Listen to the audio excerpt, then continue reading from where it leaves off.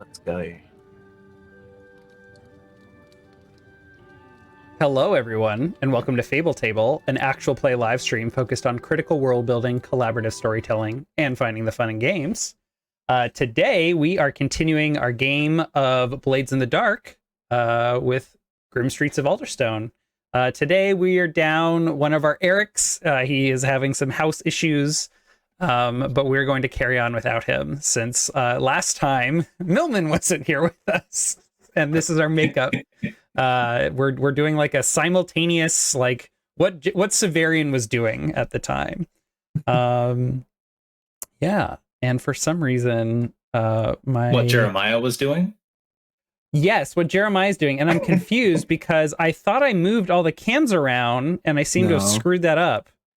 So I'm gonna need to change that on the fly here. This is what happens when yeah, okay. That's probably good enough right there. Okay. There we go. Yes. Thank you. Thank you. I don't know if the other ones are going to be correct. I thought I changed them. Okay. And I'm disabling nameplates for some of our characters because in the current timeline, they are off doing something else, getting into their own trouble. But Jeremiah was dead at the time. What's that? I was dead at the time. I wasn't even there. You weren't dead. What are you talking about? I just wasn't there. No, you were busy doing what we're going to be doing today. Yeah, I know. That's what I meant. Like, exactly. When everybody was like, where's Skit? I don't know. He was dead at the time. Yeah. So, oh boy, I didn't think about how I want to do this. Do we want to introduce any characters like right off the bat?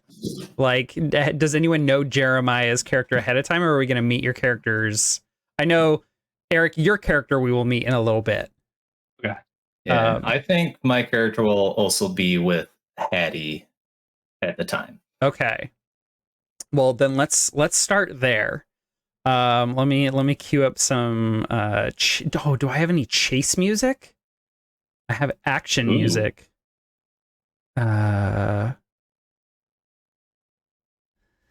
Okay, rap battle it is. I got nothing better. So, Jeremiah, you and the rest of the crew are in.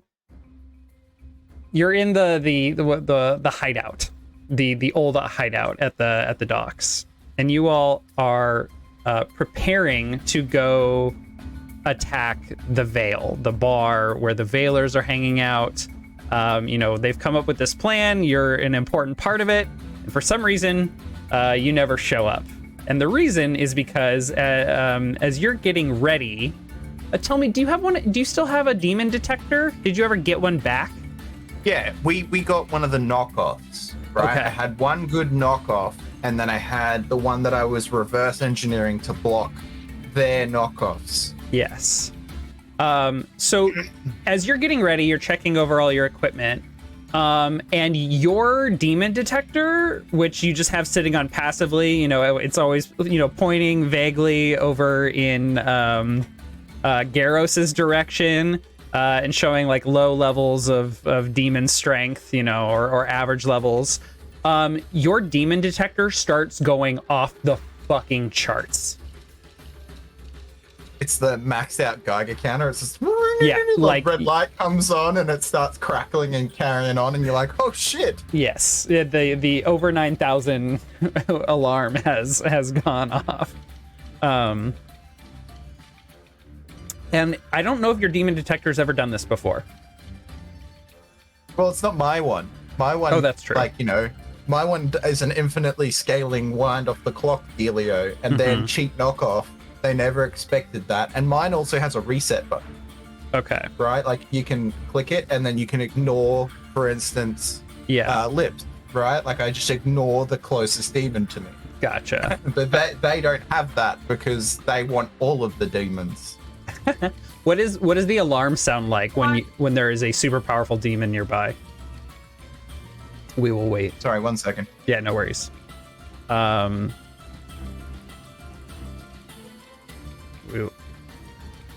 Sorry, continue. Yes. So what sound does the device make when the original that you made? What sound does it make when a super... The original, I think, is more like it's just ticking, right? Like I use the internals of an old watch, so like it's the ticking, but the ticking gets faster the closer you are. Okay. So think of it like a ticking clock. Don't know, Ben. Fair enough. Well, yes, we will get Millman back in a minute. So as Millman sees this device, as Jeremiah sees this, or hears this device going off wild, you two are outside on the streets of Alderstone. Two demons and a Selkie, correct? Or a half-elf? By all appearances, human. Okay. So as Jeremiah looks up, there are two demons and a human being chased by Rust Brothers, actually.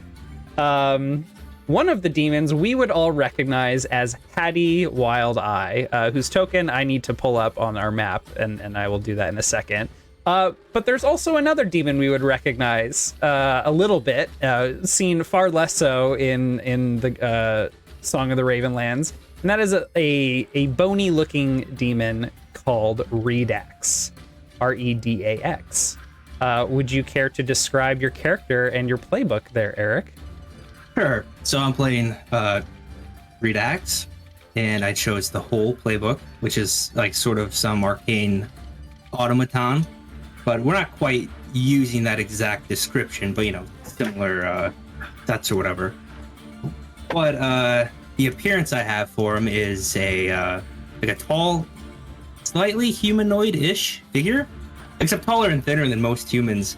Redax is hunched over, and he's got like kind of wide, lanky shoulders, but you notice immediately he's got way too many joints.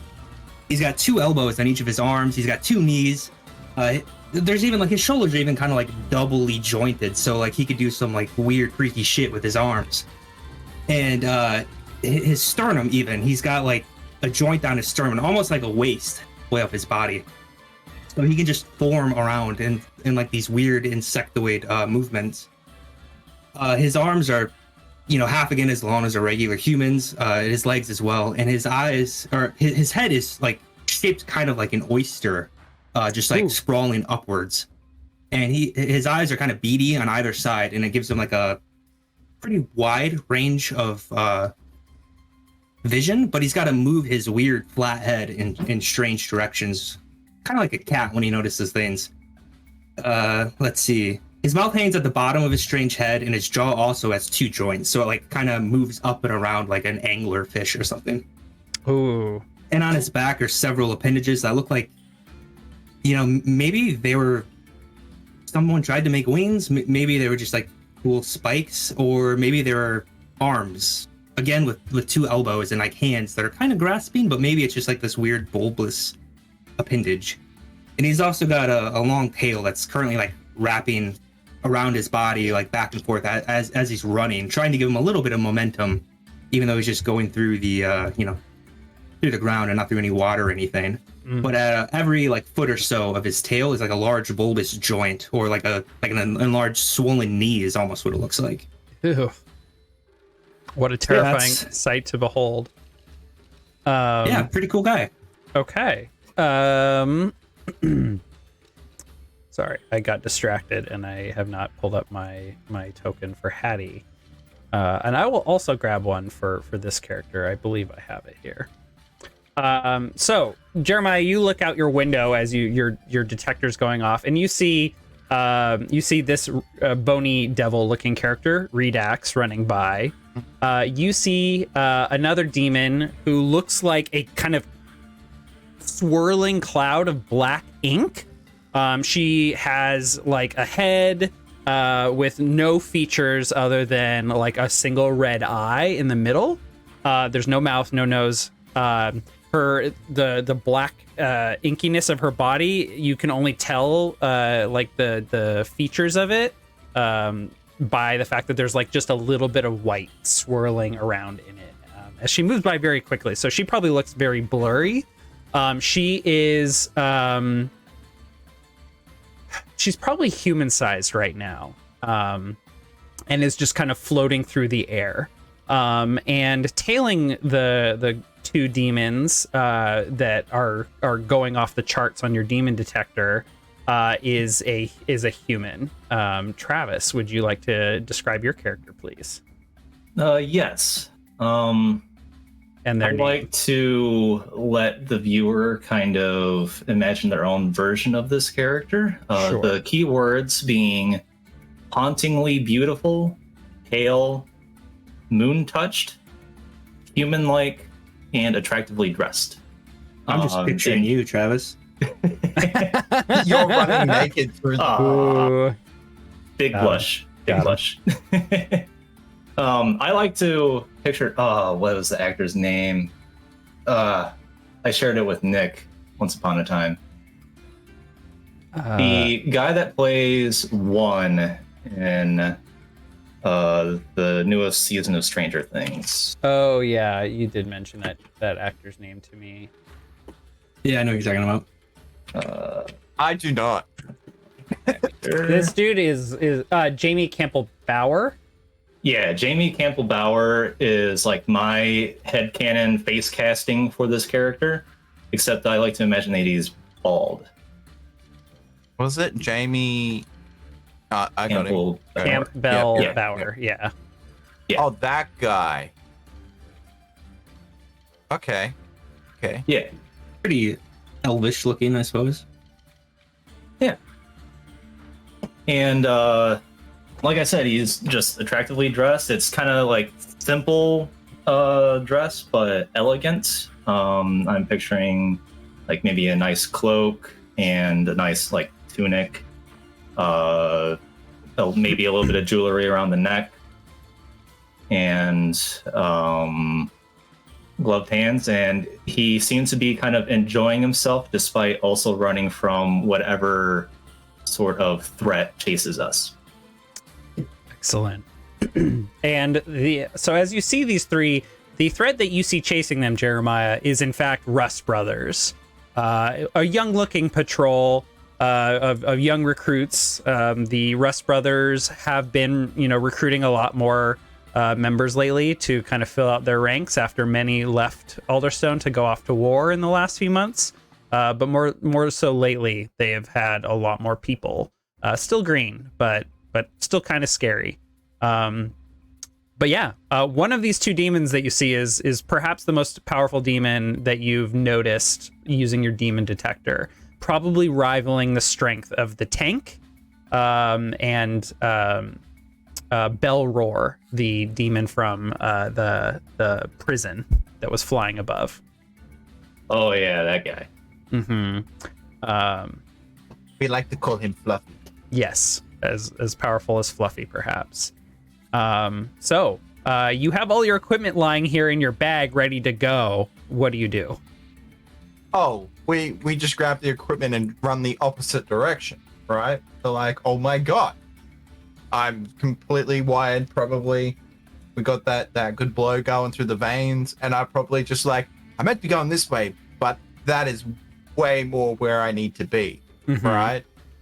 Especially with I recently like took enough points to get a special ability for the ritual for the occult. I've been looking for that, right? Like that's what I've been looking for is demons, right? Right. Not the I'm hiding or I've been melded. It's that's a demon just running down the street.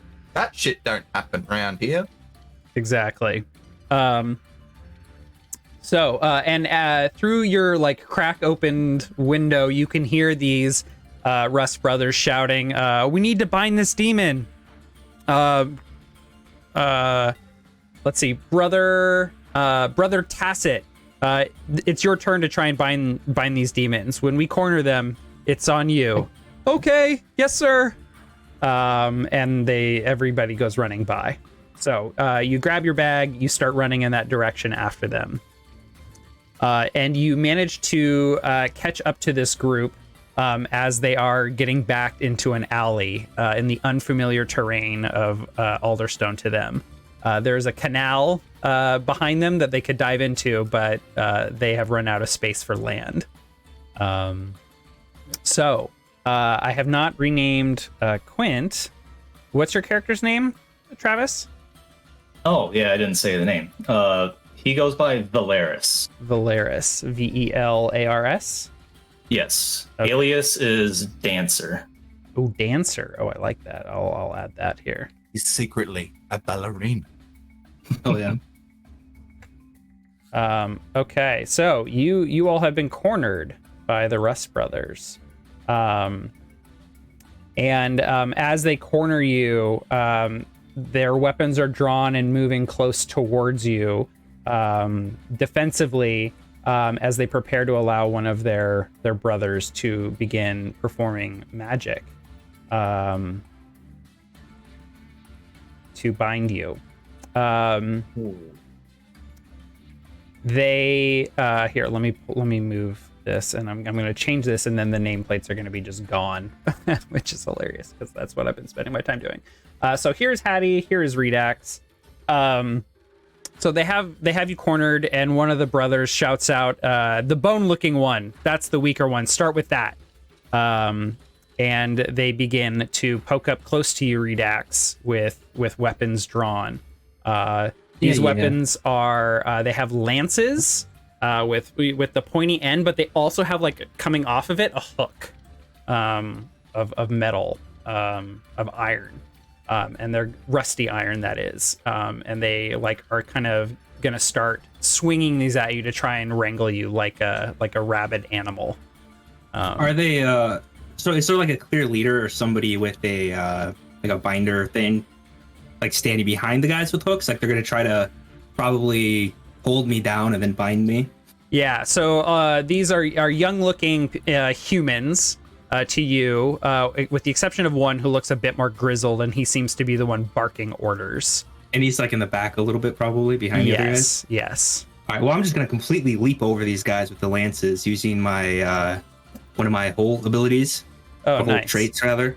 It's the spring leap pistons. Like, obviously, I don't have the pistons, but my legs are, I just twist my knees backwards and use, like, I don't know, the blind inertia of both joints or whatever, and it's just, like, leap like a grasshopper over these guys. That's fantastic. I just had a really uncomfortable feeling in my legs.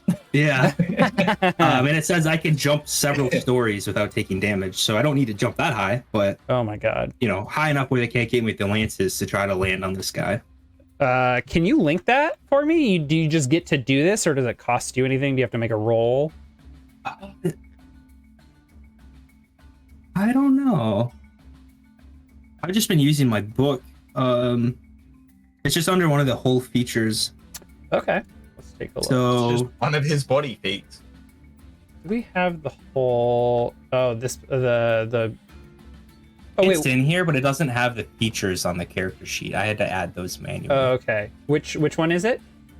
Spring leap pistons. Spring leap pistons. Before we get too far into this, should we establish our load? Yes. Why Or don't we anything? have everyone Okay. establish their load here? That would be great. Okay, so yeah, the whole features, I believe, just let you do it. So Yeah, I don't think I'm assuming there's just like whatever restrictions make sense in the time and place. Yeah, you can jump to extreme heights, several stories, and survive without damage. So yeah, you leap over the heads, and you're headed for the leader. Yeah. Okay, what's your plan when you leap and reach him? Basically, I'm just gonna leap on him, and he's got a like a brand or something, right? He does. He also has equipped with him a magic-looking sword that he reaches up and begins to point at you as you are landing down. So whatever you do, you're going to need to do quickly, because he is no longer waiting for his soldiers, his recruits to handle this. He's going to try and do some magic on you. Yeah, I guess I'm just gonna land on him and maul him. Like, my goal is to separate him from his weapon or his brand. Okay. I'm not really concerned too much about my own safety, I suppose. I'm hoping that my companions are going to be here in a moment to help. Okay. Here I am planning to bonk him on the back of the head while you've distracted him. Okay. I'm sorry. I'm going to make a 8-step clock for these Rust brothers here. Go ahead and give me your roll. What are you thinking will be appropriate there?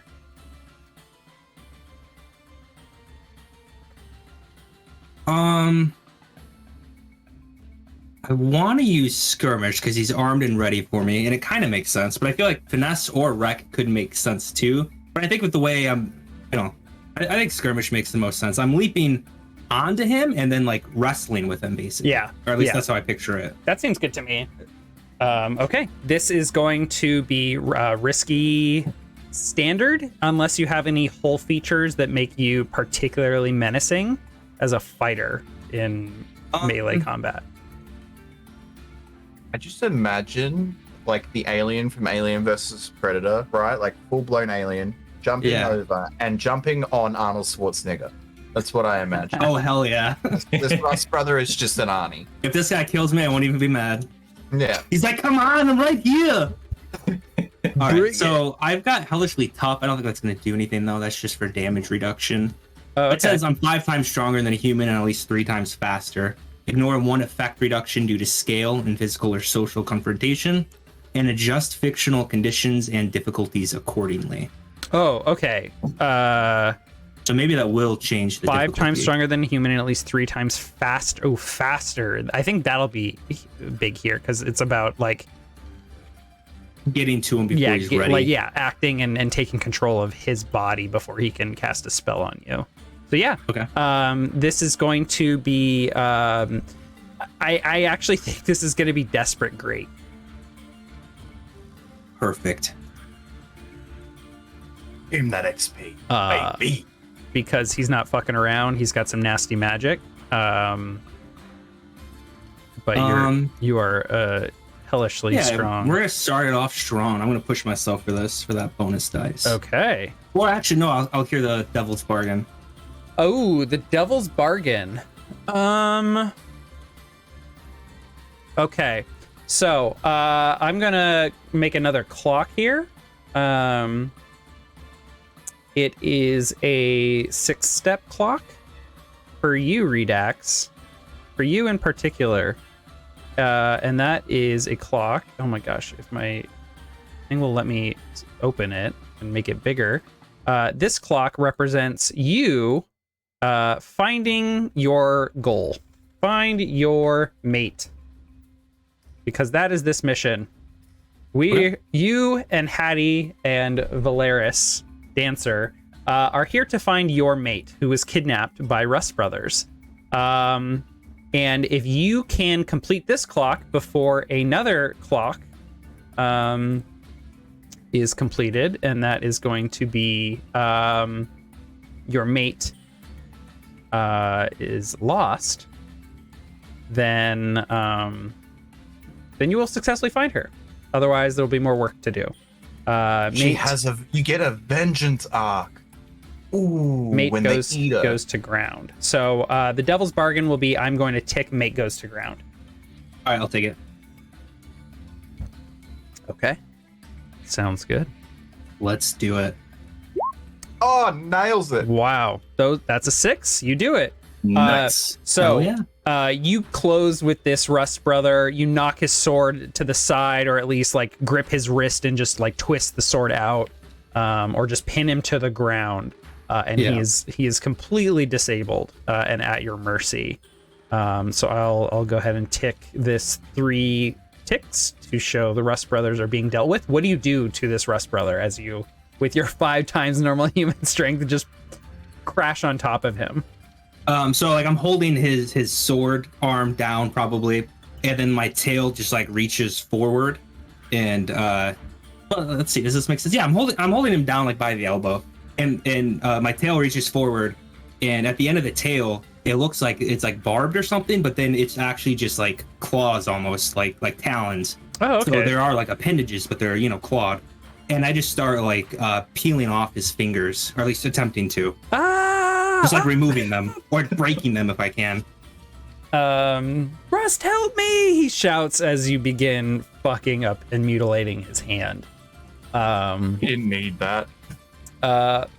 The other Rust brothers turn towards you. Well, some of them turn towards you, Valeris, as well as Hattie, who stands next to you. You know that Hattie is not a great fighter, despite her incredible prowess in the magical arts. But that's partly why you're here and why she agreed to bring you along. What do you do? I missed who you're addressing. Are you addressing me? Yes, sorry if Okay, I misspoke a character name. My bad. Yeah, Valeris. Yeah. So as Redax leapt and tackled this guy, I want to take that opportunity of distraction for whoever was in front of him. Like as they look up and go, "Oh my god!" I'm going to try a prowl attack because I feel like prowl fighting, ambush with close violence, backstab, throat cutting, blackjack, etc. I think that's like you're searching and biding your time for an opportunity to strike them unawares or distracted. So I'm gonna go like as soon as they remove attention from us to Redax, I like dart in with I've actually got what is 2 halves, one in each hand of a fine pair of scissors. And I'm gonna like stab and start getting a couple of good stabs in their moment of relapse notice. Okay, so you're going up against a small gang here. So you are going to have limited effect here, but you also, I think, have this. You're kind of taking advantage of this distraction of this massive and super powerful demon leaping and giving you an opportunity here. So I think it is going to be risky. I think it will be risky limited, but there's opportunity for Redax to help you here. Yeah. By creating this. Do you have any ideas on how Redax helps, or are you saying that he is helping because he's distracted?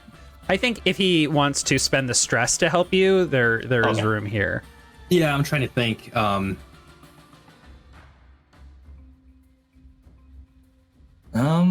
Yeah, maybe while I'm doing this, like my torso just bends the wrong way, you know, and my head looks upside down at the other 2 guys, and I just like say, "What are you guys waiting for?" And I just like call out to them, so they're like, you know, hopefully they're distracted and coming for me. I love it. Oh yeah, absolutely. I mean, I would have taken like a menacing roar that is even like scarier. This is why the Rust Brothers hate demons. Absolutely. Yeah. So are you? Hell yeah. So it sounds like you're helping. Helping can either give +1 die, or it can increase like the effect level. So would you like to raise the limited to a regular effect, or give +1 die? Travis, what do you think? I think probably increase effect. But I agree about your problem. Okay. Okay. Yeah, I'll go with that then. That will make increase this effect, risky standard. and I will push myself. That's 2 stress for an extra die. Perfect. Give me a risky standard. That's a 5. 5. Okay. All right. So I run in, I get a couple of good cuts in there, but I'm not able to deal any lethal blows, I think is what that means. yeah, they have some pretty heavy duty armor. It's mostly leather though, so you're able to find some weak spots. And you managed to take out one of the Rust brothers while only injuring several others. Okay, and that is when a strange-looking person with this mask on comes around the corner, vape erupting through. Yeah, just the mist coming out of the mask. And he leaps into action. What do you do, Jeremiah? Alrighty, I I'm gonna go with obviously following them and seeing the Rust Brothers. I'm not gonna just run behind them. I feel like I'd take a side street and come up beside the Rust Brothers. Mm-hmm. So essentially, I see the head reaching back right from a side angle, and obviously he's clawing at this guy's fingers, and then we've got the skinny little English guy stabbing a guy with a pair of scissors. Yes. And any enemy of my enemy is obviously my friend, so I'm gonna come and join in, and I'm probably just gonna come out of that side alley like in a full run and just like what's it called, brand first, just fucking nail a guy on the skull with a brand. Okay. Right? That makeshift iron mallet. Yeah. So are you using like the going around to the side alley as a way of like ambushing and creating an advantage for yourself? I'm thinking that's the thing, because Okay. they're looking forward and backwards, right? Like they're not looking to the sides because they think they're just like straightforward, forward and back, right? Yeah. They've cornered the thing. They're not going to be looking to the left and right Yes. because they know where they are. Right. Okay. So this sounds like a setup roll. Can you give me a prowl to create this opportunity for yourself? I don't have any prowl, but let's go. Fortune roll. No, this is a this will be controlled standard. Okay. Oh, I got a 2. Take the lowest. I don't That's have a any 2. die in prowl. Okay. So you are noticed by the Rust Brothers, so they will be able to respond in kind with you as you approach. One of them, the one that you're like leaping at, catches you a moment before you reach them. Go ahead and give me your skirmish roll. See, now this is what I got die. And this is Can I? uh-huh. Yep. What were you Tell me asking? the die. I was gonna say. So what am I? This is going to be risky limited because again, this is against a gang, All right. and you are but one individual. I'm gonna. I know you're not a devil yet, but hey, you could hear that bargain. That's it. No, I don't need no bargains. Okay. 3. God damn it! Okay. I guess today is just gonna be low rolls for me. Okay, you close, you get into it with the Rust Brothers, and the Rust Brothers are getting more trained than you're used to. They've been making progress, and you can tell that some of the newer ones, especially the ones you're trying to pick off as low-hanging fruit, they seem to be stepping it up in their training. So you're going to take a level 2 harm slashed as they cut at you. I'm going to make that a no wound with my armor. Okay, you can also resist it if you'd like. I'm just gonna let the armor soak it. It's fine. Okay. All right. So Redax, you have this Rust Brother pinned and are peeling away his fingers. He is screaming and hollering. He's pretty much like incapacitated if you wanted to like do something else. Otherwise, anyone else can act in this moment. Hattie is hanging back, and in fact is kind of like shrinking herself as she sees that one of the Rust Brothers in the back has a crossbow. That he's like looking around at who to target, and everyone else seems more menacing than her, especially as she is shrinking to make herself smaller. All right, I'm gonna. How many of these Rust Brothers are left? There's like just okay. We got 3 ticks left. Okay, so a couple. I think it's Two a left. couple, but this is a pretty sizable complement Yeah. of Rust Brothers. It's about 6 in addition to the one that you have pinned. Okay, But they're looking terrified. So I'm gonna command them. So what I'm gonna do, I'm just gonna stand up like fully erect. So it's like 7 feet tall maybe, and then with my tail just like lift up his sword that I've removed and kind of like just toss it over my shoulder in front of me towards these Rust Brothers, and I'm gonna say, "Your prince has been defeated, but he still lives. Take him and scram, or you shall all die." Okay, give me a command. All right, let's see. So probably I would also riskier. I'd also take like any of the social roles really, other than sway. No, Sway I'm gonna would go also command. work. Okay. This will be risky great, I think. Perfect. 5. Okay, that is going to be enough. One of the guards is going to run up with his like hook spear, and he's just going to jab you in the chest. Take the level 2 harm pierced. Okay. I'm gonna attempt to resist. Okay. So that sounds like prowess to me. Yeah. Just like toughen through it or like grabbing it before it manages to pierce you, like just grabbing it with your claw. Yeah, I'm gonna like try to grab it and then like maybe bend my body like the wrong direction or something. Oh, Okay. Oh, no. So take not 4. too effective, but hey, that's okay. Take 4 stress. Ooh. Oh, It's you, fine. you take 6 minus the highest die roll. Ouch. That's a lot. How stressed are you, Redax?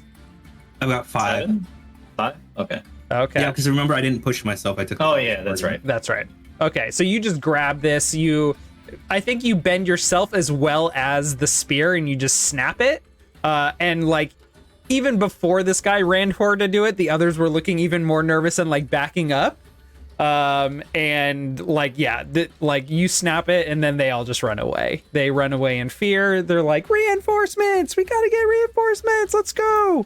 We can't handle this! And they run away. I like as soon as they're gone, I drop the tough guy act and I say, "Oh, this bitching spear of a son really hurts. I think we should clean up and get out of this place."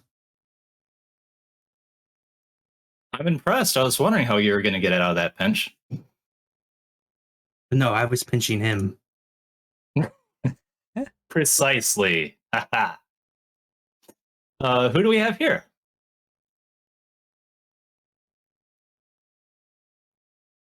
I look at you, and I'm like, I really fucked this one up, and I just kind of like do my normal thing, head down a little bit.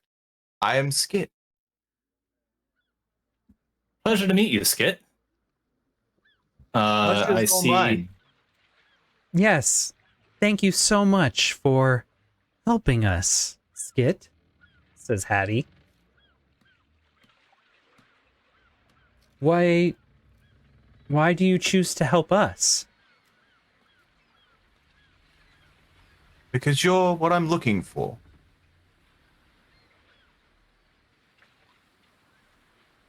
This one doesn't have any lips. I think we can trust him. Is this a romance we're about to witness here? No, not at all. If anything, I need your Pity. knowledge. And I think this is the few times that Skit will take his mask off while on a job. And I do have lips. Fever. What did you say? Redax. What's that? Redax, I didn't quite understand you there. It hides its lips. It does Why would have- it do such a thing? I believe that humans wear masks to hide their identity from those they wish to be deceitful towards. Sometimes. Other times, I think it can be shame.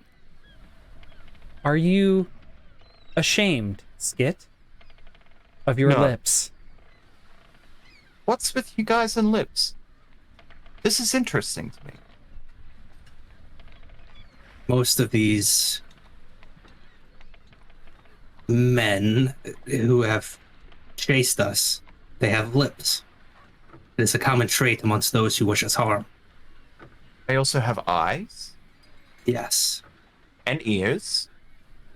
But why do you focus on lips? Is it because you don't have lips? Redax. I'm not the one under question here. I also have eyes. And like the oyster-shaped head turns and you see like these tiny holes that are like leaking some like orangish fluid. And it says, "I have ears as well. These things are known to me, but lips." Redax. I have lips. How often do you think about my lips? Often. Hmm. Well, Amusing. well, You can keep yours for now, Skit. Skit, we are here looking for someone that was kidnapped by the Rust brothers. Yes. You seem to find them as an enemy. Would you say that you could help us locate our missing friend? Of course. An enemy of my enemy is my friend.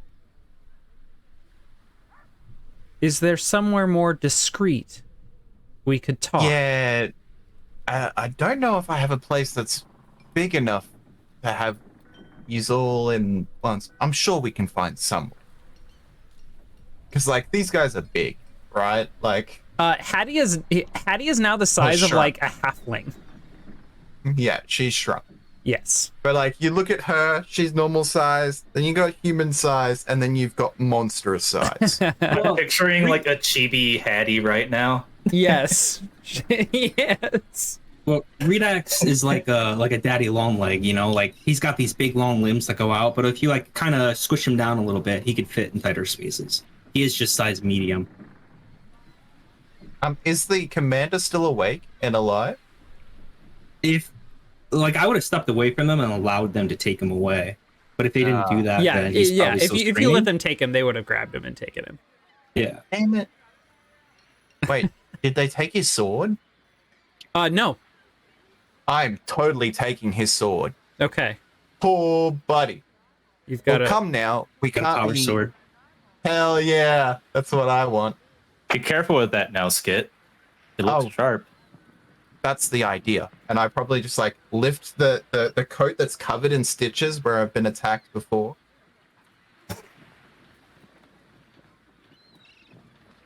And like it's like where like on the first like if you were watching this as a movie, it would be like the first episode where I had the nice perfect leather coat from when I was at work. And then you can see when we went to that scene, I took the big gash across the chest. It's just big stitches across the vest where I was like, instead of getting a new vest, it was just like, I'll just sew it up. So like there's holes where I've been hit. There's the big gashes and like the bottom's all worn. And I like lift it up and I just kind of like, I bet belt. Garros has like bought you jackets as replacements, like really nice Yeah. jackets. and I still wear the same Yes, one. exactly. You just have a collection. Yeah, it's just like, Put 'em on where display. is my jacket, right? Like, and like, Garrus is like hidden my jacket at the back, so I have to pick out of the ones at the front. I'm like, no. Grab the nasty looking one. I'm pretty sure, like, with all of the wounds that I have, this jacket isn't a jacket anymore. It's just stitching with patches of leather. You're like a crust bug with more patch than material. What is a crust bunk? Don't even worry about it. Okay, I'll look that one up later. You live near Seattle, right? Yes. You've probably seen them. They're like sort of metalheads, sort of punks. Okay, yeah. Doesn't worry about Also known as crust or stenchcore, is Yes. a form of music influenced by English punk rock and extreme metal. Hell yeah. Okay, I used to That be in sounds one of those lit. bands back in the day. very That nice. sounds lit as fuck. That does sound pretty good. Those people are horrible. Oh yeah, that's why it's lit, right? Yeah. All right. Jeremiah, they assure you that Redax will fit and can kind of, fold himself in and make do with whatever accommodations Space. you can provide. Yeah. Yeah. I think I'll lead them back to the den, but I obviously put the mask back on when we walk back. Right. 'Cause the last thing I need is my neighbors to know that I'm the crazy thing with the mask on that murderizes everything. Fair enough. You get back to the den. So we will introduce ourselves, and then hopefully you will tell us more about you and why you are enemies with the Rust brothers living in their city. I am Hadrazilamink Wild Eye, but you may call me Addy.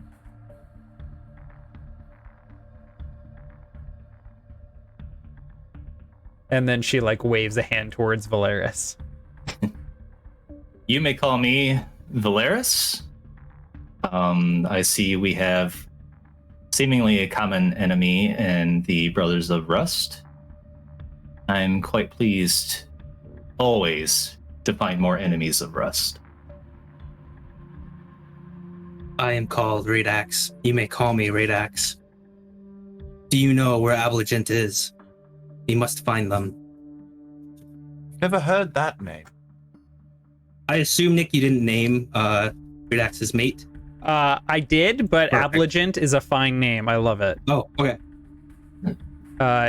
Did I spell that right in the chat? Yep, perfect. Okay, perfect. Yes, the Rust brothers kidnapped Ablagent, and I have agreed, and she like gives you a look, Redax, because the way Hattie operates on her hill, for those of you that don't know, is she likes to gamble. She runs a gambling den, and it's really not a den, it's a hill. And so I lost a bet to Redax, and as such, am bound to helping him find Ablagent, his mate, who was captured by the Rust brothers, and we have tracked them to the vicinity of Alderstone, and if they have not arrived already, they will soon. We were here looking, trying to come up with any trace of Ablagent. You really didn't nail down the location any more than that? Because this is a big place. We can We see have that. traveled far. Well, shit. The Rust brothers have many paths they could have taken. You've It come is to the the boon heart that of we know hell. they- Sorry. The heart of You're alright. hell? The heart of hell. Yeah. What is hell? It's like a big mound. Think of like a volcano. Hot, full of nasty shit, leaks poisonous gas. Hell, my understanding is what he means by hell is mostly a metaphor for punishment. I see. Well, it would seem Redax is already there. Oh, it can get worse. I'm sure you can get worse, but we're going to avoid that. Anyway, my introduction. I am Skit. I was born here. That is why I live in Alderstone. I haven't seen much further out of the city than most.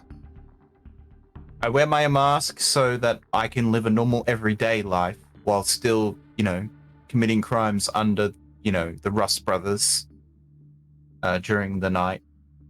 I am... what was my job again? I was a binder. That's Mhm. right. I was a labor work for a binder. I made the brands that make the bond between you and I happen. She Did you looks make- over at you, Redax. Very. Did you make the bind that enslaved Ablagent? No. I can assure you I definitely did not. I haven't worked in months. Good. Why do you not work? There's a power shift at the moment. They're moving away from using demons as essentially tools to using them for fuel, from what I can understand. Fuel. Yeah, there's some dark shit going on in the city. They eat them. No. Not that I've seen. Actually, you- there is a guy. You've definitely seen a guy eat a demon. Yeah, but he's a demon himself, right? No. He wasn't there for that though. Oh. Oh Yeah. shit. Yeah, that was Garros and Quint. Okay. You've heard that Yeah. Oh, yeah. Lord Skurlock has eaten a demon.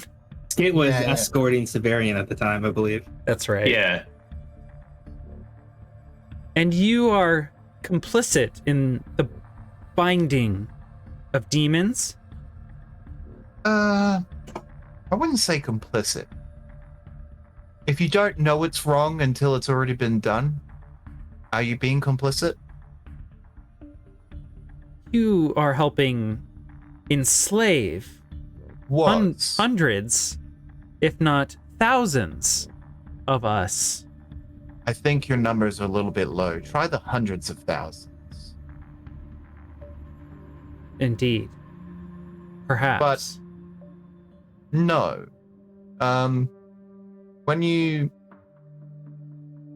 My line of work is not so much doing the binding, but so much making the tools. I'm a blacksmith of sorts.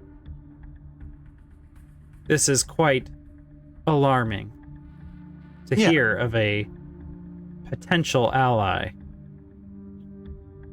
Why should we trust you? Well, I don't plan to force demons into bodies. If anything, I want to meld with one. Meld? You wish to consume one. No. We don't eat you. We share a body. We come to an arrangement. We share a body. Share in what way? We kind of merge. Some of the Rust Brothers, have you not seen them? They're abominations. Hmm. But instead of Yes. an agreement, they force themselves over that demon. Yes. But there are very few demons we know that I have met with the ability to merge themselves with other beings. It's not necessarily a willing thing. It's a magic thing. I see. That's what these are for. I probably just take out a brand, right? You've seen these before, right? Well, you haven't seen this one, and I probably show the base, and it's obviously my one. You hear an amused chuckle, like as Valaire's just kind of chuckles to himself a little bit. You hear every joint in Redax's body pop as he like kind of moves and twists away from it. Oh, you're not meant to be scared of them when they're like this, and it's obviously just like steel. But He's then, like waving it around like a loaded handgun. Yeah, and then it's like, you're not meant to be scared of it now. But then you probably just see him flick it and it starts to glow, right? Like when you start the thing. He's and cocking it the starts hammer. yeah, right? It's like plum. The head As long as I starts keep my to finger glow. off this trigger, it's perfectly harmless. And he's smacking it around and stuff. All I can think of is that video of like them training, I think they're Pakistani or Indian soldiers to use RPGs. He's just driving that bitch into the ground. And I'm like, even though that's safe, that is terrifying. I'll be right back. Please continue to chat. Oh, we got it. We got it. So I think it'd be more like, it's fine. These aren't anything to be afraid of. They're iron. You make them I used here in this cave of yours? This is not a cave. This is actually more of like a house for a bunch of people. House. That makes sense then. It is exquisitely decorated. Yes. This armoire really ties the room together. I would have gone the odd coffee table with chairs. Oh, beautiful. I'm picturing that. It's like the Like, armoire it's that still- overturned, you know, like Yeah. 2 sessions ago. Yeah, I'm picturing that it's Broken. still like a mess. Like, we Yeah. didn't pick it all up yet, and there's like cuts in the leather couch with some stuffing coming out or whatever from that fight we had. Yeah. There's still blood, probably, from the Rust Brothers we almost butchered. Well, We did and didn't mutilate them. Well, Redax and Hattie, I gotta say, this one must be brave because he's either brave or foolish, and he's not talking very much like a fool. I would guess foolish, but that is of no concern. Fools can be used, can they not? Very That is true. But then when you underestimate a fool, you become the fool when they double hand. Very true. Maybe we just don't underestimate this one. See, now that's smart. So, Skit, since you were so generous and gave us a lot of information about you, allow me to balance the scale a little bit. Give you a little bit more about me. So, I am a follower of Raven. Are you familiar with Raven? No. Yes. Am I? Raven, of all the gods that they teach people in Alderstone of how terrible the other gods are, Raven is the worst. Oh, right. Yes. Are you familiar with Raven? Enough. I didn't exactly go to school. Or religion school.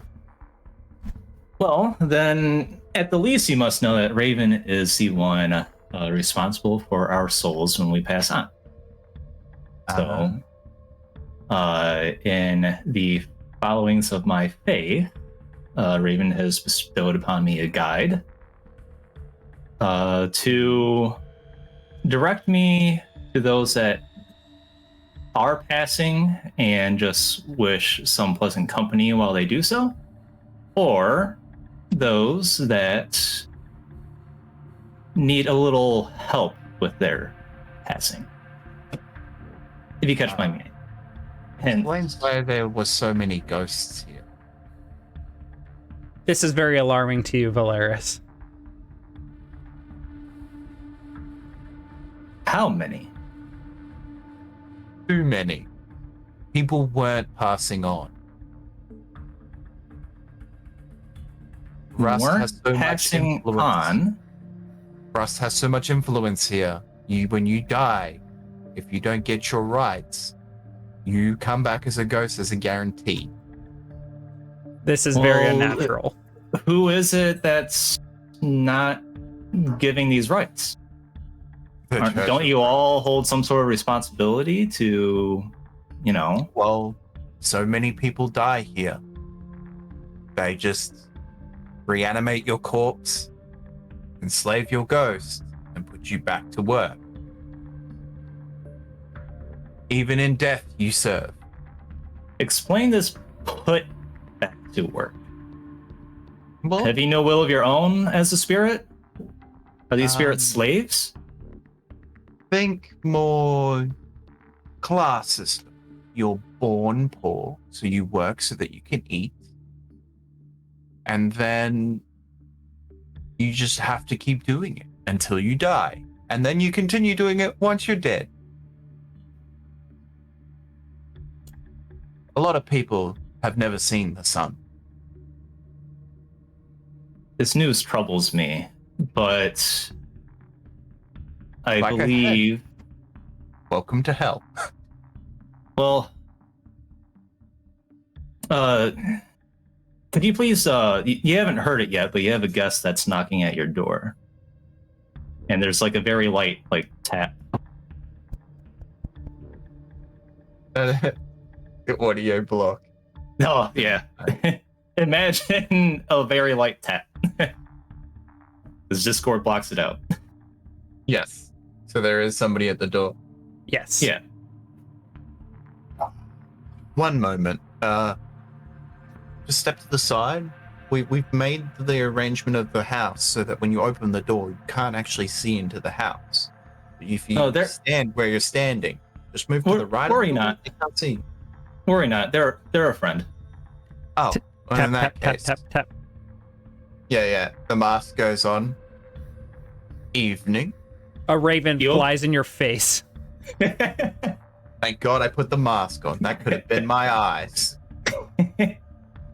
So, flying in through the doorway is a raven that if you've I shared in the cast chat. Ooh. I don't know if Nick can pop it up on stream for us. It is a pied raven. A real thing. They're just not around anymore. Ravens not with around? intermixed white feathers. Oh my god. They This got is baked into too many pies. this is perfect. Okay, 1 second. And I circled in red the one in the lower right corner. That's the one specifically that I have in mind. Let me put I need to add a window capture here really quickly. Okay, so this a pied raven. Yeah. So Wow. as this raven flies in the door, flies into your face and then promptly like lands on the floor in front of you and kind of hops around a little bit. Valeris will kind of just gently say, "Greetings, Nell. Sorry to keep you waiting." And Nell the raven will hop at your feet, and you'll notice a small shiny bauble in his beak. And he will look up to you and wait. And the bauble, it's like just some shiny, like near valueless trinket, a single coin, the whatever the time period accurate equivalent of a keychain. I'm just worried it's going to be A one monocle. of the mind reading coins that we've been leaving. Like, put it back. I don't care. Just go and put it back wherever you found it. It's something that he clearly He's got so elsewhere. But that is really funny. He wishes to give you a gift. I should be honored. want to lean down with one hand to receive the gift, the other one to let him stand on the hand, right? And then I can just like kick the door shut, because you kind of don't want to be having a conversation with the door open in the middle of the docks, because the docks never sleep. Yeah, so I think he like hops onto your hand and he'll drop the like keychain or trinket into yours, and then gives you a look that signifies like the deal is done, or the bargain's been struck. And then he like that kind of like nod, and then he flies over to Valeris at his feet and looks at Valeris expectantly, at which point he'll kind of like bend down and give the raven like a small like cracker or something like that. And it's like, the tithe, and he hands it to the raven, and then Nell will hop towards the door and fly away. Does Nell have any particular abilities besides being a sentient crow or raven or whatever?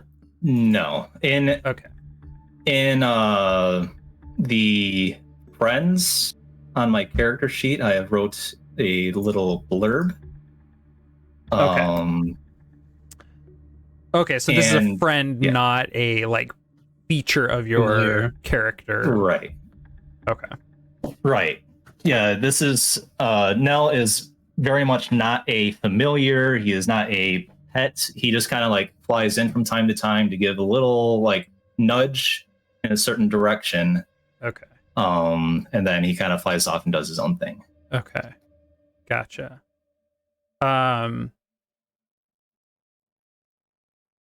Okay. Yeah, that sounds good. Oh, this means that you and I are allies, and I think we'll be seeing more of each other. Sounds good. Does this mean he'll help us then? Actually, I would hope. That's how his would choice, you though. do that? Well, what do the Rust brothers do with demons that they bring back to the city? That would be a place to start in our quest to find Abigent. Sorry, Abligent or Abigent? Abligent. Yeah. Abligent. Normally they get put to work. Where? Normally they will be branded, bound to a body.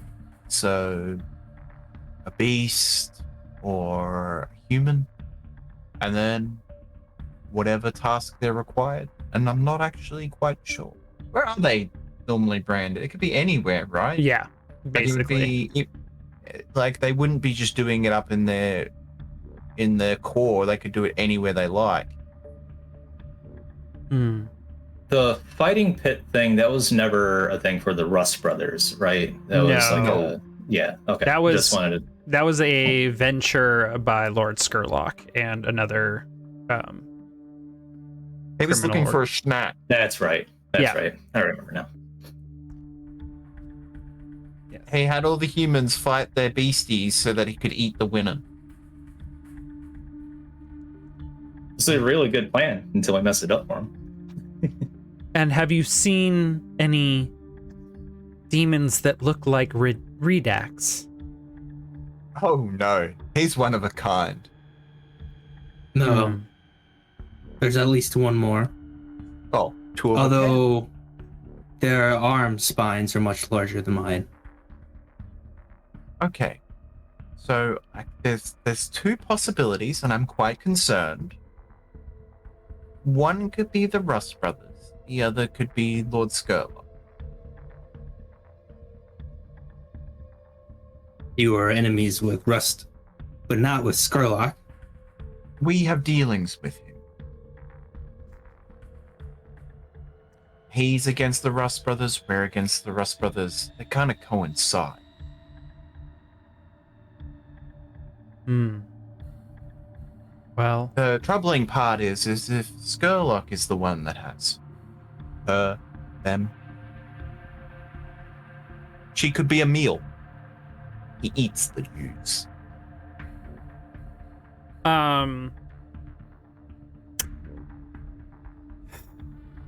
Eric, does your species have any particularly strong senses? Yeah, actually. What is it? At least according to my whole sheet, one of the features I chose was sensors. Your sensorium includes sonar, which can see through walls and hear heartbeats. So just like really, really, really good hearing. You literally are a fucking alien. Yeah. It's terrifying. Okay, I don't think that would apply given the situation that I'm thinking of, but good to know. Okay. Well, it seems we have. It would seem that we've beaten our quarry, if I dare call them that. Is there a place we could ambush the Rust brothers on their return to the city? Or do you know which route? We come from the east. The east? Yes. Okay. Near Did you beat the them here? Hollows. And Whaler's Hold, as well as the Orcs' Galler Hall. We are near these three places.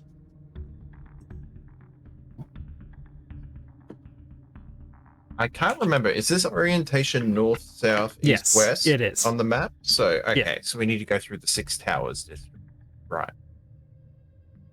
Okay. Yeah. And that's a pretty common, like a lot of the route. Rust brothers come back from the east. This city is located mostly, it's kind of like the southwest of the Ravenlands. So there's a lot to the north, like dwarvish and elvish lands are to the north. And some other human settlements to the south, and then huge mountains to the west of here. So east is the common direction that folks come from. Something that might come to your mind, Jeremiah, is that there are the Harga Scavengers, are a faction that are frequently trying to ambush. Exactly. So I know where. Question is, has she already made it here? Or they haven't made it yet? We have patrolled around the city using Redax's senses and not seen anything that would suggest that any of the Rust brothers or Abligent are here. But they haven't made it yet. Okay. That makes things a lot easier. You could ask the Harga scavengers. They would probably know. Like they, even if they don't go like ambush the Rust brother groups, they do keep a watchful eye. They deal in that trade. So I guess that's where we would start. Okay. Do you guys want to blend in a little bit more? Your kind doesn't just walk around freely around here. What ways do you mean? I mean, I have a million coats that Gerald keeps buying and I refuse to wear. Here's the thing. Demons will walk around, but they because they are used as beasts of burden and for labor, but they are very clearly marked. I have an idea. Branded. Don't freak out. All right? I'm not going to brand. If you like, you can do it. And I'm going to take my brand, dunk it in ink, and just block it on them, right? Like they have an ink brand, so it looks like a brand, but it's obviously just ink. Put it right here. Have you It's like on my forehead? Let's go. I feel like there's a very different look from a stamp and brand scarring. It's black, burned. And they can look completely different. I mean, if you want, I can heat it up and I can burn you with it. It's totally up to you. I was going to go with the lesser of two evils. Hattie reaches out her arm. She returns to a human size and reaches out her arm. Oh, this is going to be weird. Yes. You're inky. I Can am you just like when I press it and you can keep a mark there? it just streaks away. Yeah. Also, it's basically black on black with like Yeah, well, we could just use a different color, right? Like, yeah. Unfortunately, it's gonna streak. And she'll be like, perhaps it won't matter. Here, have a coat. And I'm like, open up Garrus's fucking arrangement of fancy coats. It's his favorite one. She takes her time looking at these coats. Oh yeah, I'm like, and she picks out a enjoy. very nice one. This is Garros's actual wardrobe, not the coats that he's been gifting you. She also it's not the like clothes. she like swells and like grows in and out of it to like find the right fit. Just okay. don't ruin it, okay? Don't burst through it if you can. Gerald would kill me. Garrus, sorry. Very well. Kill me. And I don't want to deal with that flack, all right? You don't want the Cigaros to kill you? He's a If demon they like become you. a problem, He's a demon me. like you in a body. He has taken over a person's body. he's not an Abligent's body, is he? No. Not a demon body. A human body. Why would he want that? He blends right in. He can walk the streets like a normal human. He just wants to exist. He likes the finer things, but he just wants to exist. Redax, if I am ever put inside the body of a human, kill the human, then me. You got it.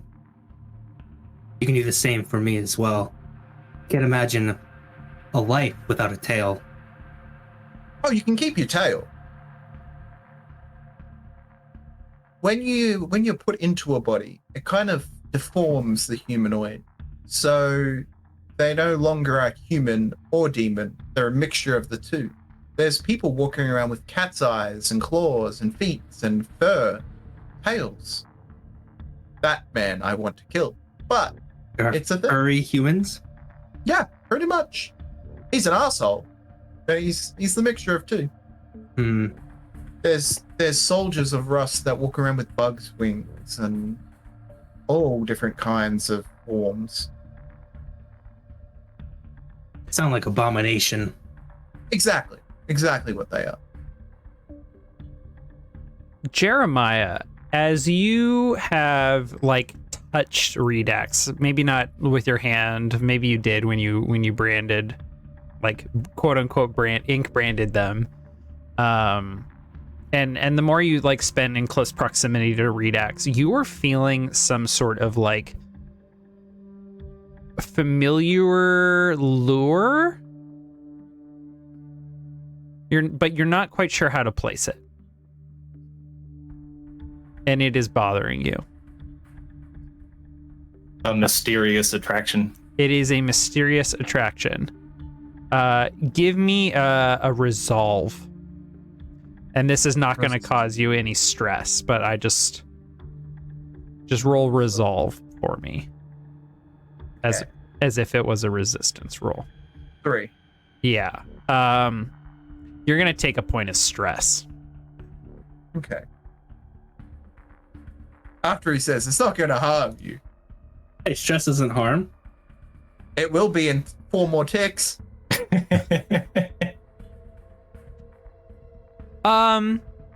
Yeah. No, don't take the stress. Take the level 1 harm.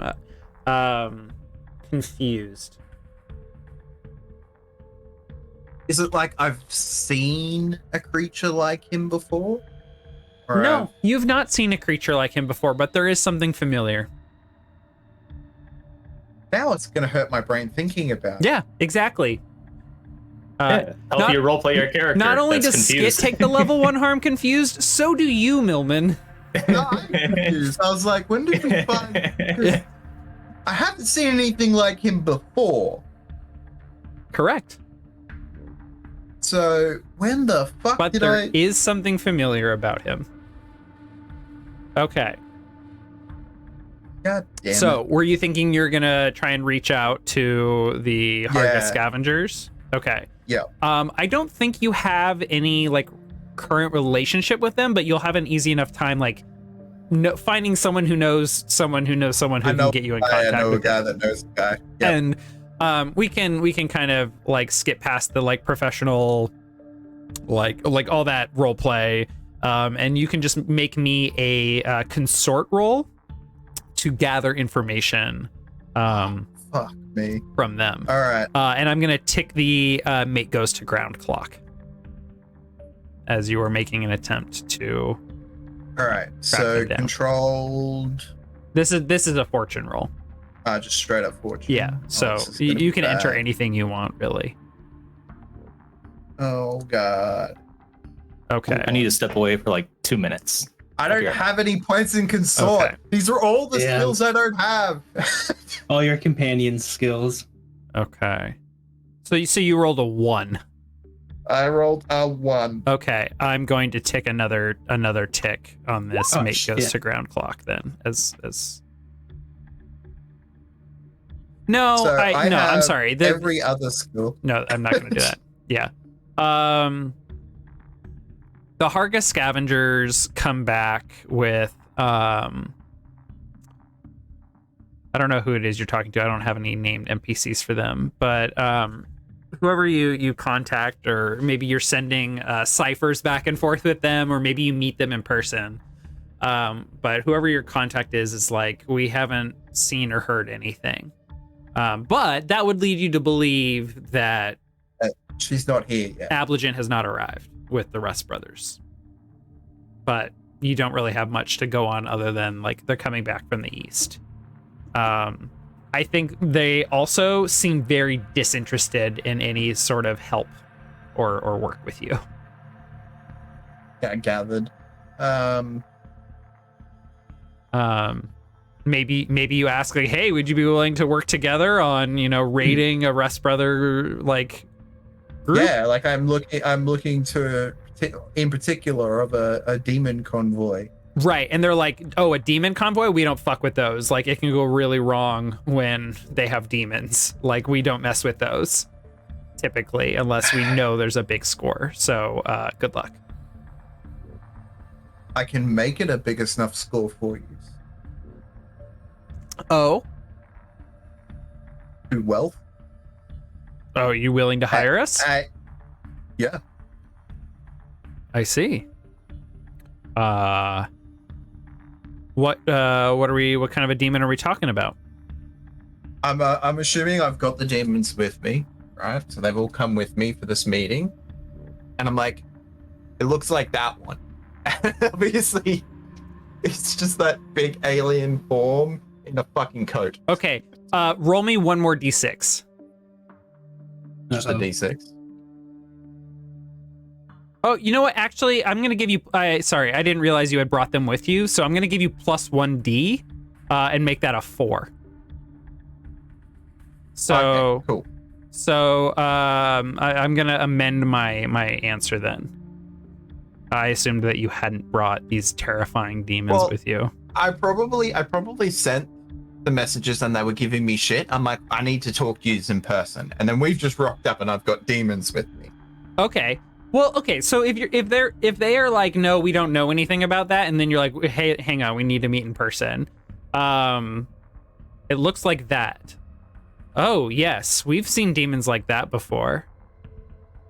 Usually the Demon Hunter Association receives the Rust Brothers for those particular demons. And and the Demon Hunter Association, as a reminder, is a tier 4 faction.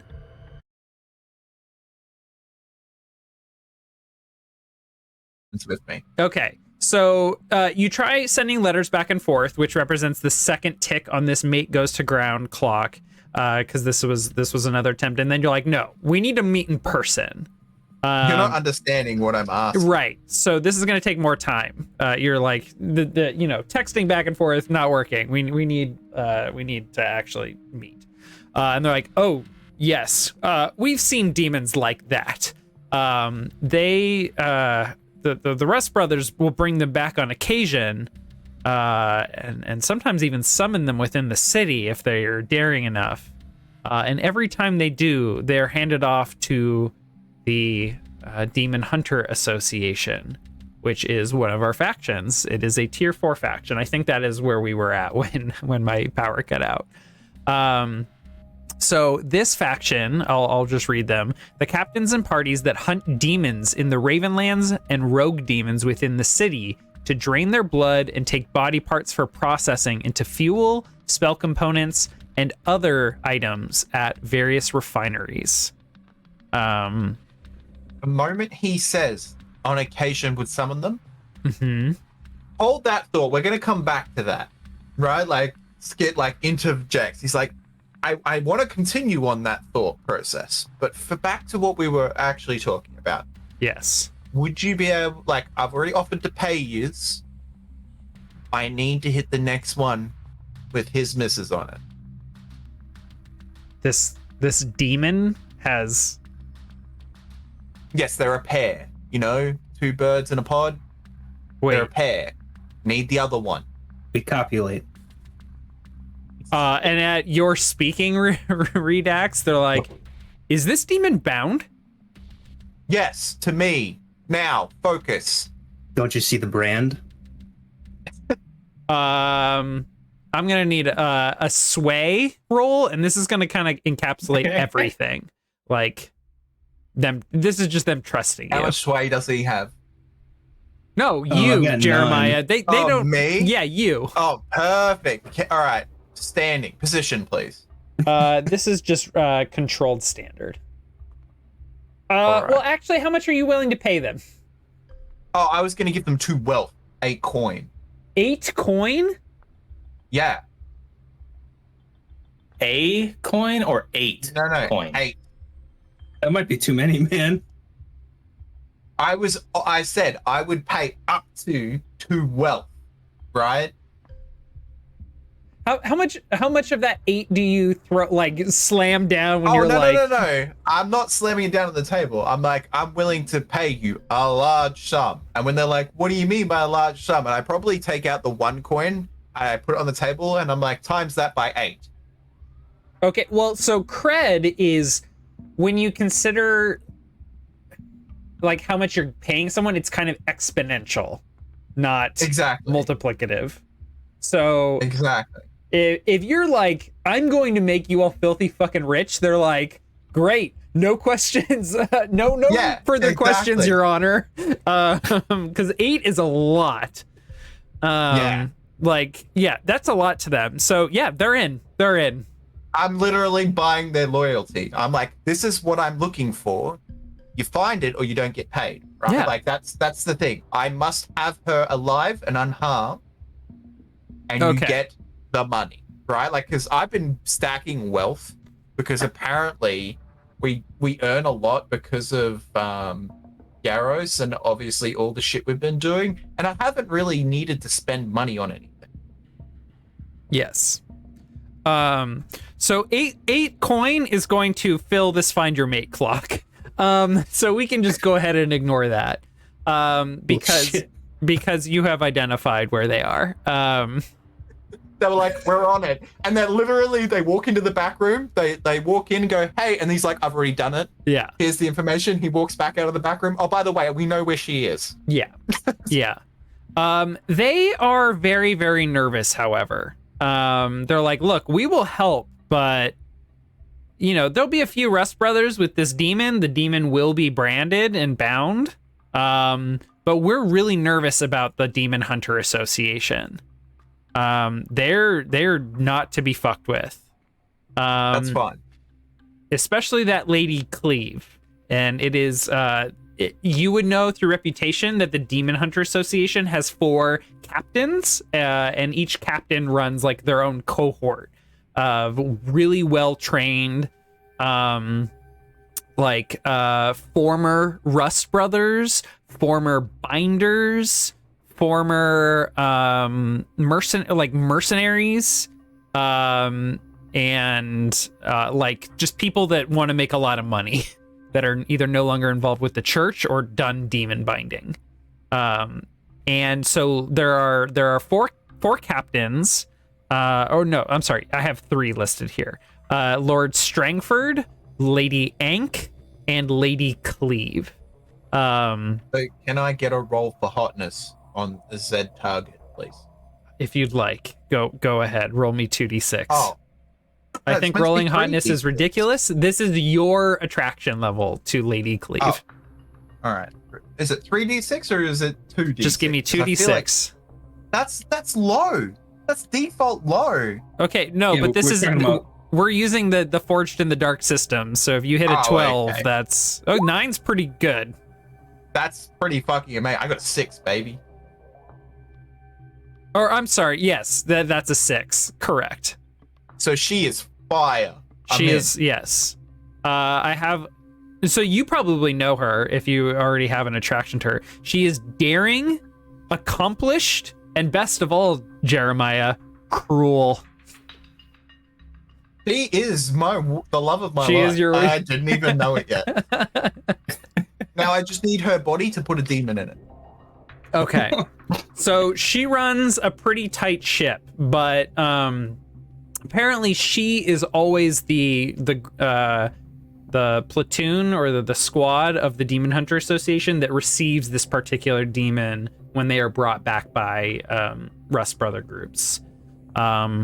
They never fuck with those groups because those demons look really nasty, and if turned on the Harga Scavengers, who are, I think, only like a tier 2 or a tier 3 faction. I'm gonna need to look that up really quick. They don't want to mess with both the Rust Brothers, a demon, and the Harga Scavengers, who are. Well, if this Tier goes 2. well for them, I could make it quite lucrative and they can grow as a faction. Yeah, they're like, okay, so what do you want us to do? Like, what are you imagining for this ambush?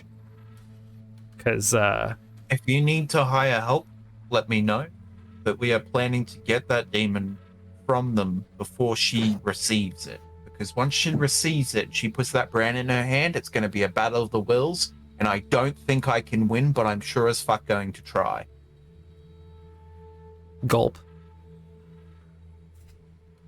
I'm like, look at me, and all he can see is obviously the mask and like the eye slits. And I look at him, and like, I'm high as fuck, so my eyes are just black, right? Like, there's no pupil. There's all pupil and no eye, right?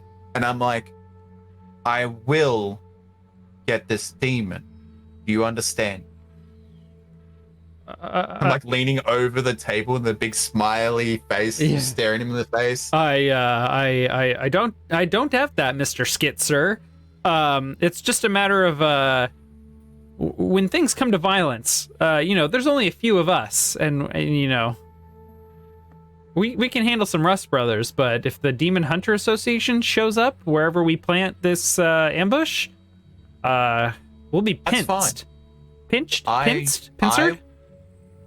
Pincered and pinched are the two things you're looking for. Yeah, I don't want to be both. Well, that's why, if all fails, you take out the Rust Brothers and you leave. I will deal with the Demon Association. Okay? Okay. I'm gonna need to go and ask a friend, but we will have extra assistance. Oh, good. Okay. You're not my primary muscle. You're my eyes. I need you to find it. Okay. We'll get on it, sir. If you need me, send a ghost message. You bet. There's this. We use a cipher named Caspy. He's very friendly. Nice name. I think we could be friends. Anywho. All right. I'll be looking for it. This needs to be done as soon as possible. The moment you know, I need to know so we can move. Okay. Excellent. They are on it. Who else are you reaching out to? What is our ghost lady's name? Because I'm gonna need her to go to Denna. Yeah, Denna It's been a Fellwater. while. Denna Yep, Fellwater. Your My sweet She darling Denna. yeah. She is sweet on you, by the way, Jeremiah. I know. That's Uh-huh. why I treat her so nicely. She's lovely. Yeah. she's Heart of gold in that one. she's not. It's getting possessively because she's a ghost. Possessively. She gets a little jealous when you hire your Oh, of course. prostitutes, your sex workers. Blackjack and hookers, baby. Yes. You're just making lines for him, nothing sketchy. I can line things up. So I'm gonna get her to go to who was the other? I know who's the one that owes us and then will join us in everything we do. The I Hive. think they're currently engaged. Yeah, the Hive are Yeah, big. they are. Oh yeah. The Hive are busy fighting for their fucking lives with the rest of your crew right now. Yeah. So I was like, I can't use them. The cult of worm is us. What about the like, Dockers? I mean, we got a decent relationship with them. It's not like the best, but Who? the Dockers. Oh, the Dockers. It's a bit out of their league because it's not at the docks. No. Yeah. They're not that friendly with you all. to go up against the demon hunters. No, I don't think they would be willing to do that. What are the other That's factors? why we need Garros to be like, hey, who are the demon hunters against? I'm gonna go talk to them. So I think we might be in it with just the Harga. Yeah, I think especially since they come back and they're like, oh, I think I'm gonna reconcile some information because I think that this mission does require, and because of the timing of all this, I think I am gonna rush you all. Like, oh yeah. Our scouts report that there is a Rust Brother group coming back tonight, like, or like by morning. So like, whoever you're gonna call them, and you're like, hey, anybody, and you get no one. Who are the orcs in the wasteland? The orcs? Yeah. I mean, they are very far away. They're not even close in it. Like, wouldn't they be hitting these? Because I'd really like to make friends with orcs. There is one other ally that might not be the friendliest with the demon hunters. or maybe he is. I mean, Lord Skurlock might not be up to anything tonight, but he might also like. We could say, hey, help. We just want this demon. You can eat the rest of them. We don't care. I assume there's more than one. Do you go? Do you go? That's like the only other option I can really see. Do you want to go? No, because then he's going to be obsessed with eating. What's her name? Hattie. Yeah, and that ain't happening. I mean, do you want to see that interaction on screen though? Like, is that interesting? That is super interesting. I think it's interesting, but I think we would have the foresight to tell Hattie to hang back somewhere. Yeah, I mean, like Jeremiah knows that this guy wants demons, like powerful demons. Yeah, and there's not a lot I can stop him, right? Like, I'm really interested in the interaction with Skurlock when he meets someone like Valeris, who is not affected by magic. Ooh, would you be interested in reaching out like with Valeris to Lord Skurlock, Jeremiah? I think there's some really interesting stuff there. Yeah. Okay. So let's do it. You know where to go. You've been to Lord Skurlock's place. You are no longer affected by his magic. Valeris, you say you are not affected by magic. Yes. Tell me about this that. ability, special ability called Ghastly. Alas, you have no soul. On the upside, your sorry state renders you completely invisible to most supernatural entities, spells, and wards. Oddly, there doesn't seem to be a downside. Vampires, demons, and other supernatural creatures possessing material bodies may be less affected, but to spirits, spells, and arcane constructs, it is as if you do not exist at all. Valeris, at one point, lost his soul, and this is the way that has manifested for him. Mm-hmm. So appetizing. So Jeremiah is like walking you on Lord Skurlock's street, and he's like, "Look, it's going to be really hard to notice, but I'm going to like point your head at this house," and you're like, "That one, that gaudy looking house right there." And he's like, "Oh, yeah, that one." And you just shrug or something. And I just start walking towards it. You're a lot stronger than Garrus. Like, shit. No, I don't think I'm very strong at all. I just have my ways. You both walk over a blood-soaked cobblestone driveway, for lack of a better word. There are no more remaining demon parts of the tank, but there is clear evidence that something large was here, as most of the stone is stained. Something I keep forgetting to mention is anytime that Valeris, I have to keep double checking my name because this is a new character. Anytime that Valeris is in motion, the reason why he's called Dancer is because he has a way about his movements that seems to be to like a beat all the time. He moonwalks everywhere. There's like a little bit of a cadence to all of his moves, and I think we see him in this scene, blood on the cobblestones. There are some areas where the blood has trickled away and there's like dry spots, and he's just elegantly kind of like tiptoeing and like spinning from time to time from dry spot to dry spot. What do you make of this, Jeremiah? I'm weird. That's extra weird. You know what? I'm not even gonna say anything about it. I'm just gonna be like, it's quirky. All right, all the demons are quirky. Look at the alien guy, right? Oh, you mean this house right here? Tra-la-la-la-la-la. Dancing up to it.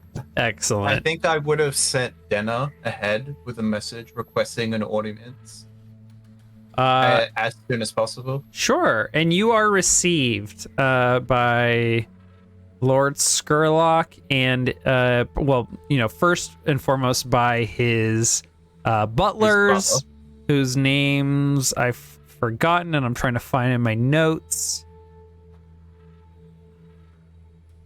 God, I'd probably make it halfway up the driveway and take the mask off. right. Oh, Burnside and Juno. Those are their names. Yeah. I don't remember which is which. I remember one is kind of an older, muscly dude, and one is a younger woman. Yeah. But they greet you. They offer you the typical tea that they offer. They pay special attention to you, Valeris. They observe your very odd movements. But Yeah, I think they say sitting there, nothing. he's just kind of like gently swaying back and forth as if he's got like headphones in or something. Nice. And Is the eventually, Lord of the House available yet? I'm sure it'll be just a minute. He's finishing up some business. And not too long. You're not kept waiting long. They invite you up the grand staircase in the main hall, up to the set of double doors that open into the library office that is Lord Skurlock's receiving room. And he is sitting at his desk with many like books open on his desk. And as you enter, he stands, grabs his metal cane that he clearly has no need of, and he begins pacing towards you two, walking around the desk towards the front, where there are two seats sitting there, and he just leans against the front of the desk, sets his cane, and says, "Welcome to you both, Mr. Jeremiah and Valeris. A pleasure to make your acquaintance." And as a reminder, he is a black man with dreads and a purple, like, ornate coat on. He has a really, ornate with lots of filigree cane. And this dude, like, under his jacket, Jeremiah used to look very kind of comfortable, loose fitting on him. He now looks like he is filling it out very, very well. Probably needs to get it retailored. I think I stepped to the side to let Valeris walk past, and then I'll close the door behind us, and I'm like, "Skit, please, I'm working today." Of course, Skit. And Valeris will like approach right up to Skurlock and do like a very genteel, like deep bow, extending a hand to like shake his or whatever. Okay, really quickly, I do need to amend something. Jeremiah, before you say anything, as you are thinking, "No, Skit, I'm working today," he says, "Skit, my apologies," because he can read your minds. Normally I'm a blank mind, but like, 'cause I don't think normally, right? But and then I'm working. Yeah. And then he turns to you, Valeris, as you step forward and talk, and he immediately, like, his confident smile turns into a frown. I'm like looking at the floor with my hand extended, like expecting to feel his hand grasp it to shake. And he I'm does. just kind of waiting there for a moment. After an awkward pause, he grabs it with a strong shake. Not trying to hurt you, but like trying to get the measure of you, and gives you a very firm grip. How do you respond? I match the firmness, but like a little bit. Like his dial is at like a solid 8. Yes. My dial is at like a 6 on the grip meter. He tries going up to a 9 to seeing how you respond. I'll go to like a 6.5. And then he will release his hand. Okay. I love your abode. I'm a little afraid that... Aren't you worried about it sticking out a little bit like that? Looking around, you have quite a lot here to draw attention. Most people can't look at the home, I say as I walk past, and I just sit down. Oh, I think it's lovely. I don't know. If people are not acknowledging the beauty of this home, then that's on them. They just lack taste. Well, Skit, you have not quite informed our new friend of what he needs to know. The house is protected by magic and is very difficult to find for those without the right mind or protection. And he's just staring at you through this whole thing, unblinking. Oh, I understand. Yeah, right mind. I look at it as I have a piece of me that's missing that's crucial to things arcane. And he just like leans towards you. Did he just smell me? You are part elf. He places it. I'll look to Skit, Jeremiah, Skit. At this, like he catches me off guard for a split second, and my eyes immediately go to Skit, who I did not share this information with. And then after a beat, you can hear in Lord Skerlock's mind, he's like turned to like he's both turned to me, and there's just white noise from the brain, right? Like normally he hears people thinking, and it's just white noise. It's just like flat, right? It's just like, can we get back to instead of loving each other? Can you sit down so we can talk about work? We don't have time. After a beat, Valeris just kind of like cracks a smile again, and is like, very astute. Takes one to know one. He brushes one of his dreads back behind his ear, which was previously both covered, and says, "You are most welcome here, brother. You have nothing to fear from me. Please forgive my suspicious nature. Given where we are, I have developed such a untrusting attitude towards guests and new faces. We all have our pasts, some more troubling than others, but I believe Skit here is eager to look to the present. Yes. I would very much like this conversation to happen sometime later. Perhaps it will. What can I help you with today? I think as I start talking, right, I'm going to be like, we're looking to pick up this demon, and he gets a flash in my mind of, the alien face, but is Eric's character, right? And obviously, I just imagine one with boobs, right, like a lady one. Even though she could look exactly the same in his mind, lady one has curves, and I'm like, I'm looking to get this demon for his mate. And we need assistance if it comes to it. Why are you interfering in my business? This one in particular is a pair, and I do not plan to split the pair.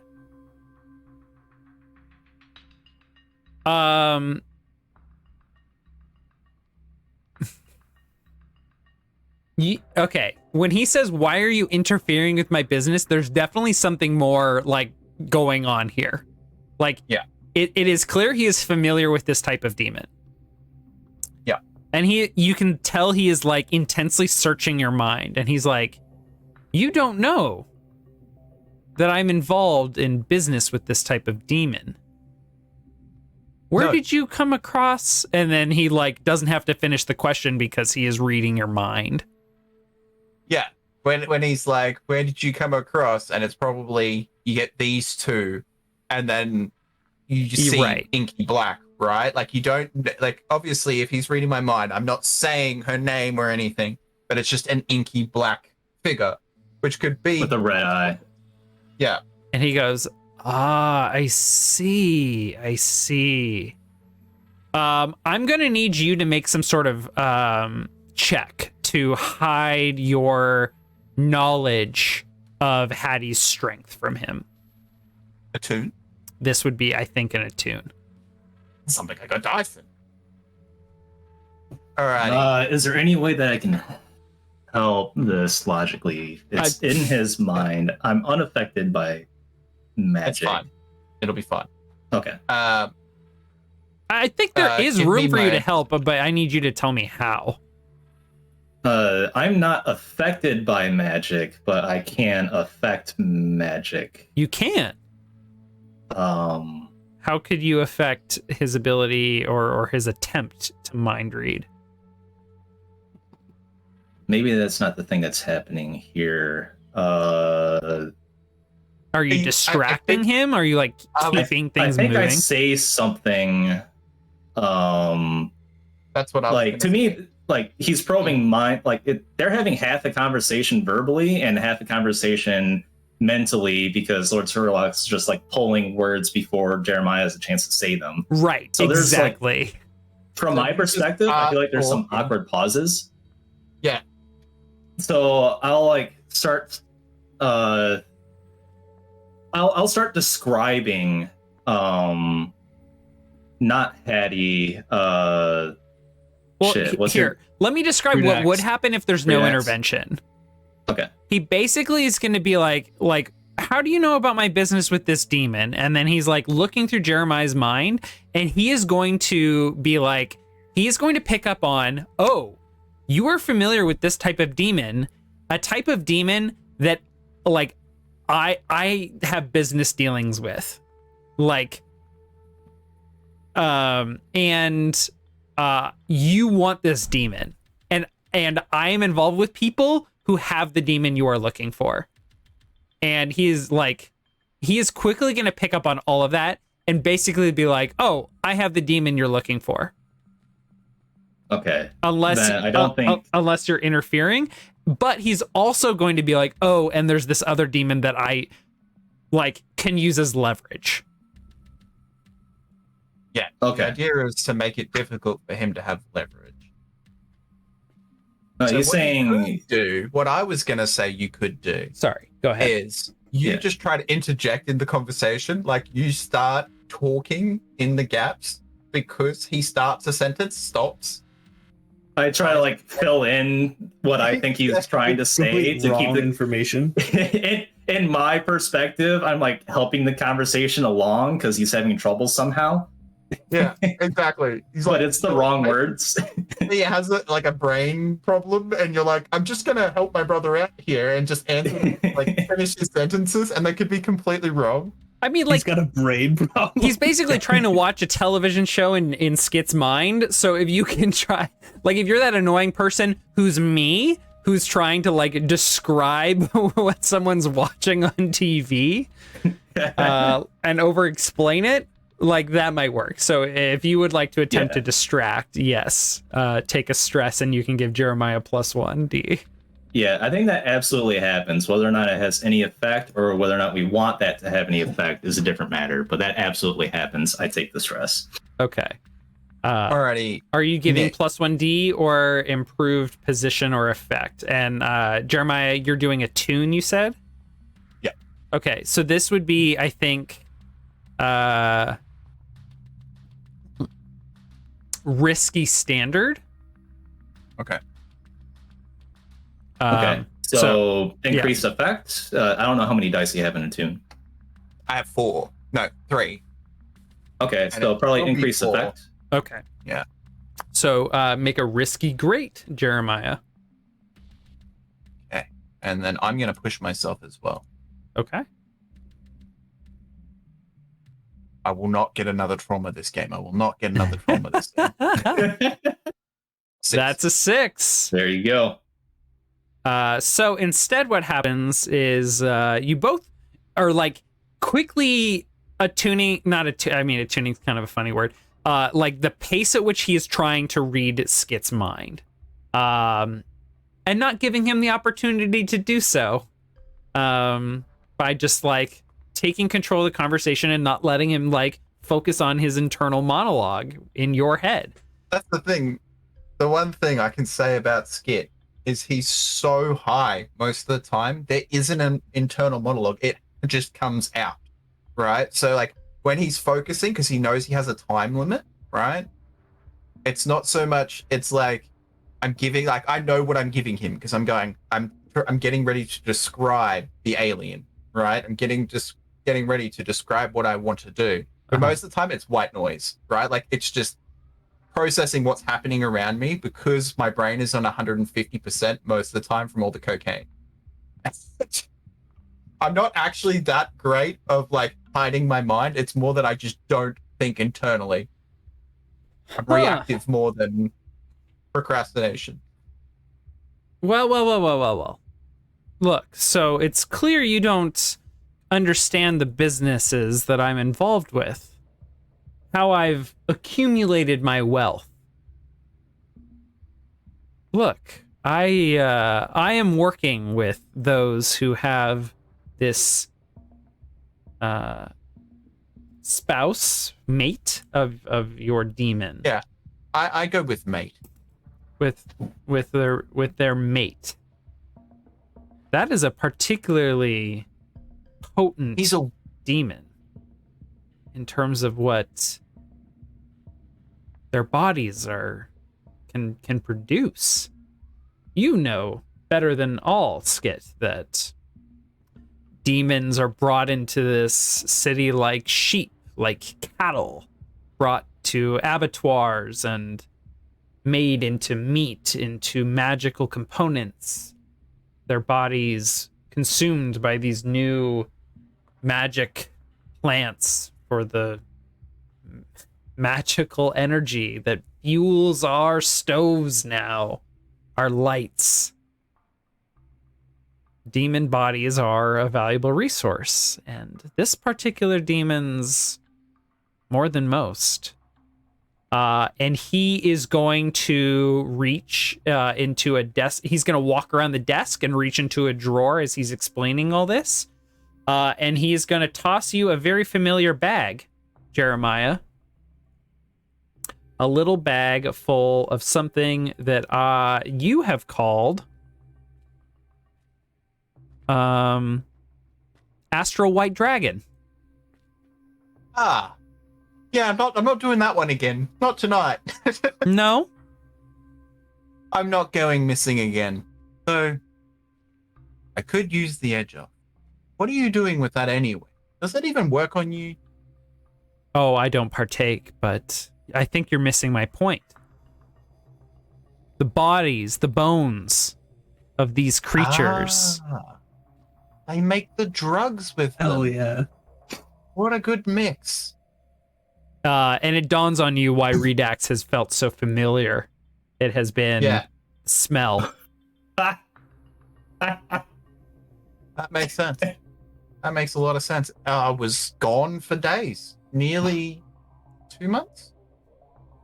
You snorted my cousins. It was a good time. Jesus Christ. Look, I have the understanding that and here's where he's going to reveal part of the plan, the grinders.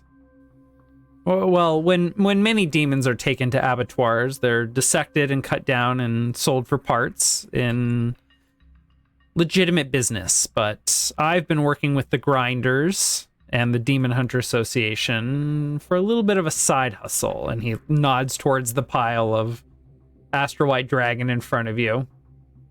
So you've been collecting my coin on the side. Oh, you've been one of our best proprietors. Yeah. Bit of an addict, I know.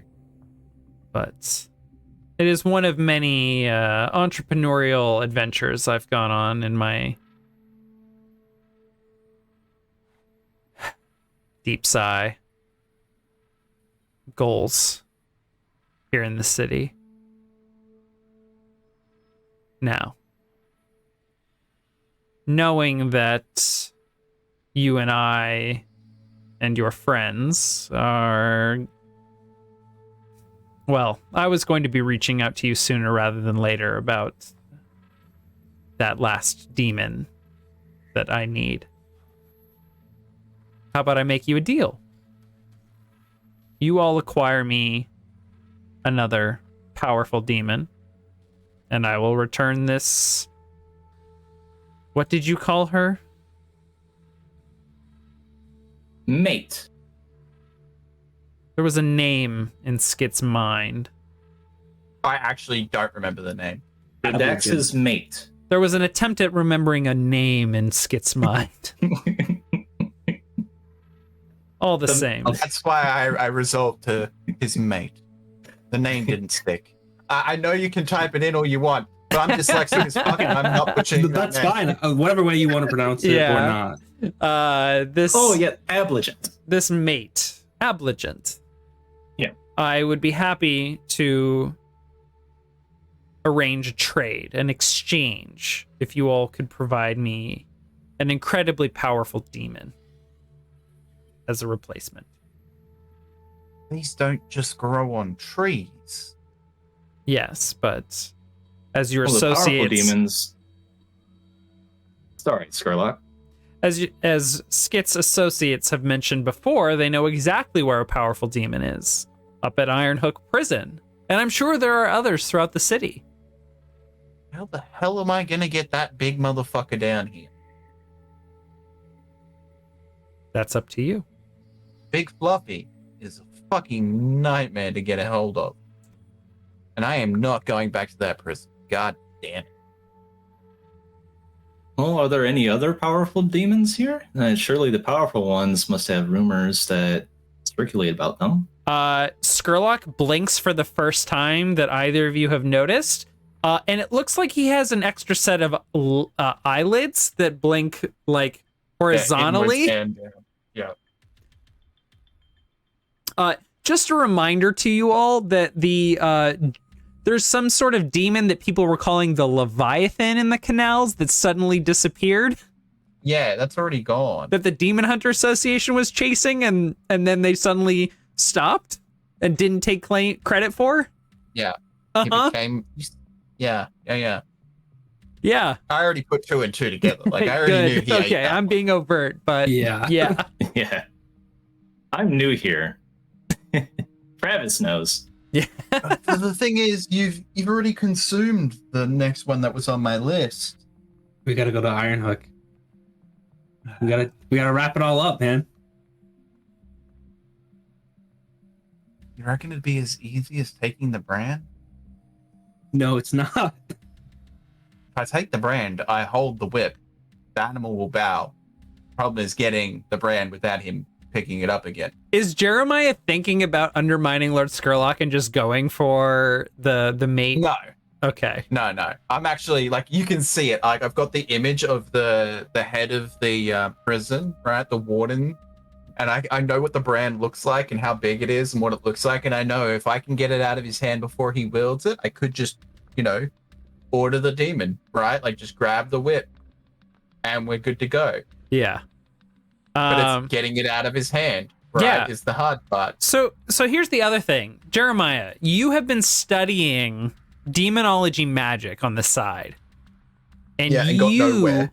now have and this was the ritual ability you were discussing as a recent ability you've picked up. You can summon demons. I haven't got there yet. Oh, Because you we have- never found somebody to teach me how to do the last bit. You That's can why I say need that you the found demon. somebody. I could teach you the last bit,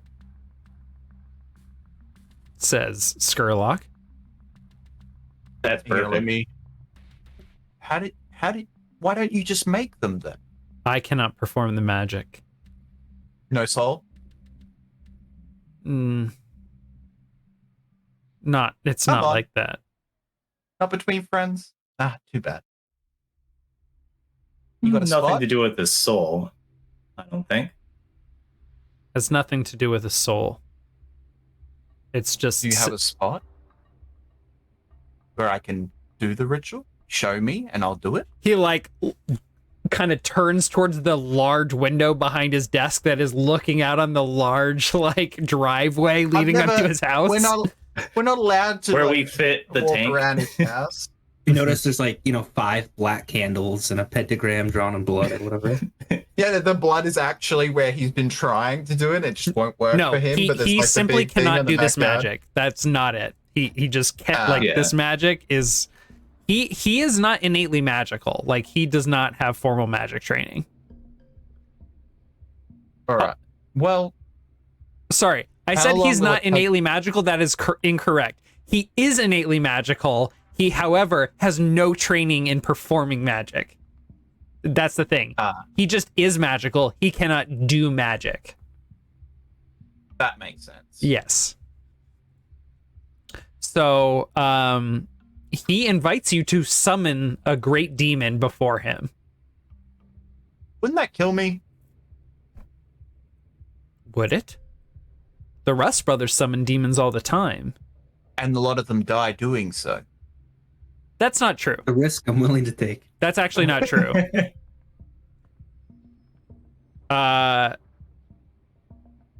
He says the Rust Prince summoned a great demon flood to attack this land when he was backed into a corner against the armies of the Ravenlands. Surely you can summon one demon of significant power. You are Where is the great and powerful Skit after all. I'm not great and powerful yet, just psychotic and violent. You are the psychotic and violent Skit after all. Thank you. soon to be the great, powerful, violent, And psychotic. psychotic? All, et cetera, et cetera, et cetera. Titles. Yeah, Skit. Just at the bottom. Where is Redux right now? Is there a way that we can rope him into this? No, 'Cause I just I assume just waiting somewhere. Yeah, these are probably like you've probably walked past the bar and you're like, these humans, all these lips are just so violent and they're trying to break into the bar, and you have gone back to the base, right? I've gotten word that your friends have overtaken the Veiler hideout. Yeah, I believe the Rust Prince is going to take an unkind look at this. And fine. both of our plans, my plans against him and my ask of you all, will need to be accelerated. We will need to do this tonight. Well, I gathered that. I normally would take some time to, practice, make myself a little demon so I know how it works, and then scale up. But we can skip the little part and scale up. Problem is, I don't know what I need to do, and I'm not like is it Quinn? Quint. yeah, Quint. I'm not like Quinn. I don't live in a book. You're not a nerd. I'm a nerd. Like, I'm a little bit obsessed with my miniatures, Like, I'm a different kind of nerd. I'm not the one that... Yeah, you reads play the books. Warhammer, not Magic. I play Warhammer. not You're a Magic, demon right? waifu nerd. Exactly. You fucking I'm more weeb. the weed. Exactly. Well, we will summon a great and powerful demon, and we will all need to subdue it. Gather any help you need. What will we need? Redax is what you need. Yeah, I was going to say, we need Redux. We're going to need... I guess I'll have to summon them. Yeah. Is there anything needed in order to summon, like some sort of material aspect, or is it just it happens here? All of it is here. It happens here. I imagine that so the way magic works in general is that you can either petition a god to do a spell for you, and they will do it, and the gods just have divine authority. They have divine authorship. They can rewrite the world. They can manifest magic how they see fit, and they perform the magic. Or if you understand patterns and have a strong enough power source, you can tell the world to perform the magic, a la like alchemy from Full Metal Alchemist. It's like you're performing a transmutation, a change within the world. The way I think of it is the gods like just draw in the character, but if you know how to fill in the lines, you can do the drawing yourself, right? Yes. You follow the dots. Yes. You can make the drawing happen. The difference is one is you're not altering the playing field. They're just, Control C, Control V, pasting it in, where Right. you are trying to code it yourself, and that's the hard part. Exactly. You don't fuck with the universe, all right? The universe don't do the fucking. The universe always wins. So, Exactly. let's look at the rules for rituals in this system, because I remember from talking to Travis a lot about rituals that can be very complicated. Yeah. So you have learned a ritual, like that we know Yeah, that. already taken the point. Yeah. Yeah, and Lord Skurlock basically has the books and can try and like teach you the rest of what you're missing on summoning demons. Like he's like, I've read these books over and over and over. Like I have the academia on doing it. I just can't perform it. Let me try and teach you about something that I can't do. He's doing the swish and flick thing, man. Yeah. He's like, here is the pattern. Here is, what you need to be doing with your body. Here's a power source. Let's try and do this. What power source is he giving me? Because I know what I'm getting to get myself a waifu. Ooh. Right? Like I'm trying to get that elven, the large heart crystal. And I leave that one out. Oh, but he's your like group, a power source. Your group gets one of those, by the way, as a result of their mission. Yeah. That's actually, this is where I'm torn. Like since the series is gonna end, it's either I get melded or I make a waifu meld, right? Like I get to pick either, and it's gonna kill me on the inside trying to decide. Well, what if tonight's when you do that? Do we use the Elder Ruby? No. Are you gonna summon? Well, no, hold on. We're gonna summon your waifu tonight to help us out. Okay. No, because he's gonna eat it. Yeah. No, that's not. Oh, that's what this is for. Yeah. He wants one for an exchange. Lord Skurlock's entire projects in the background have been like find and consume powerful demons, and he needs 3 of them. Right. Okay. I guess I thought we were summoning a demon to help us go to Ironhook and fight the other demon. No, we're just gonna give him the demon I summon. Oh, okay. That's a hell of a lot easier. That is a hell of a lot easier. It's like Jeremiah's like looking minus right at the one end of this step. episode. Yeah. It makes total sense too. Okay. What new belief or fear does knowledge of this ritual and its attendant occult forces instill? No, we don't need to deal with that. Rituals take time to cast. Use the duration examples, blah, blah, blah. A GM may also take a progress clock when you perform a ritual. I don't think that this particular spell involves a progress clock or ritual. Unlike Quince, which Travis and I have talked about extensively and how it plays into the finale. And it's going to be amazing. Oh yeah. I cannot wait. And I have no idea what's going to happen. We have outlined what could happen, and the roll will decide. Are you going to ruin the universe? Hopefully. Basically, yes. And by universe, I mean this city. Yeah. There's a second reason why I made this second character. Yeah. This character you could easily pick up and just play the rest of the finale if you need to. Absolutely.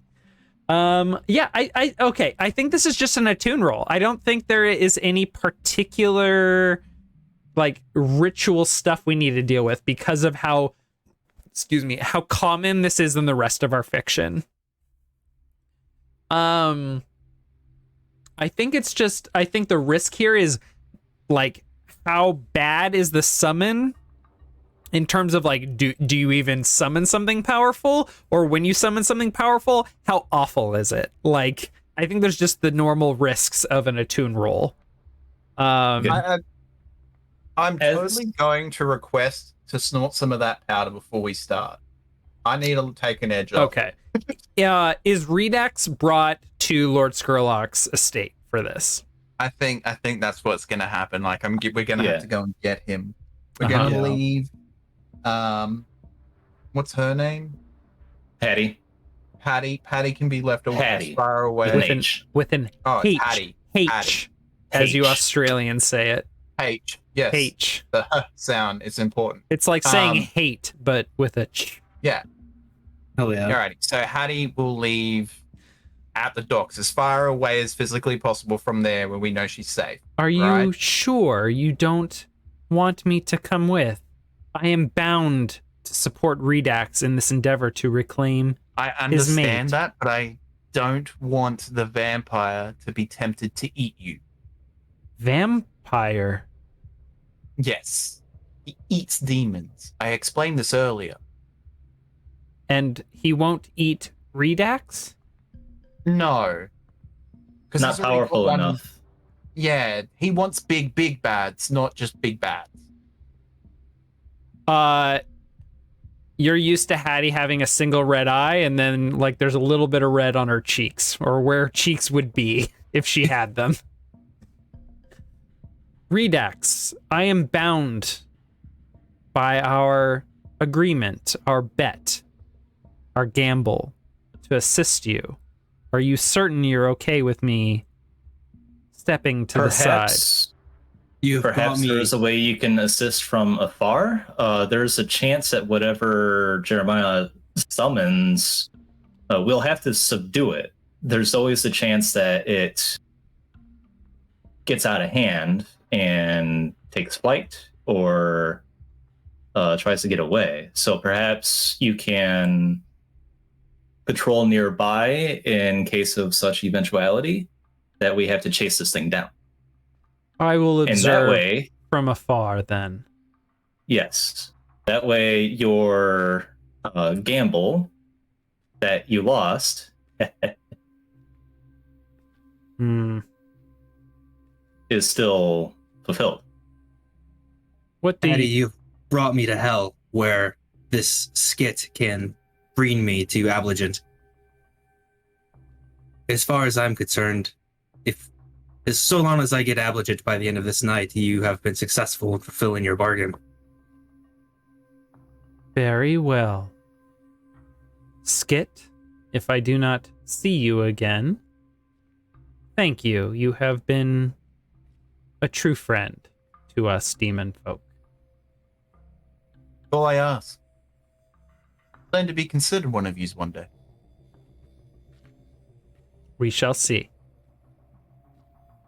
And I think it's like one of the few times you actually see a genuine smile out of Jeremiah. Normally it's just a cracked out grin, but it's an actual genuine smile. He doesn't look gone. It's not lucid. You know, we might have found your waifu. No. She's already put the taken in the future, and I'm the one that makes the rings essentially. Oh, okay. Yeah, yes. The next time It's the love triangle Yeah. for the rom-com. Yes, Oh. exactly. Yeah, but the next time Jeremiah sees her, she is marrying Wick, John's character from Song of the Ravenlands. Nice. And starting a demon society, which is also an opportunity for Jeremiah, I will point out.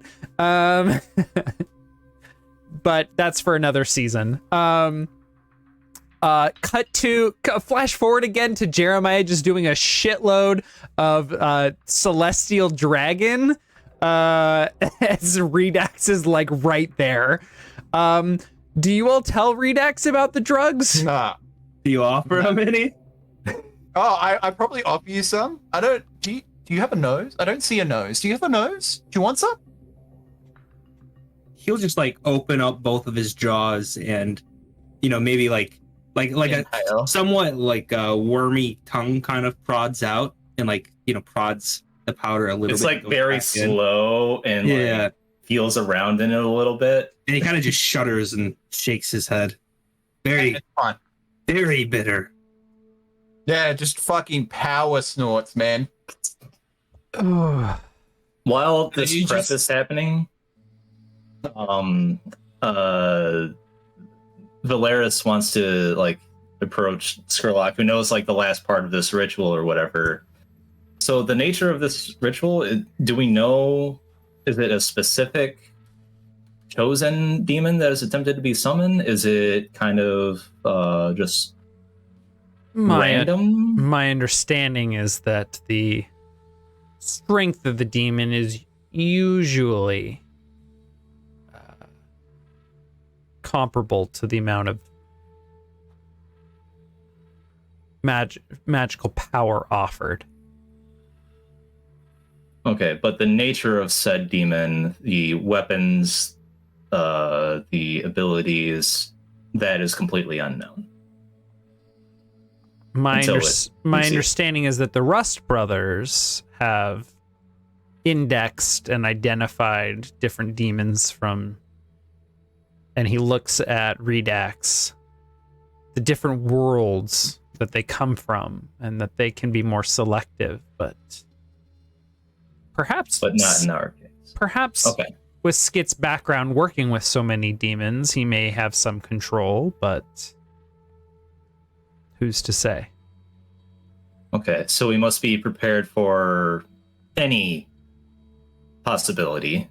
And you just see Skid. It's gonna be fucking wild. It's gonna be fucking wild. His eyes, his pupils are now like fucking to the max. Like there's just that fine seam of his eye color, right? Like white and black. yeah, and he's just like, I'm sure, knowing me, it's gonna become from somewhere fucking wild, and we're gonna have a really ridiculously difficult time, but it'll be fine. It always ends out fine. Very well.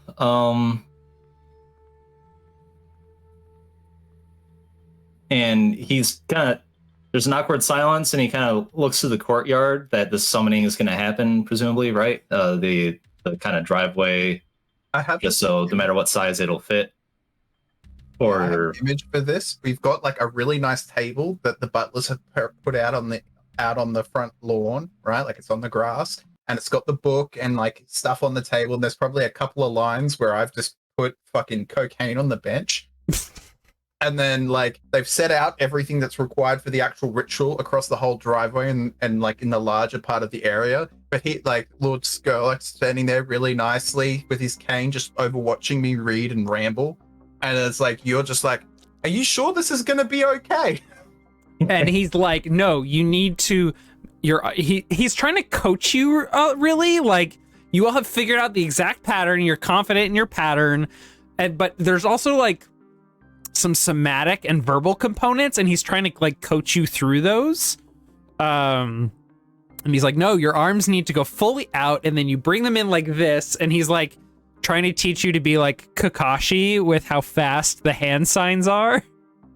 I don't know if you've watched Naruto, Millman, but yeah, and my eyes are just flickering watching him go, and I'm like, let's fucking do this, yo.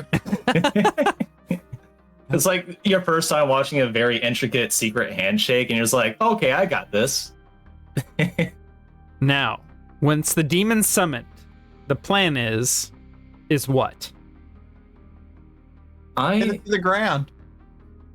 Yeah, I'm going to, and I'll point out like some sort of vantage. I'm a very steady shot, and I'll produce like a hand crossbow that I keep around, because I assume we do not have pistols as per the character sheets. No. Yeah, so hand crossbow instead. And I'm good at striking from above, so I think Valeris sees a good vantage point that's nearby enough that he can like dive on this thing no matter which way it starts to move, or he can take off in whatever direction it tries to flee if he needs to head it off, or if it tries to fly, then he's already up above and he'll have a good shot with his hand crossbow. Do you wish to be on the roof? I could bring you up there.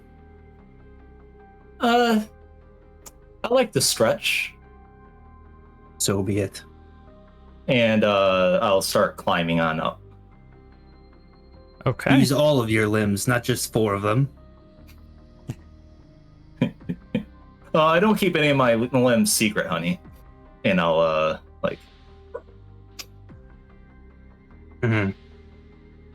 What's wrong, Nick? I need to pull up some notes on a possible demon that I just realized I have in my back pocket. Oh. I swear to God, if you pull out the succubus waifu on the first roll, No, I'm not pulling out a succubus. Fuck that. I'm gonna use the restroom real quick. I'll be right back. Okay, yeah. Just because that's the one I'm offering, and I'm like, no, don't kill the waifu straight away. God damn it. Okay, It let me. always happens to me. Okay. So while we're waiting for Eric to come back, can you describe what the ritual looks like?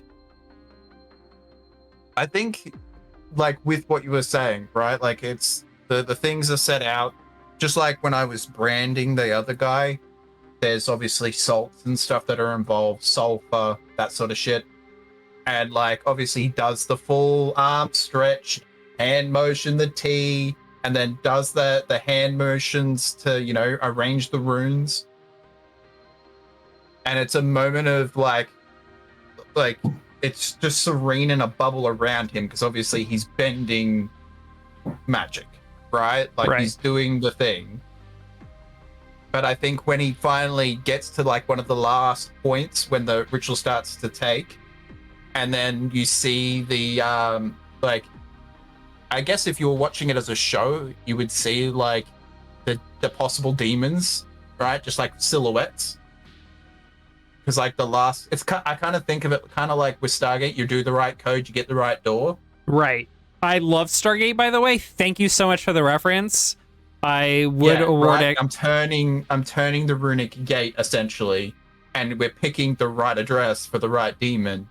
And I think that's where his eyes do become like literal fire. Like you just see, like as if in the inside of his eyeballs, they're just a glass ball with a fire inside of them as he's peering into that universe, as he's dialing to see what he's going to get.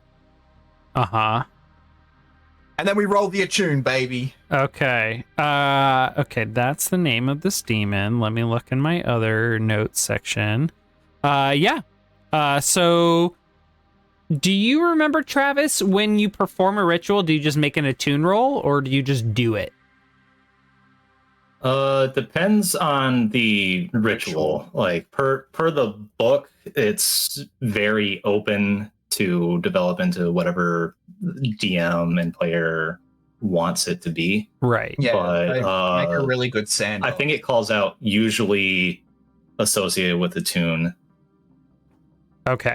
So I'm going to need an attune roll from you as you perform this for the first time. And maybe you do actually practice it and...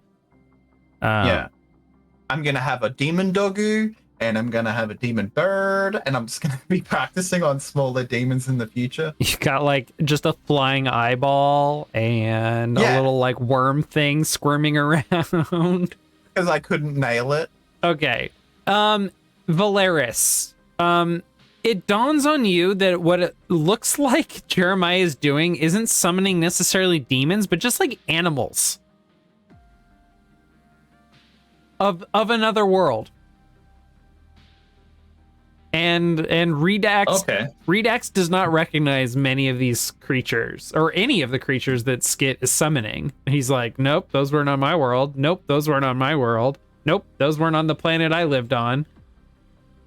So these are like all multiple attempts, multiple things are showing up, and it's like building the skill and whatever. Okay. Right. Okay, I see. In his practice, but now Skit's going for the real thing.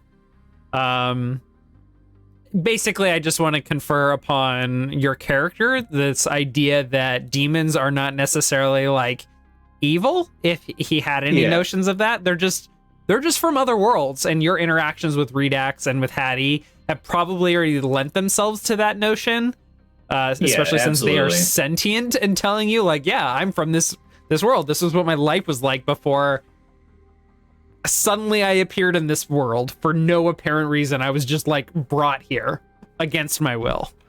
Right. I don't think Valeris has ever looked at demons as anything other than just like other races of peoples, like just other people on this world. Okay. And it's whether it's true or not, it's his belief that their souls pass to and through Raven just like anyone else's. Okay. Yeah, that's kind of why, like, Redax, like, yeah, sure, he maimed that guy and tried to peel off his fingers, but that's definitely better than just killing him and taking out his eyeballs or ripping out his throat or something. Like that Rust guy, the Rust brother, he didn't want to kill him because he doesn't really care about him. Just want him to fuck off. All right. Alrighty, I need a position, please.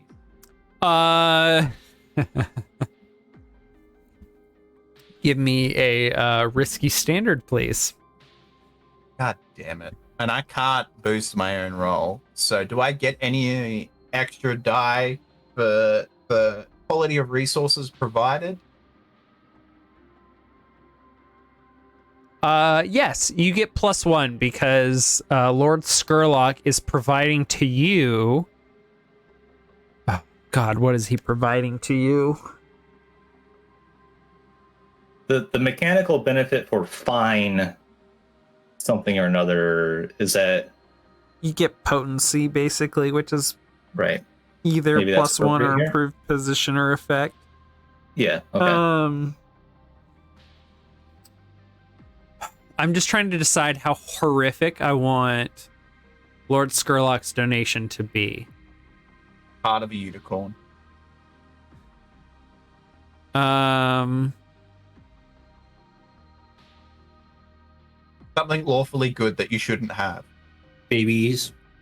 I mean, that's an easy one. No, I don't want it to be that kind of disgusting. A piece of some cleric or some saint / cleric.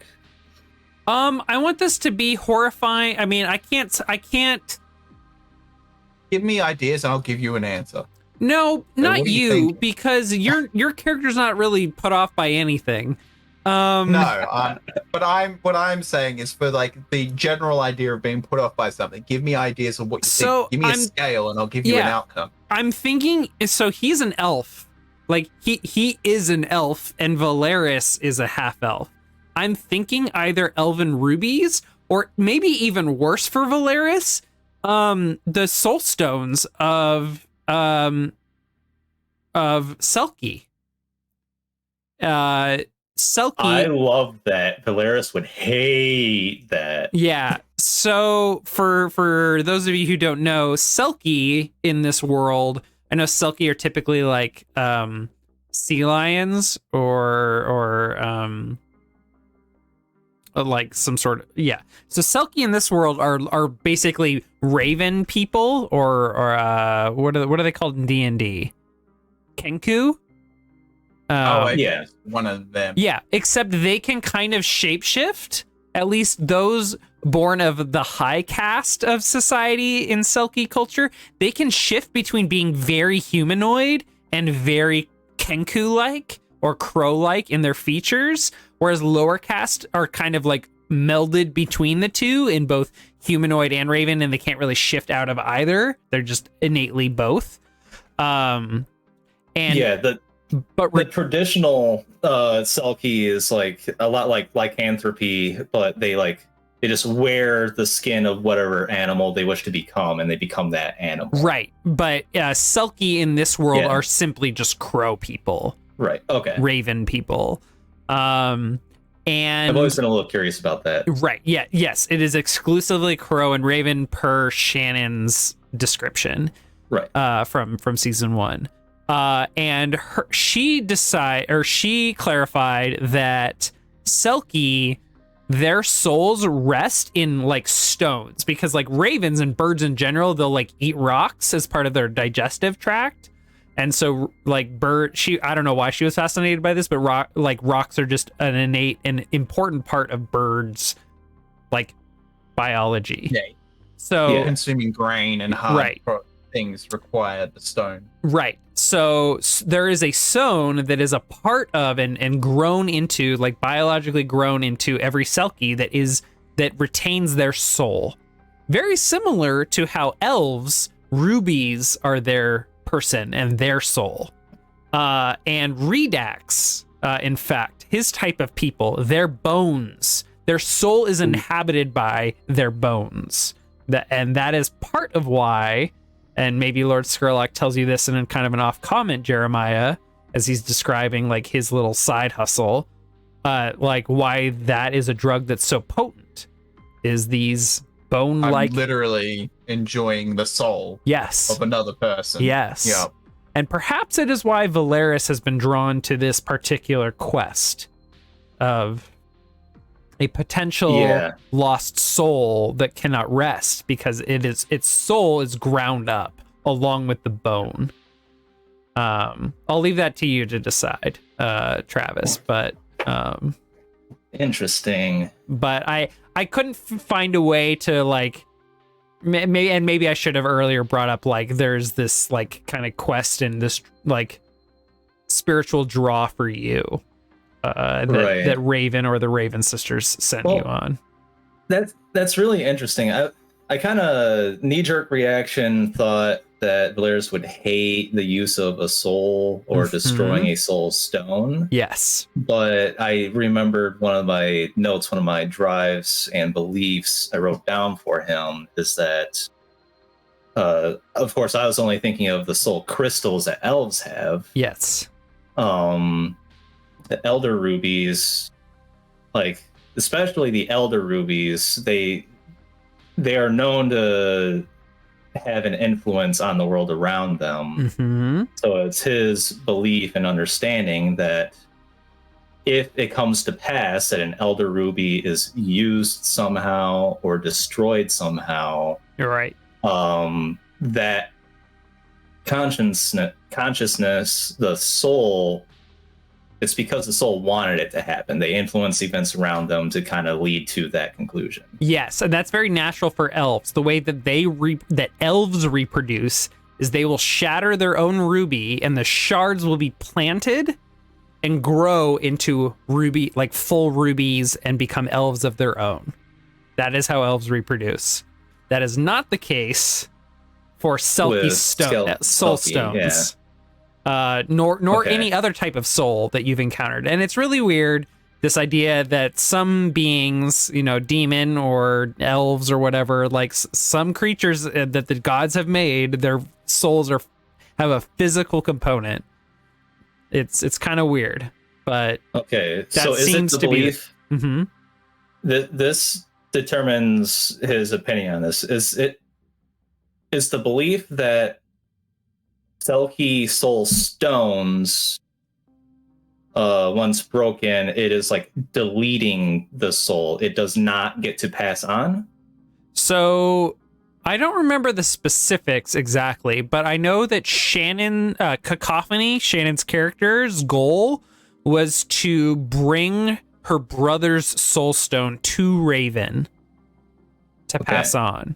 And I think that there's this like pilgrimage in for Selkie people to do that. Okay. But there's been They bring the rocks to go back into the pile. You're right. To bring to a Raven sister specifically, I think, since Raven has been very absent as of late. So I think the kind of the pilgrimage has turned into either go to or wait for a Raven sister and give the stones to Raven sisters to bring to Raven.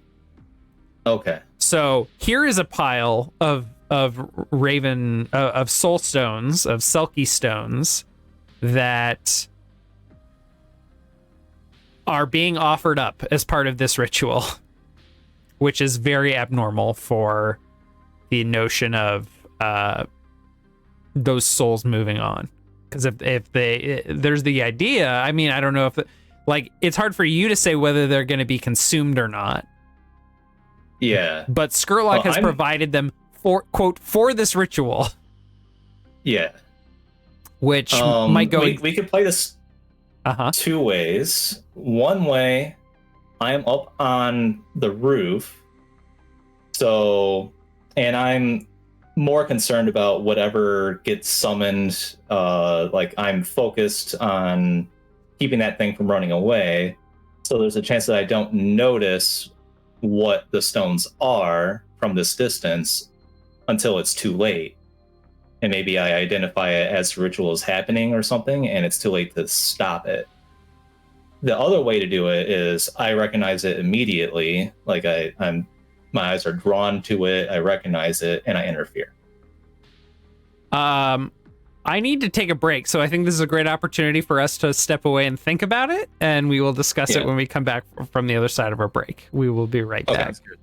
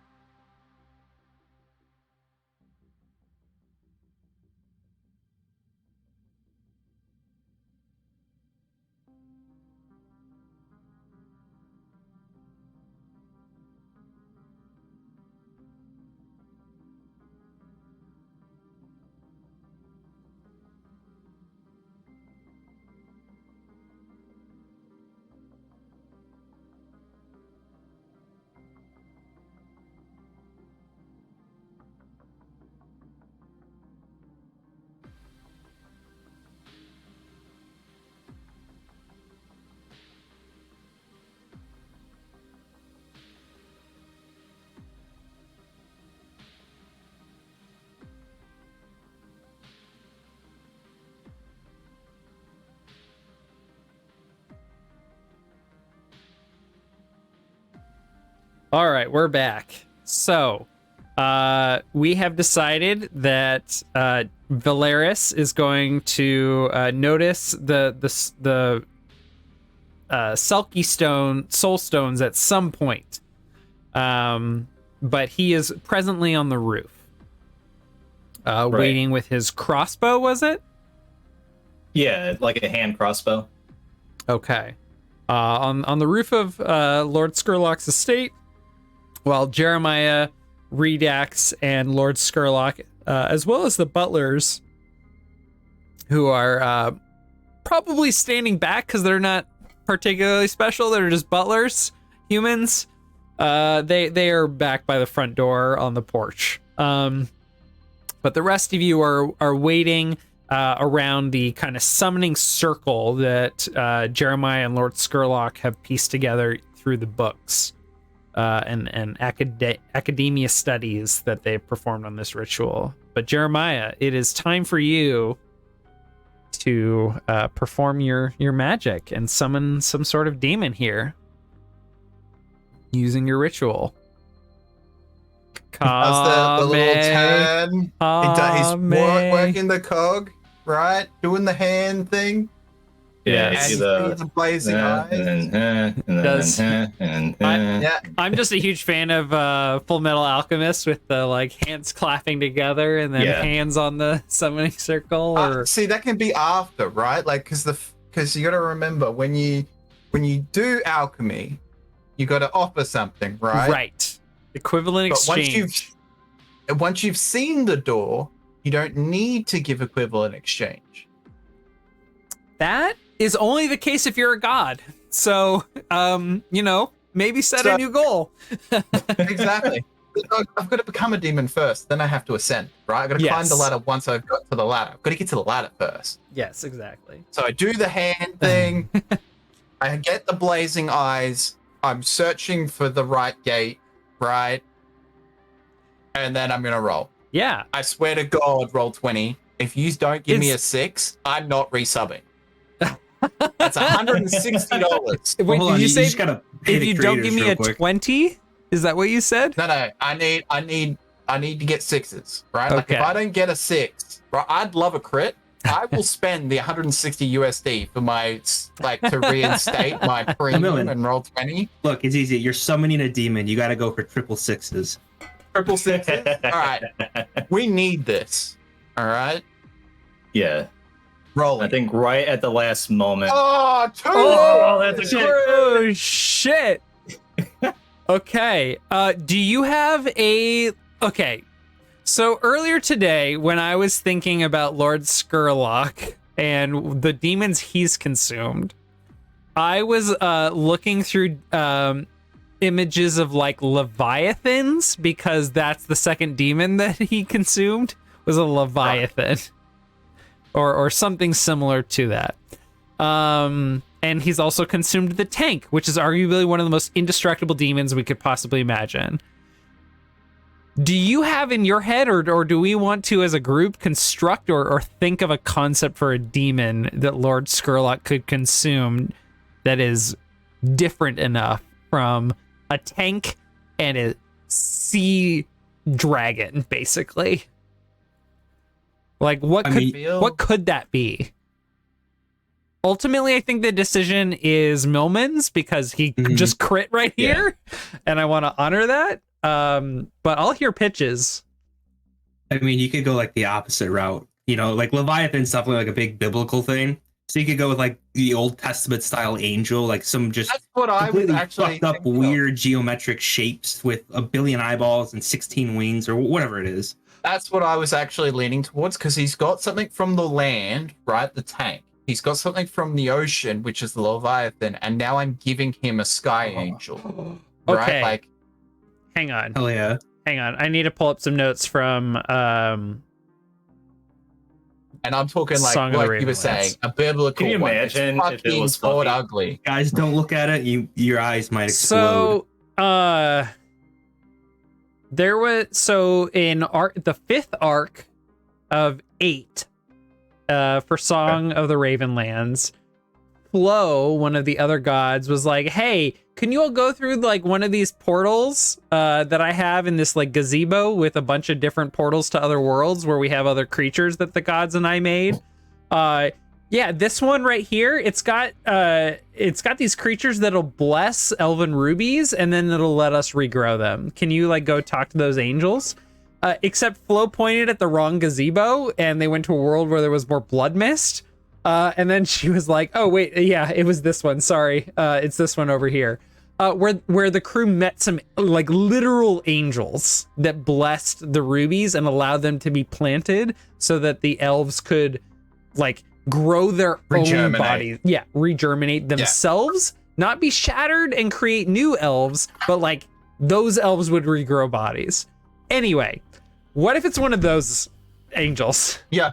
Okay. And I didn't describe them, but yeah, 16 wings, 16 eyes, sure. Fuck it. Yeah, like what you think of biblical angels, right? Like they are twisted and ugly. Yeah. They always have Right. more than one face. Yeah. Okay. And I think I've got like a whole thing. Like obviously the demon falls from like the portal, right? And I think Jeremiah has a moment, right, where he's like, I did it. It's like creating life, right? The birth has happened. And it's like, you see the single tear of like, I done it. I finally done it. And like, he's like, arms still open from doing the ritual. And he's like, I wanna hug this thing before it gets eaten. Hang on. Sorry, I'm a little distracted because I think all of my notes from Song of the Ravenlands have been corrupted. Oh no. Oh! Yeah, it's all empty. It's all empty. Oh no. What were you using? Scrivener, Oh shit. but I was storing the file on the cloud. And I think that just fucked up all my notes. Maybe there's like a backup or something. Yes, Some old cache version? I actually, Scrivener does have a backup location, so I will use that. That will be fine. Good. Yeah, so no worries. That would be horrible. Okay. I was feeling the emotion of like horrified in like multiple universes there. There was Yep. like the in-game universe because Valeris knows the process of elf rebirth, right? And Maybe. he has Yeah, probably. heard about these angels, right? How that all works, or is that like Maybe, secret? because Flo. Okay, here. Okay, Well, it's very aloof. Flo is very aloof, but I don't know if every elf. I think the lay elf believes that. But as we saw in Song of the Ravenlands, both the Red Runners and the Golden Bough, which you have expressed to me you have some background in, like the I think- Druids, like they're both very like suspicious and not very like faithful to Flo. But Flo is the god that you all hand elven rubies to, and she brings them back, and she's like, "Great, plant them." And I don't know if she's ever given up the mysterium of that to the elves. Okay. So you may believe that regrowing elven rubies requires a god's power, and you may not know what this angel is. Right. Okay. That makes sense. I think you're absolutely right. Flo did not seem to me the type of person that would detail any of this stuff. It would just be like if some other person saw it and then spread that knowledge among their peers. There may be stories about angels within the elves' culture, but I don't think they mean they much. might not be connected to No. like okay. Yeah. Okay. Yeah. So, imagine your Angemon from Digimon and evolve it to whatever you need to. Magna Agemon or whatever the fucking Okay, I'm looking at the Digimon wiki and I'm just super fucking confused. It goes picturing up humanoid and then it goes straight into bestiality. Like it doesn't progress to hot angel, hot angel, hot angel, and then it just goes straight to weird animal There's again. like Russian doll angel thing called Shakoumon, and then there's Magna Angemon. Anyway, I'm just picturing any of the various angel personas from Persona, the That's a Persona Russian franchise, angel of or death. I was thinking the Celestial Court from Strongholds and Followers. They got all kinds of fucked up, awesome, badass angels. Celestial Court. What was it? Strongholds and Followers, the Matt Colville book. Is that an image you shared, Mitch? Yeah. Or not Mitch. Eric. What the fuck? Yeah. Yeah, it's a Princeps. There are no useful images here. Anyway, yeah. So a massive, a truly massive, like, I'm thinking 4 stories tall. Holy shit. Okay, wait, hold on. Let me back up. Let me think about this. Let me think about this. Well, we've had 2 demons that Skurlock has fed upon that are presumably massive already. Yes. Maybe the weight felt behind this one's power is felt despite its size. Right. It is probably like 8 feet tall, 10 feet tall at the most. You feel the presence But of it like a has 4-story. Right. It's got an aura, like a halo. Like, not the halo like a ring over their head, but the halo like a blinding light behind them, no matter what angle you're looking at them from, halo. And it just feels overpowering to you all. So in terms of that mechanic we've been talking about, scale or potency, it is insane. And Lord Skurlock is feeling this as well. As this creature, divine as it looks, is summoned I think we have before like you. a great like cinematic shot of like a low shot aiming slightly upward at the faces of Skit's reaction. Like from behind his mask, you see like tears of joy dripping down. Like, I did it, and he's got his arms open wide. You've got Redax, which looks like Let me actually, sorry to interrupt. Let's focus in on Redax here for a second. Redax. Yeah. How are you feeling in this moment? Eager. So, like, before, like, while they're doing this ritual, they're attempting to summon this demon. He's waiting and waiting, and as he's waiting, like, every second, he's kind of crouching lower and lower, like a frog or like a cat ready to pounce. And as soon as this thing comes up, he hesitates for like just a second because it's like so blinding, and he's got to like squint through it with his beady little eyes, and then he leaps at the damn thing and tries basically the same move. It just leaps right at it and tries to grab onto it as Can you even see it yet? Up. Or is this like as it's being summoned? No, after, like, once it's actually physically manifested and like, he gets over the initial shock of blinding light. So once there's a physical form, and I imagine it's probably like it'll start flying up. So it's not like it'll be fully present when he does this. Okay, so he's just eager. He's like, all right, this is all I need to do, and then that's it. Right. And then Ablagen's back. Whatever the hell comes out of that ritual doesn't even matter. We're gonna destroy it. Game over. The like metaphysical weight represented by this like divine feeling creature that everyone else is feeling, it seems like it's lost upon Redax. Like, he just doesn't care. He is so focused on getting his spouse back. Yeah, he's such is the power of love. I think as soon as he touches this thing, and like if he manages to grapple with it, that's when he's gonna feel it. But like for the first strike, he won't even be aware that it's 100 magnitudes above him. Wow. Okay. So the power of love, man. He's got a goal and conviction. That's love, man. Goal and conviction. Okay. Yep. And then when it's too late, he'll realize, oh shit. Maybe maybe not. All right.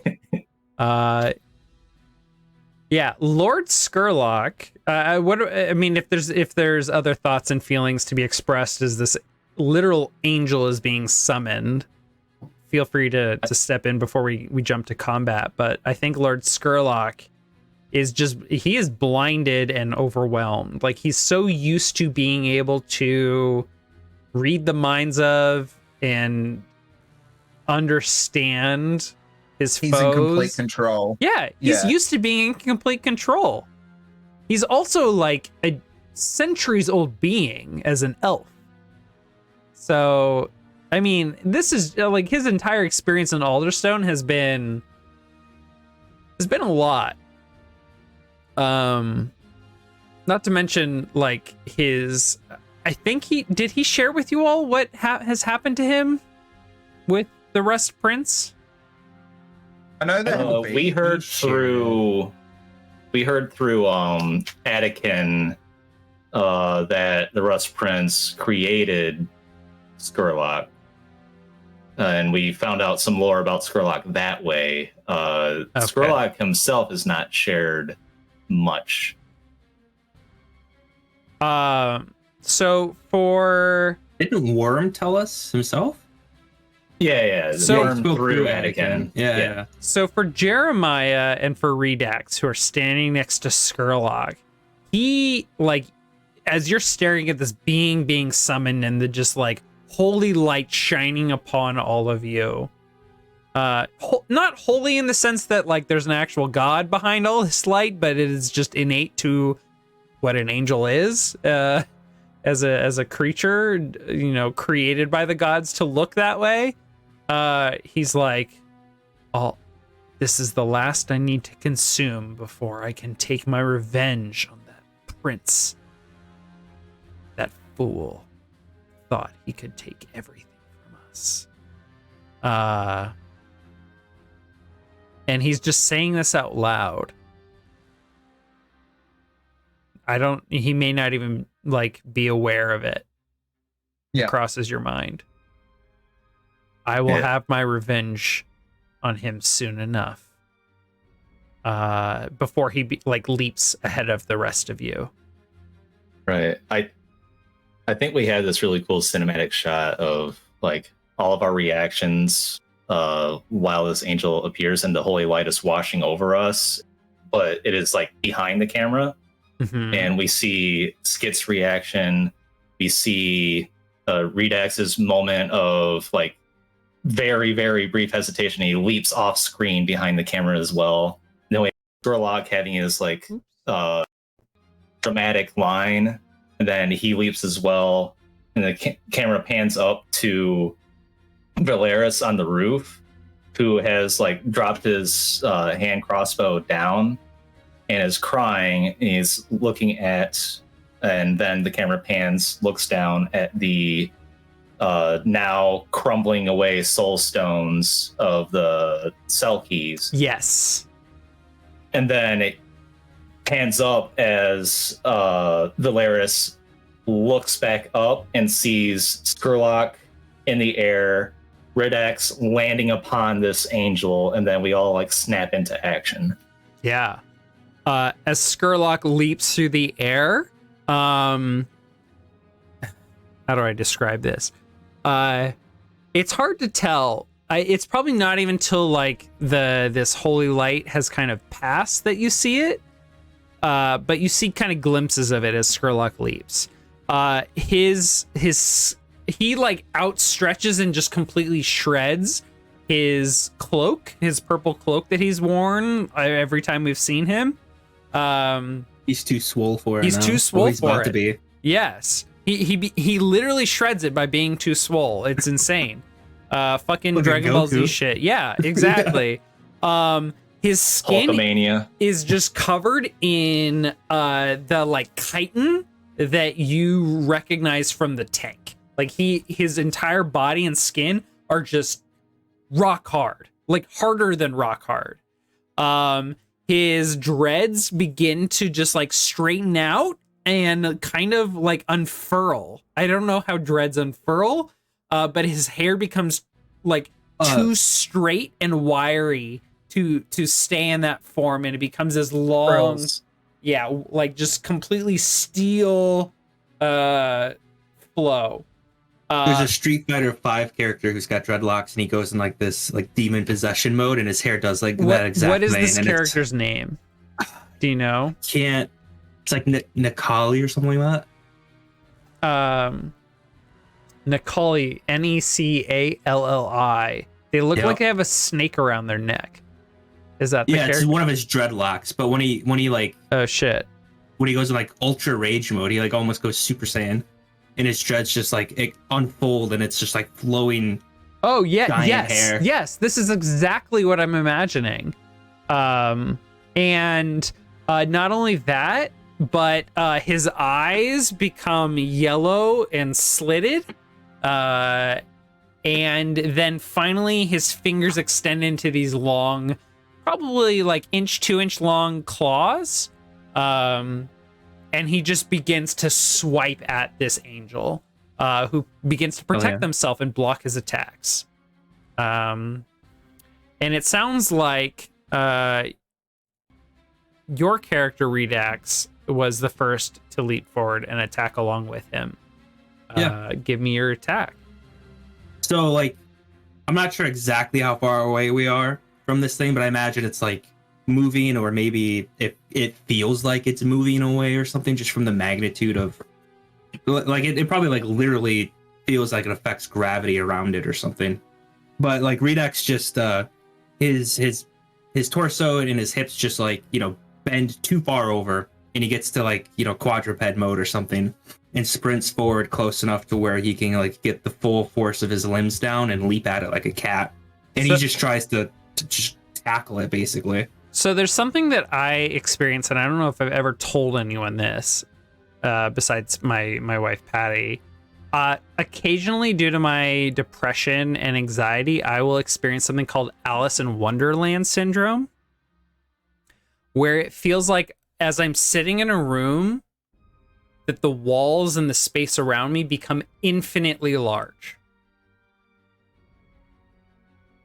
It's a very strange feeling, but I begin to feel minuscule and like I am close to nothing in the world. And it is a terrifying feeling. That's horrifying. It's really hard. And I don't know how to describe it other than that. But That's like the exact feeling that space horror movies try to make their audience feel, to be afraid. Sure. In a lot of cases, like Right. Cosmic terror. Yeah, like the fear of space, like literally space is trying to kill you. Don't go into space. But I think the grandness, like, yes, it's the same size as you, but the grandness of this creature and the way it was designed, like, I'm just gonna put it out there, like the way it was designed by the gods was to make other creatures feel inferior. Like that was their experiment with this creature. And they succeeded. And that is what you feel. You leap towards this creature and it feels like it will take you forever to reach it. However, we have rolls to determine how that ends up. So give me a not scrap. What's it called? Skirmish. Thank you. Sorry.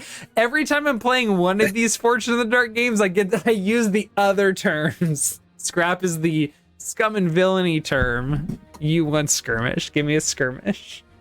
All right. Desperate? This is Desperate Great. I'm sorry, this is Desperate Standard, but you have +1 from Lord Skurlock simultaneously attacking with you. And I'm definitely gonna push myself for this one. Okay. Let me create a clock for this creature.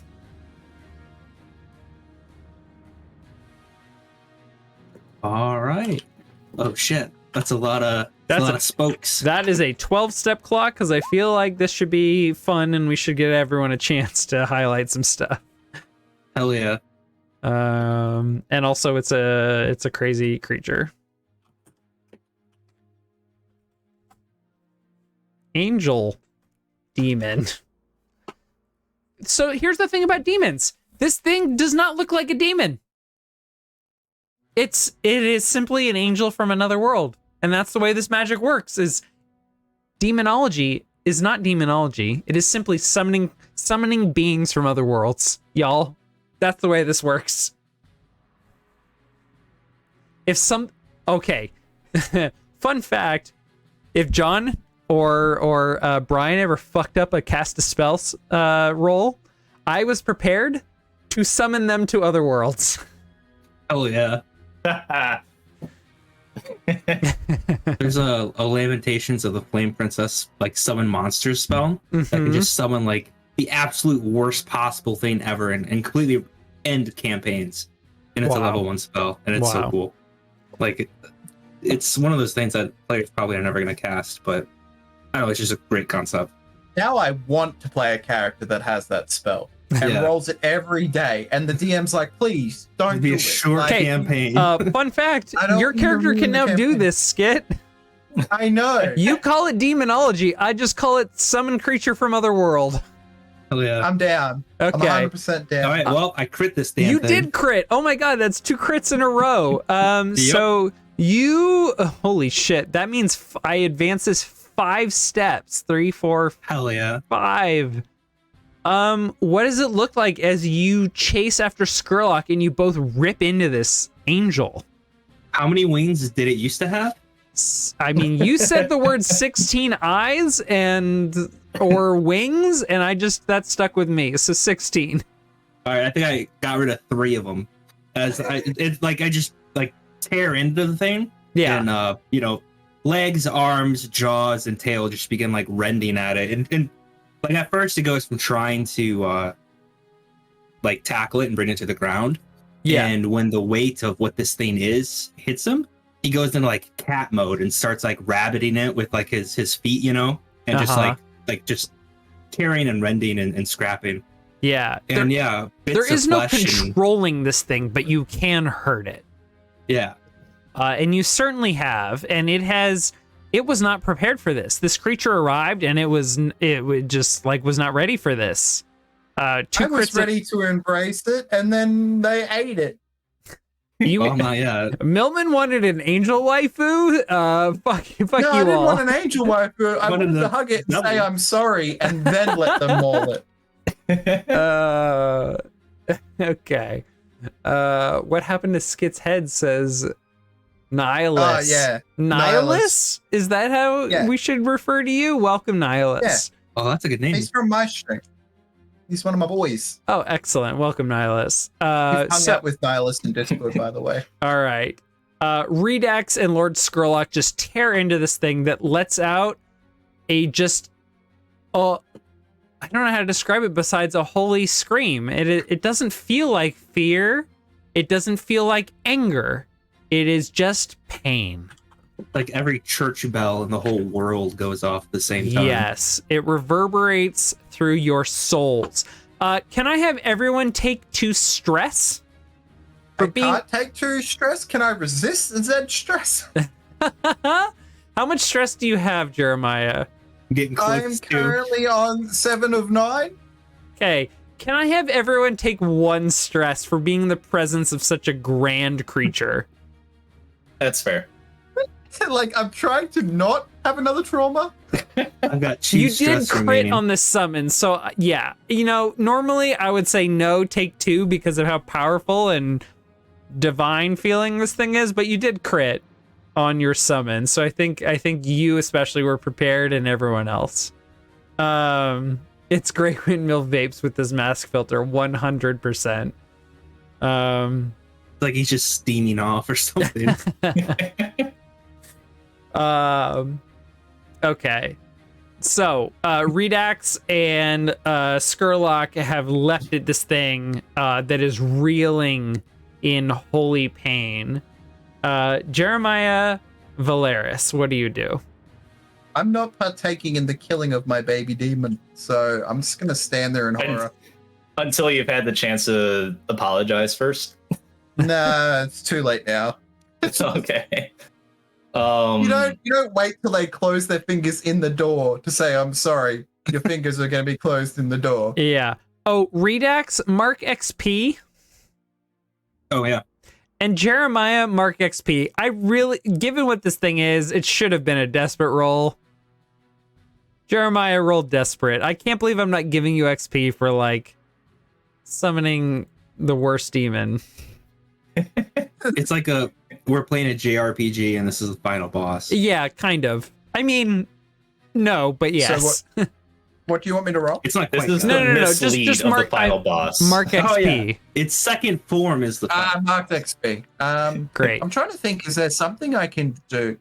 So, I mean, it's you gotta could be a try to bound like demon. compel it or Here, something. hold on. right? No, You it's gotta be summon a this bound thing. demon. Redax and Skurlock leapt at it to attack it. I want to know what Valeris is doing as this, like, Yeah. this thing that is standing, 2 stories below Valeris, but seemingly feels like it is standing above him. Yeah, he's looking down upon it, but it feels like he's like eye level, making eye contact with it. And he's trying to steal his mind.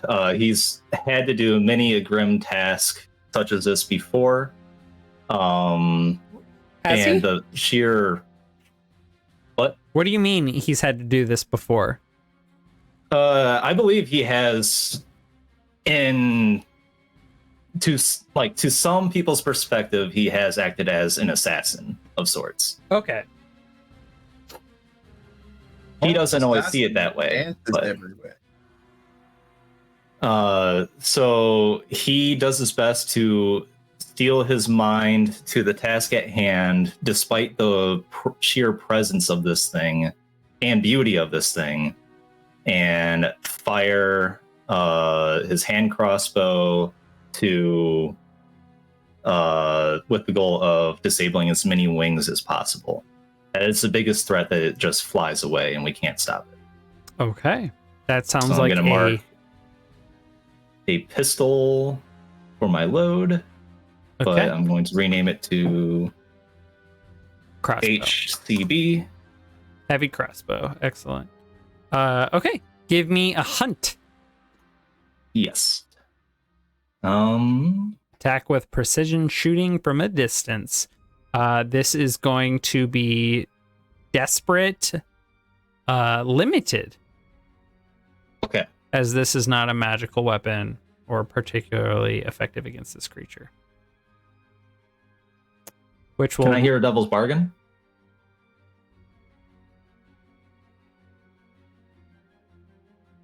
Can I hear a devil's bargain? Yes, I'm thinking. Sorry. Oh, okay. Uh, You worry me when you do that now because we already had one power outage. sorry. Yes. Yeah. Fair point. Hey, you just froze there when your power went out. You just froze, Yeah. and I'm like, he hasn't blinked. And then I looked over, and like the stream died. And then I looked back at you, and I was like, he hasn't. Sorry. I've he's not that talented. I've had 2 large beers and a whiskey, and I have another whiskey, and I'm just really enjoying myself, but very invested in this. So I'm trying to think like what could be the most interesting. Lord Skurlock is severely injured. Is the Easy. devil's bargain. Take it. I'll take it. Okay, Lord Skurlock becomes severely You know, injured. that's gonna fuck us over next session. Yeah. But hell yeah. So this is desperate Uh, limited. Desperate limited, and you get +1, or it can be desperate standard at +0. I'm gonna do desperate standard at I'm feeling desperate limited with the +1. Okay. That'll give me 4 to roll with. That's a 6. That's a 6. So this was desperate. You took the +1. Yes, I took the +1. So Okay. desperate limited. Okay, so that reduces the effect by 1. So normally you'd get 3 steps, but that is reduced to 2 with a desperate standard. So you all are more than halfway through this Doing clock. pretty good. Skurlock continues his assault, creating an opening for you with your heavy crossbow to strike at this angel. However, the angel focuses all of its retaliation and defense against Skurlock and just sends him reeling. He gets slammed by several wings, and his body goes flying into his house, and you can just see dust erupting from below you, Valeris, as you can feel his body shake through the house under your feet, through the bones of the house. Redax, I don't know if you like given how close you were to Skurlock, you just barely managed to avoid this wing attack that just sends him flying. You lose track of where he is, and you are probably severely distracted by the fact that you almost get hit. I'd like to go. Yes, Yeah, go for Jeremiah. it. I want to pull that saber that I stole from the Rust brother. Rust brother, Yeah. and I'm going to just run at it and try to stab it square in the chest. Okay. I His hit- most merciful death to your baby.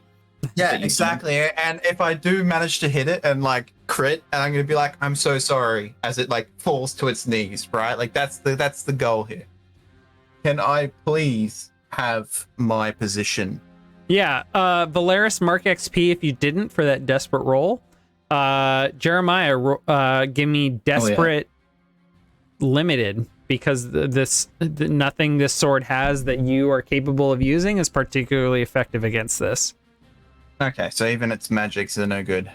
I mean, it is a magic sword, but you don't know how to wield its magic yet. So desperate limited, Okay. mark XP. Okay. Come on. Threes? That's a 3. So that will advance the clock 1 step. However, as you strike at this creature, its wings fold in and block the attack. They seem as though they are metal, completely negating the strike. And then, underneath all of the wings, a fist comes up and uppercuts you in the jaw. Take the level 3 harm. Broken face or resist. Oh, I have to resist. Uh-oh. Alrighty. You're traumatized, aren't you? Yeah, you're gonna trauma No. out, aren't you? If unless- I crit, I should be fine. That's fair. So this sounds like resolve, or I'm sorry, not Yes. resolve. Prowess. To resolve Alright. getting just completely uppercut in the fucking face. You got Alright. this. I got this. Heart of Come the on. cards. Take 6 stress minus the highest die roll. That is 2 stress, which sounds like it will max you out. Yeah. So you get punched in the face, maybe the jaw, as you try to protect your face, and it's just your jaw It that probably breaks. cracks my mask. Oh shit! Does your mask break? Yeah, like It just completely punches me in shatters? it just cracks it straight down the middle. Which protects your face quite a bit, and yet Yeah. you still go flying backwards towards the house. And I think it is Butler Juno. Well, I think both the butlers, they pick you up as you are just completely dazed and reeled. They like, sir, are you with us, sir? And they look around and see like, Skurlock's been punched into the house, and you've been punched towards the house, and they like pull you back in. They like close the door, and they're gonna try and treat you. So you are maxed out on stress. We'll come back to you in a bit with Real quick, Millman, did he already use your armor and heavy armor? Yeah, you could have had heavy armor, remember? Yeah. Oh, you're right. Oh, do you want Can to I? do you want to recount that? Yeah. But even then, if I just tick the heavy armor, that would leave me with one. Like, I can tick it twice, right? Have the armor plate from when we actually killed the tank, which gives me a 2 naturally, and then I can add 2, which was the points for my loadout. One And sec. then Sorry. I would just take 0 stress, right? Like I just literally match it with my armor being destroyed, my mask being destroyed, and I still take the hit. So how much? Sorry, going back to the beginning. How much armor do you have left to give? So I essentially haven't had I haven't selected it yet. So I could select the special armor we got from the tank, Yes. right? And then I could Oh, do- okay. If you're using your special armor to negate this, Yeah. It will soak the entire hit, but you will that special armor is gone for you. You cannot ever use it again. I'll take it. Okay. I still take the hit, and it breaks my mask. But Yes. The special armor was your mask? Sort of. I Yeah. have to make a new one. Yeah. You'll need to make a new mask. You'll need to make. Well, I mean, you don't have the materials to make this armor again. But basically, it punches you in the chest, and just your armor. And as it rises, like that punches up towards your face, both your armor and your mask explode. Yeah, or the mask blocks the punch to the face. The armor protects against the impact to the house. Sure. Yeah, either way. Yeah, and you're just like, whoa, dizzy, and the butlers like help you up, and they're like, on the chin there, sir. Get back in there. And they like tap you on the ass and push you towards. Just Get in fucking there.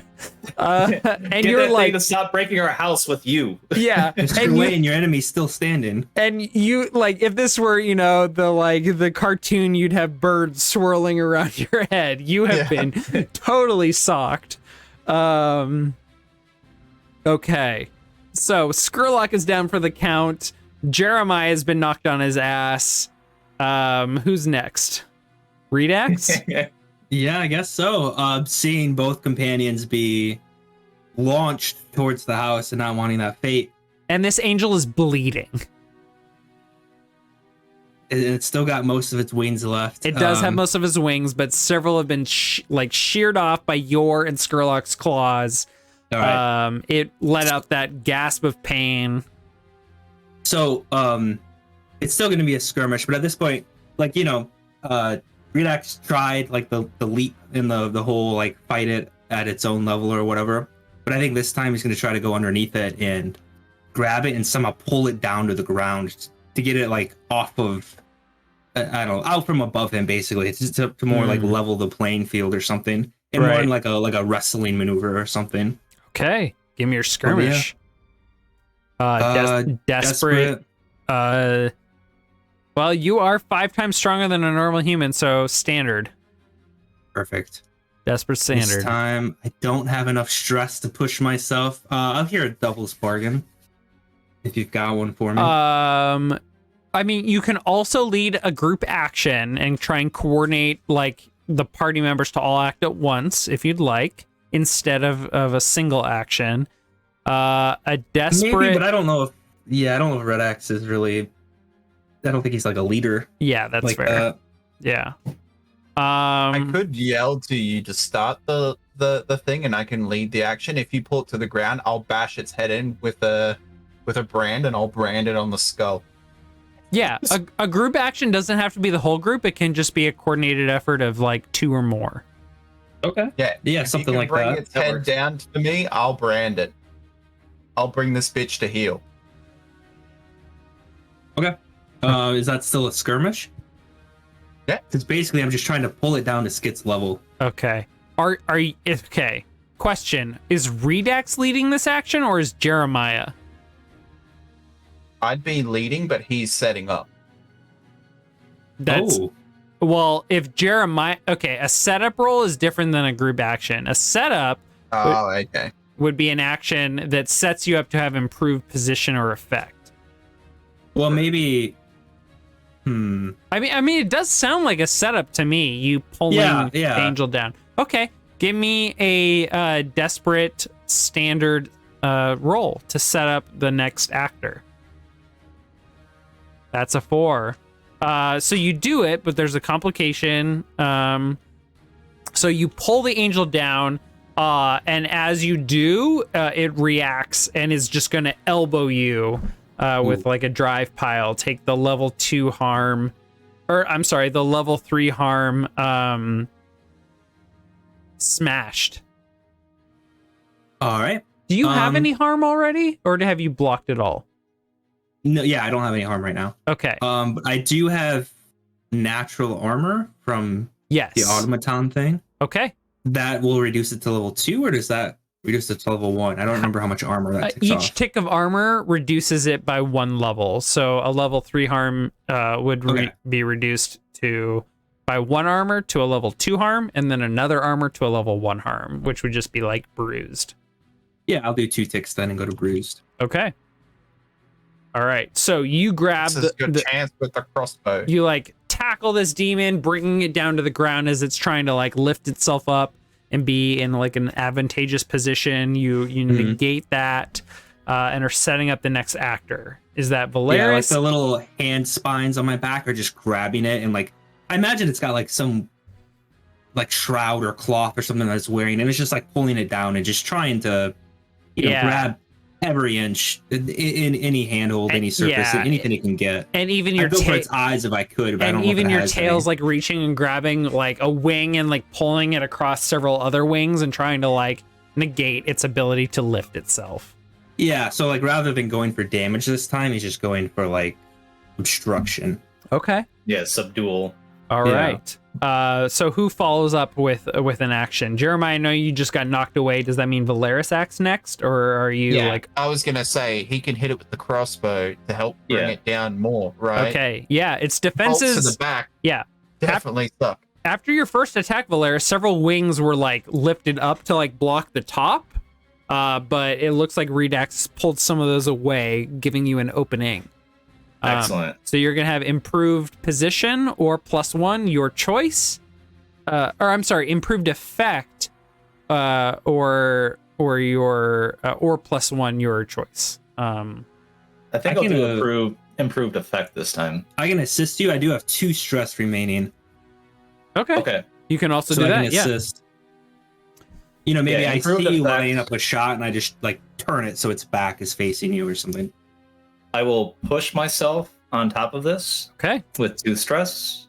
That sounds like So it'll be desperate standard for you. Redax is taking 1 stress to assist. and I get 1 die from pushing myself. Yep. How is your stress? I am at 6. Oof.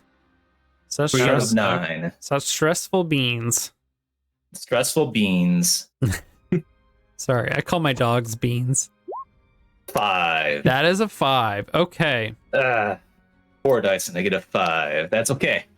We rolled a lot of crits today. You All almost right. got it. So you progress the clock by 2. Sorry, viewers. That goes from 8 steps to 10 steps. You shoot. The angel is shot like in the back since Redax has like swiveled it around. Once again, those like reverberating bells that I think Eric described, like all the bells in the world ringing, I think is how you Calling put the it. dead. Yeah. Go off again. That just kind of like ring everyone's bells. Everyone who is not at 8 stress, take a stress. All right. I'll take a stress. I'm already at 8. And one of the wings is going to flick some feathers at you. Like, and just like, it's not going to harm you, but it's going to like destroy the vantage spot you have. I had to. My cost for dodging this is jumping down. You lose your opportunity is the mechanical cost. So like you begin to plummet down like a floor or 2 or 3. Like as like you land and maybe another floor gives out and you fall through Lord Skurlock's estate. You no longer have like this vantage point. Okay. So Jeremiah, you are recovering from being completely obliterated. Redax is grappling this creature that looks absolutely desperate and is just like pounding at his bone body, trying to get him off, flinging these feathers that are just destroying the building above you. And it's just sheer strength has sent you reeling. How are you feeling and what do you do? I think this is like my last ditch. If this is the one thing I can do, it'll be the only thing that I'm able to do because the sword didn't cut it, right? Right. Wasn't a hot knife to cut the butter. So I'm going to pull the big. I never ever use it. I don't wield it or anything. I always use my small brand as a mace, but I pull my bigger brand that I like never use. I believe it's the second one on the sheet that I made of my brands. Oh yeah. Let me see It's if the bigger one. Let's see if I have those brands. Oh yeah, this like huge rectangular one. Yeah. It's Nice. the big boy. And I'm just gonna run and like I'm probably saying the chant as I run at it, and I'm gonna stab it in the fucking head. Right? Like I'm going to brand it. Okay. It's gonna glow red, and I'm gonna try to brand it. Probably won't be able to seal the brand, right? Like I'm not gonna be able to control it, but the burn is still damage. Okay. As you do, Hadrazilamink, Wild Eye, Hattie, comes flying down from above. As this angel demon tries to block your attempts to brand it with its feathers, or with its wings, rather. She grabs several of the wings as you rush at it with your brand. Take +1 on your desperate standard roll. Can I make this an attune roll? Yeah, I think. Well, it's the one thing I can do that is attune. I mean, It's a spell, essentially. that's Nice true. system for a greater effect. It's gonna put me into a trauma, but I think Redax is doing this for the love of his life. He would Yeah. fight to That's you know, fair. the Yes, bitter end. Yeah. absolutely, you can. Take 2 stress and go into a status or When trauma. he comes out, he's going to be soft. He's going to be done with this life. He's got his waifu. Now he's going to go live in the mountains, become a hermit. become Wow. a family man. That's up to Eric, but yeah, absolutely. Take a stress. Jeremiah, you get +2, one from Hattie, who's throwing herself into the mix, and one from Redax. So what was the position again? Desperate. Desperate standard, unless you'd like to, instead of one of those +1s, take great effect. Oh, great effect. Yeah, I was thinking. Well, I wasn't sure if your attune was going to be limited or normal, whichever one you think's better. You can take Nah, +1 better. and great effect if you like. Yeah, that's what I'm doing now. All right, Okay. Oh, yeah. come on. And everyone who That's a crit. that's a Yeah. crit. Okay, everyone who's rolled desperate, I just want to make sure that you've marked XP for every desperate roll you've rolled. Oh yeah. Yeah. Go have. Okay. Good call. Thank That's you. a crit. Yep. So that means Oh, yeah. 5 ticks. There's only 2 left, so this is just going to be completely epic. Okay. So I want to show something off. So here's what happens. You rush forward and brand this angel. And on the head? Yeah, because that's what we were aiming for, right? I'm branding its fucking skull. What happens when you brand something the legitimate way and not with fake ink?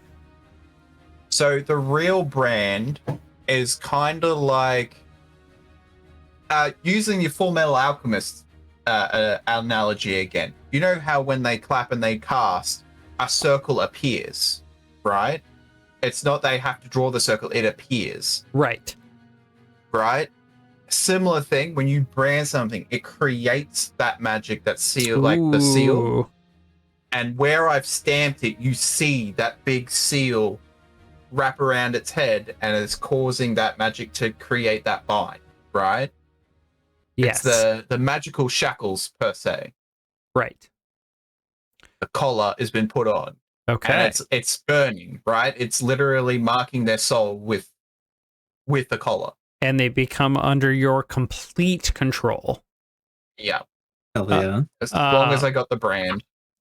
All of the wings just relax, Redax, and Hattie and Valeris.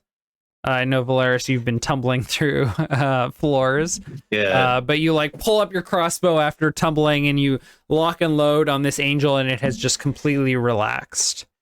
I think Mean- Redax just crumples to the ground at this point, really Yeah. exhausted. I think Meanwhile, we actually see Valeris, instead of aiming at the angel or being concerned with the angel, he's looking down on Skurlock, who's being treated right now. no, Utter he's contempt. not. No? No, something else is happening with Skurlock. Okay. Yeah. Lord Skurlock, you look behind you, Valeris, to check on Skurlock, and maybe you even call for him. And Like, something. I'm pissed at this guy Why are you because pissed of the at him? stones. Oh, yes. Yeah.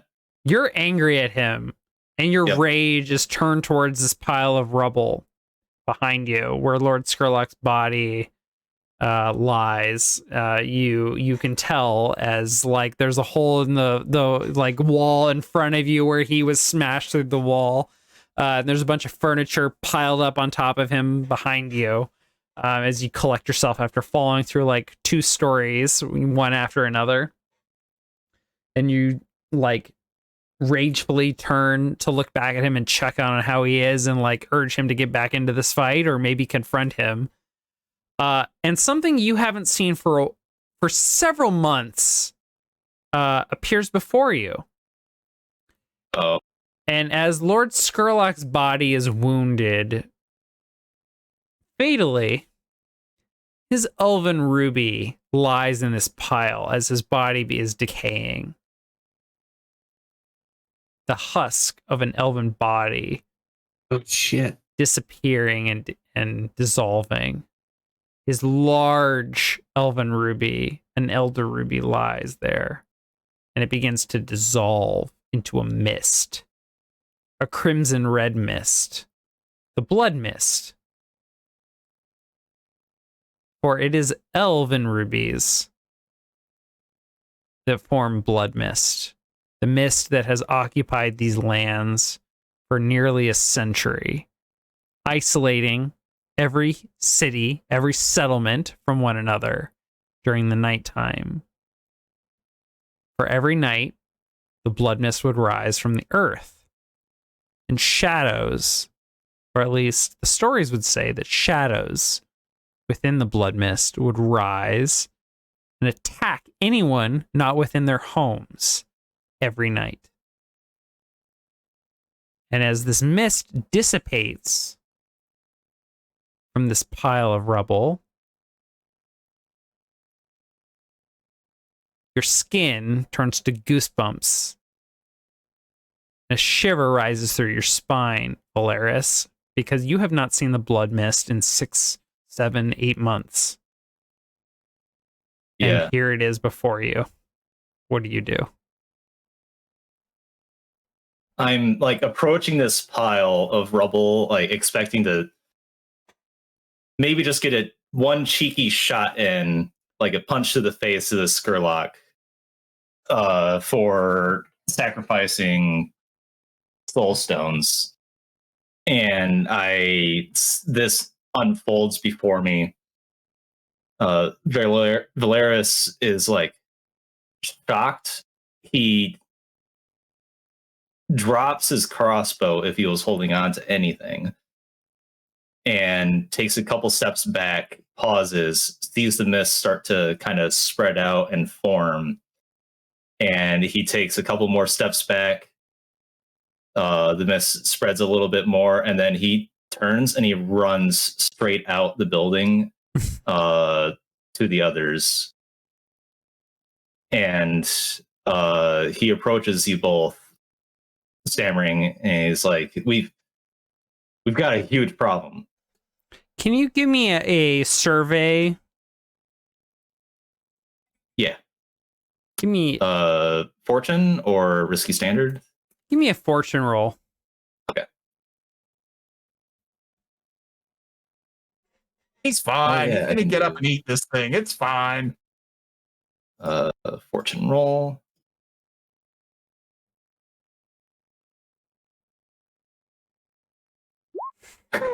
One. That's a 1. Yeah, you rush out as quick as you possibly can, as soon as you see the mist. And that's all you see as you rush out towards the butlers, towards your friends, towards your allies, as the mist begins to spread. What do you say or what do you do as you run away from the blood mist that is just known for murdering anyone not within their home? I think he's just crying out to them. Blood mist. Gerlach has become blood mist. And with that, Juno and I forgot the other butler's name. The butlers rush inside. What do the rest of you express or feel? Redax, you have no idea what fucking blood mist is. Jeremiah, Oh, boo-hoo, fuck, who cares? yeah, I know what it is. Skit, you know what it is. The entire city has been protected by it, but you have still been taught to fear it. Oh yeah.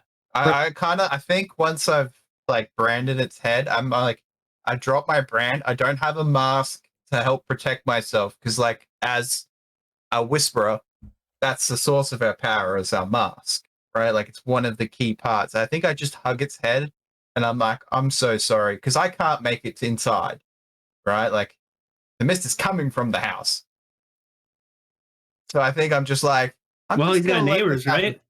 Yeah, I'm gonna die. It's fine. Like, I got what I wanted, and I know I'm not gonna die because I got plot armor. Suck it. And then Shall just I? gonna hug this thing's head, and I'm like, I don't know what to do, right? Like, my character is just like, I can't get away from the blood mist. I normally would be at home already, right? Would you like me to heal the elf? Theo? The elf. He's broken? Yes. Yes. Please. And the angel will move towards Lord Skurlock's estate. Move inside beyond your vision. Not knowing what to do, you see Valeris like is running out towards the rest of the group. The angel starts approaching Valeris, and he just doesn't know what to do, so he just like Brand sidesteps on its forehead. He's just like, I don't know what's happening. I'm just getting away from that. And the angel moves inside. And a light erupts from within.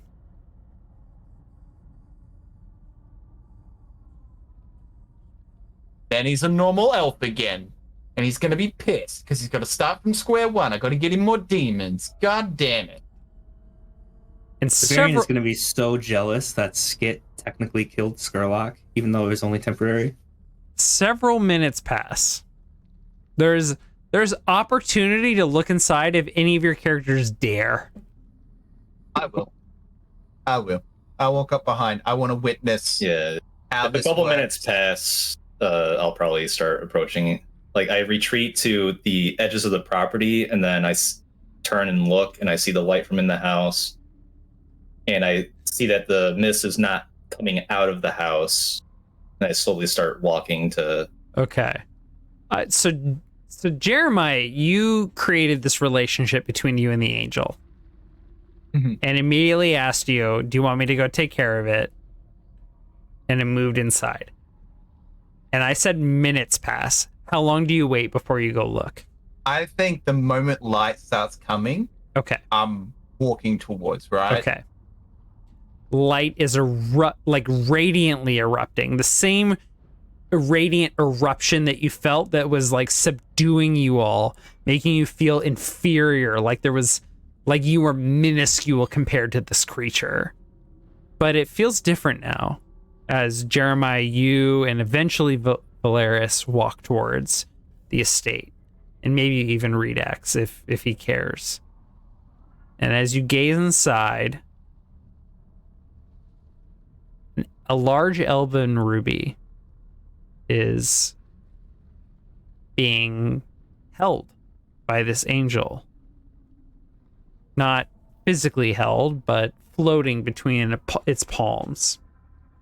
Floating there. And slowly, the body of Lord Skurlock is being reconstructed around the elven ruby. Oh, that's cool. piecing together atom by atom, cell by cell, organ by organ, inch by inch. And eventually, the naked body of Lord Skurlock is floating there in front of this angel, the Jeremiah skit, no longer with his mask, controlling with a brand that he holds in his hand that he has nearly forgotten about in the miraculousness of this event. And eventually, Lord Skurlock stands there before you, naked, as his butlers drape their own clothes over him in dignity and respect. And he coughs and sputters and reaches out around him as he is lowered to the ground by the angel. Blood Mist has been reconfigured, reshapen, healed into an elven ruby. And healed, reshapen, reconfigured into a man, an elf, Lord Skurlock before you. And the nature of the Blood Mist is a mystery still to you, but some clarity has been provided. That the Blood Mist is in fact elven by nature. A nature that Inquisitor Merrick will soon discover months after the events of the battle in front of Whaler's Hold. But it is here for you all now. And Lord Skurlock seems as confused and weakened by the events as you. But he says to his butlers, I can do it.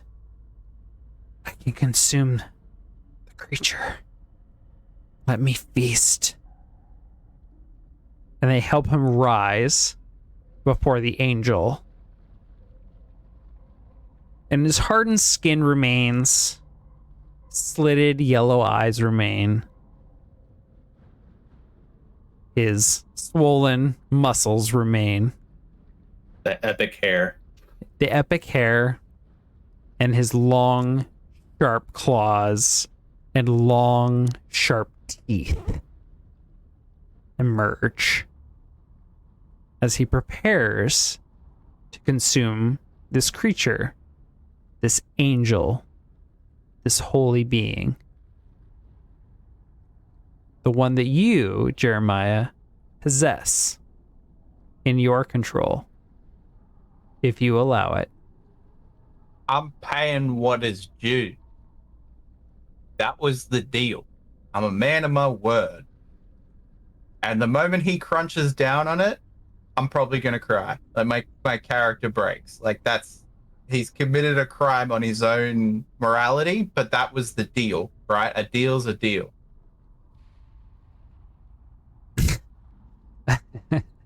Eric is calling for a hotness check on Naked Skurlock. I will let you roll 2d6 if you like. On crit. I mean, he's I'm an not elf. sure which character this is for. Maybe He's this is an for elf, so Severian. +2 is a 7. He's so got a 7. Holy number. he's a super swole elf. I don't know how natural that feels to you. You gotta add that the negatives. That's why it's a 7, because he's monstrous, right? He's got the Right. hardened plates and Yeah, scales. and maybe it's while he's feasting on the angel that like these qualities really come out. You know, maybe that's what gives him even this level of attractiveness. It's the gore and disgustingness, I suppose. Right, yeah. And it is messy. He consumes this angel creature. And he collapses. Lord Skurlock, I mean, for all of you, but particularly for Jeremiah, who's maybe excuse me, met him a couple of times. Wow, rude. You're rude like burps and then collapses. Rude burp. Yeah, yeah. Okay, there you go. Lord Skurlock burps and then collapses. He's not taking the burrito challenge today. He is vulnerable before you, and his butlers look wary. They're charged with protecting him, and they cannot before you. He's I Valeris. have no spot. sorry. Okay, Jeremiah, then Valeris. Okay. Go, Valeris. I already know. I'm done. Like, I paid my dues. He fucking owes me. I'm gonna Valeris. hold that coin. I'm gonna hold that coin Yeah. fucking forever. Valeris is going to approach Skurlock, and to the butlers, it probably looks menacing. To Jeremiah, it probably looks a little menacing. To Ridax, probably looks like nothing of concern. And he's gonna get close to Skurlock. Skurlock is collapsed on the ground, right? Yes. Yeah. Like, you could literally kill him right now if you got the urge. And the butlers are like, do they try to interpose even though they're weakened, or? I mean, they're tending to him and they like are looking at you, not like suspicious or anything, but they're just like dutiful. I'm going to like attempt to push them aside, just kind of like in a dismissive way. And Valeris kneels down right next to Skurlock if he's allowed. Puts one hand like kind of caressing the back of his neck. And there's a moment where you don't know if Valeris is about to shank this guy or what. And then he starts to hoist Skurlock up, and he goes to move him to a better, like a table or a surface, and he's going to try to help the butlers in whatever way he can to heal Skurlock. Okay. Can you give me some sort of check?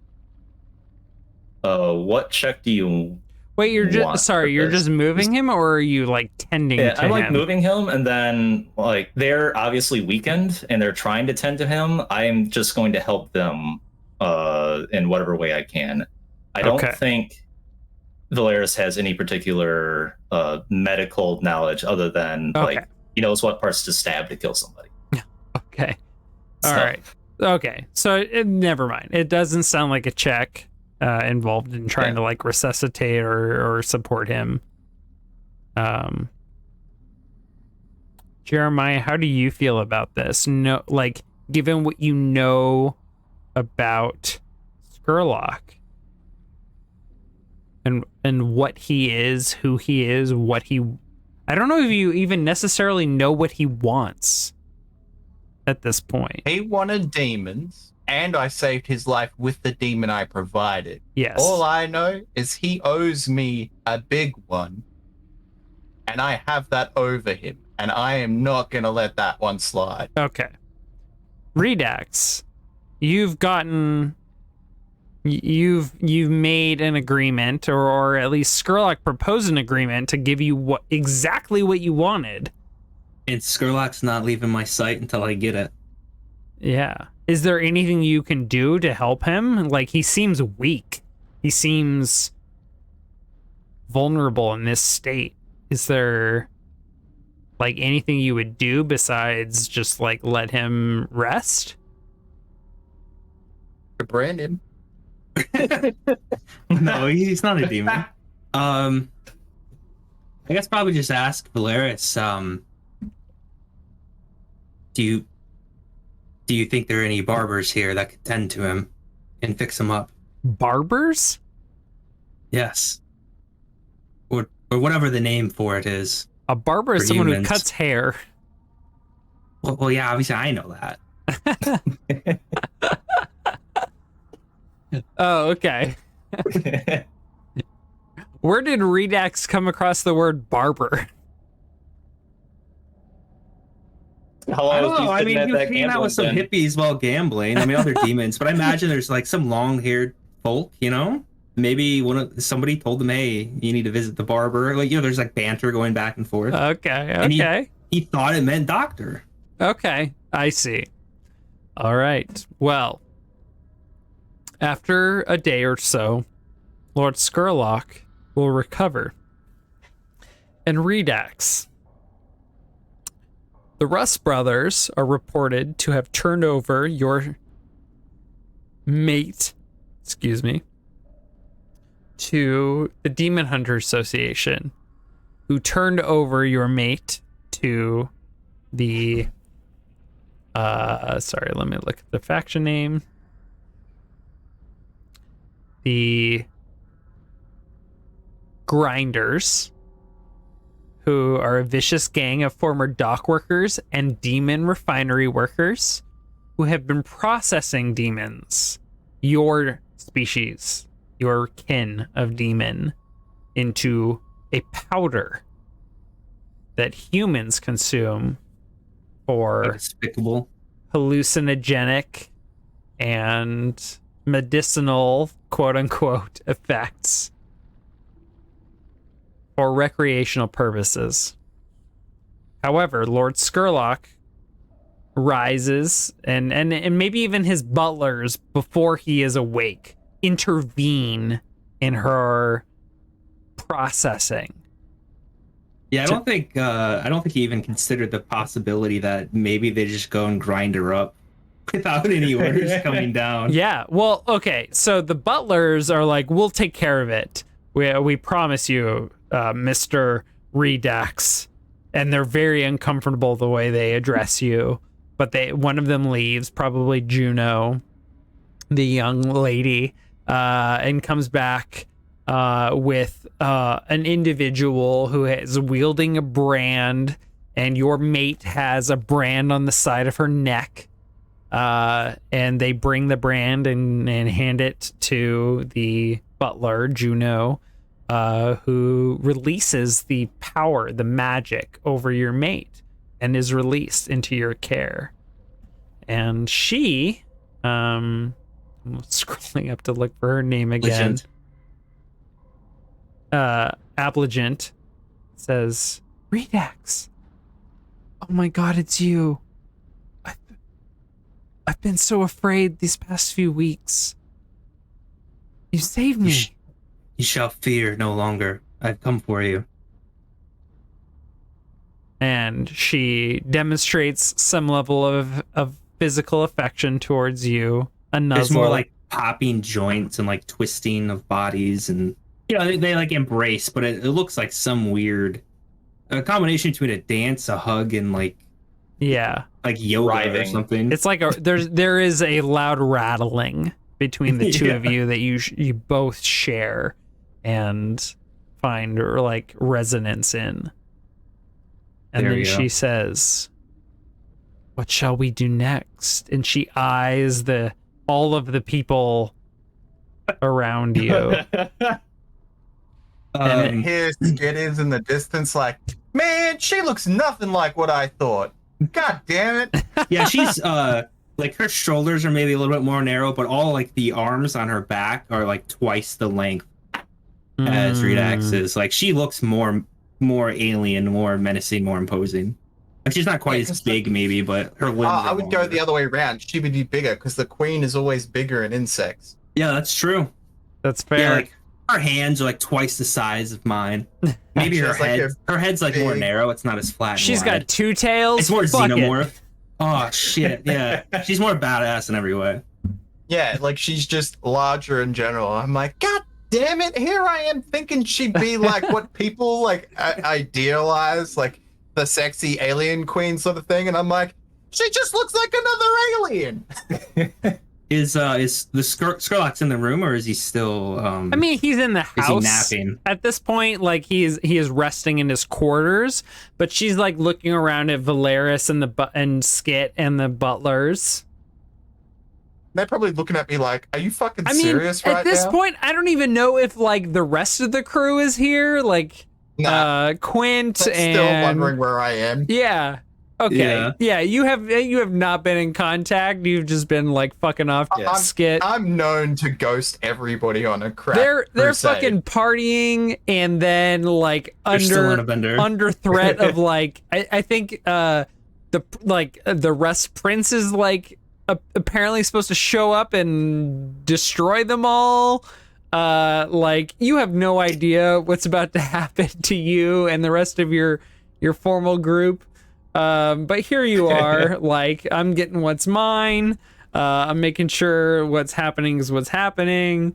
And but here this demon is Abligent, like subtly eyeing all of you non bone devils around.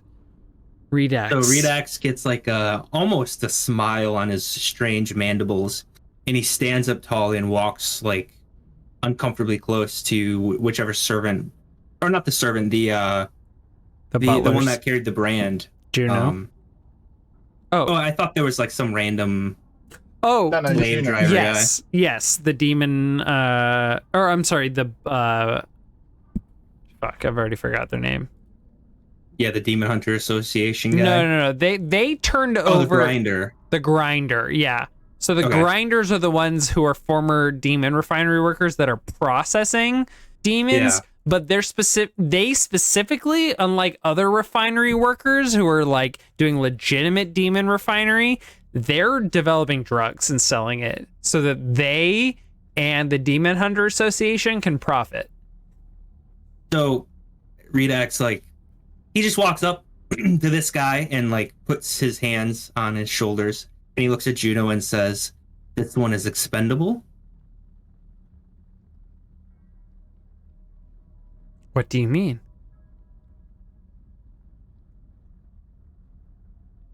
I require certain things from you now. A cold chamber where there shall be no light for 3 days, any meal to last us.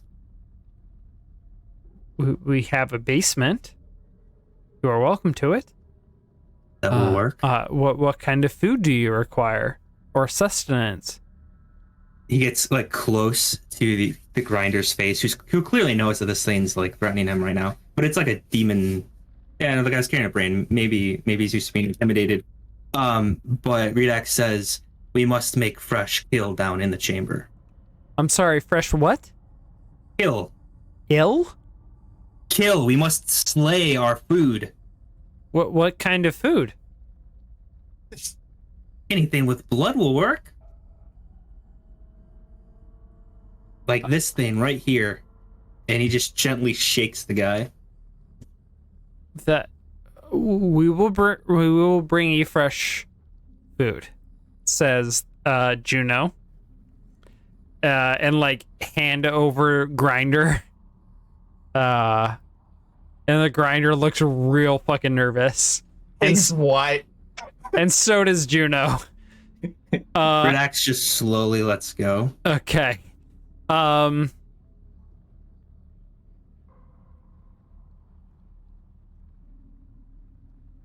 Yeah, they don't. And then he turns to Travis, what's your character's name? Valeris. He turns to Valeris and says, "After a copulation, if I'm lucky, I'll not be consumed, and perhaps I shall see you again." Cheers to that, friend. Cheers to that. You just see Skit just turn his head.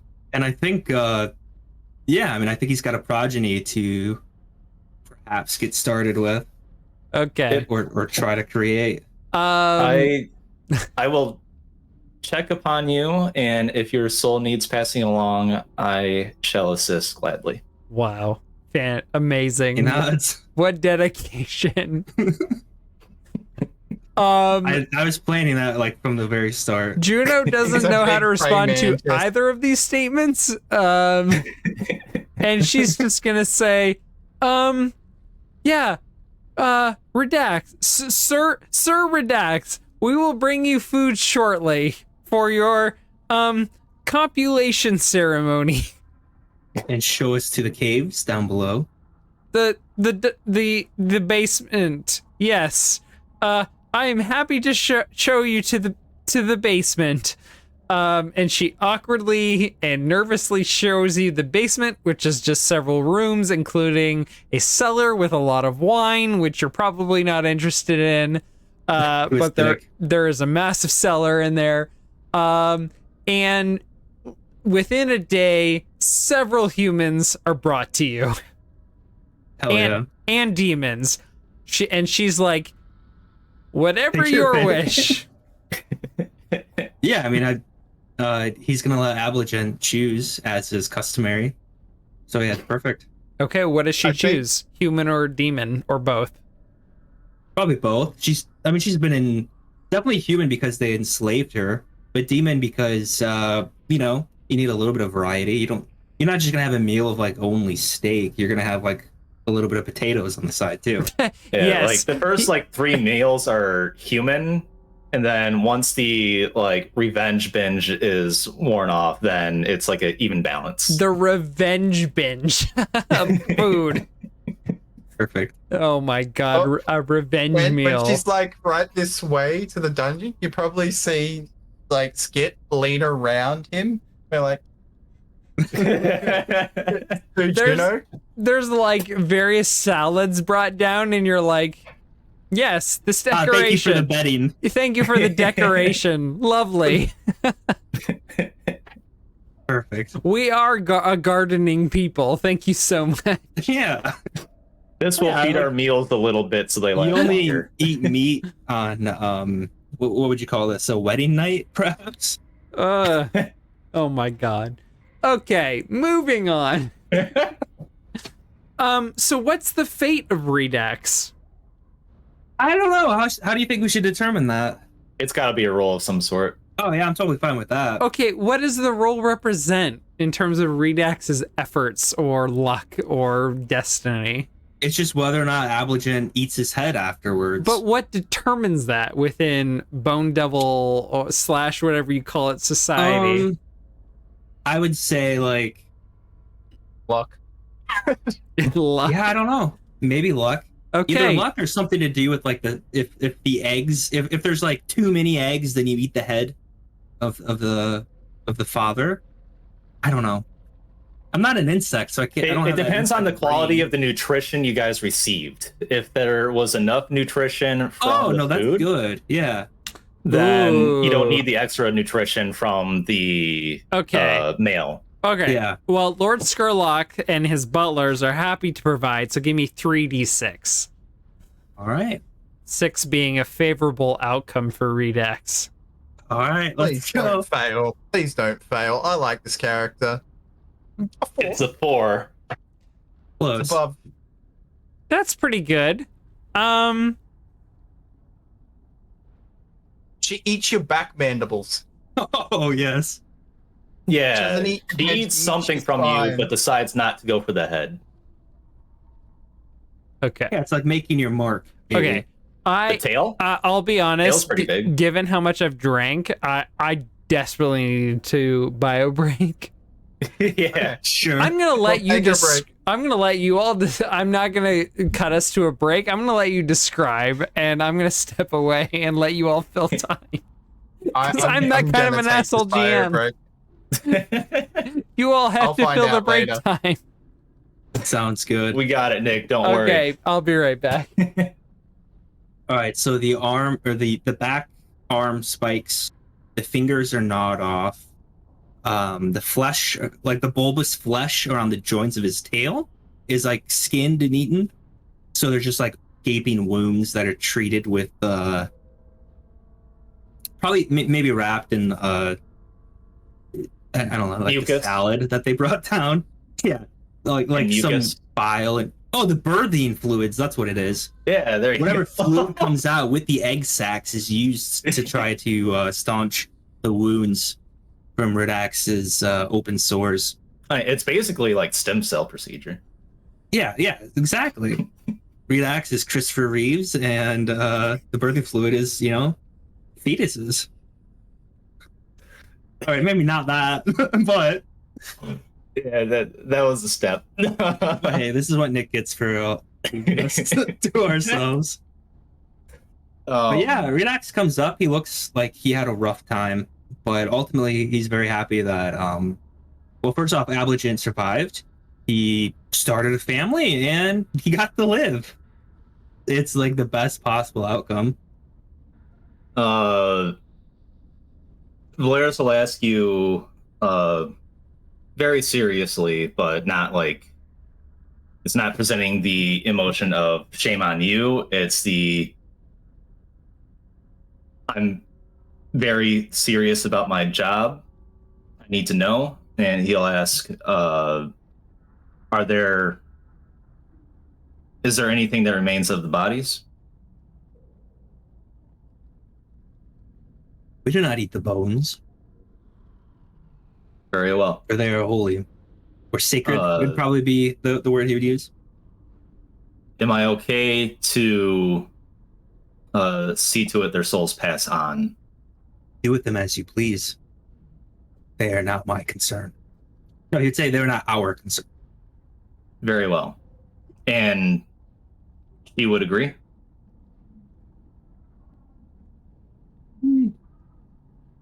Yes. I'll make sure of it. Good.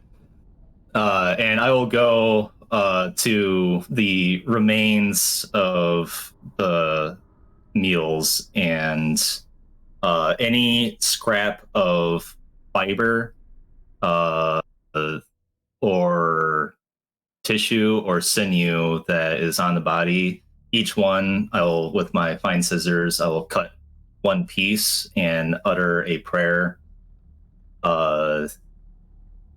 to symbolize the tether breaking from the soul, between the soul and the body, so they can move on. I imagine it's pretty horrifying down there. Yeah. Valeris is unfazed by the grisliness of the scene. But he's very much like in his task, taking it seriously, and each like head he'll like caress and he'll say like kind things and he'll do his prayer and then move to the next. Their cheeks and tongues and eyes are probably missing because those are nice supple meat. But like, the organs would still be mostly there. The bodies aren't like they're like dissected and mutilated, but not by like a wild animal. Like clearly there's intelligence behind how it was done. Okay. It was done in like such a way to preserve meat and not be, I don't know, disgusting. I mean, it's going to be disgusting, but they're butchered, not slaughtered. Yeah, it's the same thing. But I mean, I don't know. There's a difference to me. It's like carefully eating a chicken wing. Yeah. With bone. Yeah, it's like if you've ever broken down a full chicken before, there's actually a lot of like procedure that goes into that. It can be pretty tough. Or you can just get a big knife and hack it to bits. Content warning to vegans. Oh yeah, I'm sorry. I didn't consider that. No, you're good. It's fine. What did I miss? We're just we've been very descriptive of mutilation and consumption of bodies. Just glossing over all of it, Valeris did a prayer to help pass the souls along to the afterlife. And he is now returned back upstairs with the rest of the party. To be fair, I left it as like a fade to black until Travis is like, oh, I gotta go see the bodies. What's left of them? What condition are they in? All I asked was, is there bodies to return to? Yeah, there's bones and such. Well, I mean, anyway. Grim Streets of Alderstone, I don't remember if we articulated that this was going to be a more gruesome campaign, but it sure has been, so at this point... Yeah. Okay, moving on. Okay. Yeah. Okay. Does Skurlock eventually come too, right? Yes, he does. And Lord Skurlock, I mean, he is once again a man with dreads, and he looks in peak physical condition. Would you say he looks dreadful and intimidating? Dreadful? I mean, he's got dreads, so yes. Good. And he most certainly, as ever, is intimidating. Full glow up. Yes, he is not glowing, but he is oppressive to be around. Oh God, what have we done? And he seems like an avaricious man who has been somehow fulfilled. Someone with gluttony who is full.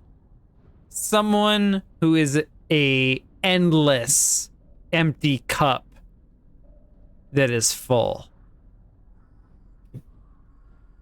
And he seems happier than he possibly could be, than anyone possibly could be with life. Someone with a vengeance who is ready to be satisfied. Someone who has been given the corner piece of a cake. Hell yeah. And has their cake and has eaten it too. Fuck yeah. I love that description. Corner piece of the cake achieved. He has his corner piece of a cake and eaten it too. Skurlock. I can't say I've ever seen that one before. Well, very few have achieved a full death and come back from it. Congratulations. How does it feel to be free of sins? Free of sin? Well, yes. As we pass or expire, what term you want to say, with everyone paid their debts in that moment. Your check is balanced now. Must feel good. Somehow, as he sits there as a man before you, he both seems normal, and yet when you look at him, it looks as though he has long, sharp teeth. You can't see them, but you feel them. Yeah, one of those things where you notice them, but when you actually look at them, they are normal. Right. When you scrutinize it, it's normal. When you scrutinize it, he is normal. But you feel like you are in the presence of someone that could and wants to kill you instantly. You could be dead in a moment if he wished it. You will be dead in a moment when he wishes it. And you're lucky he doesn't. This being, this apex predator, is in complete control. Good luck getting your controlled standard now.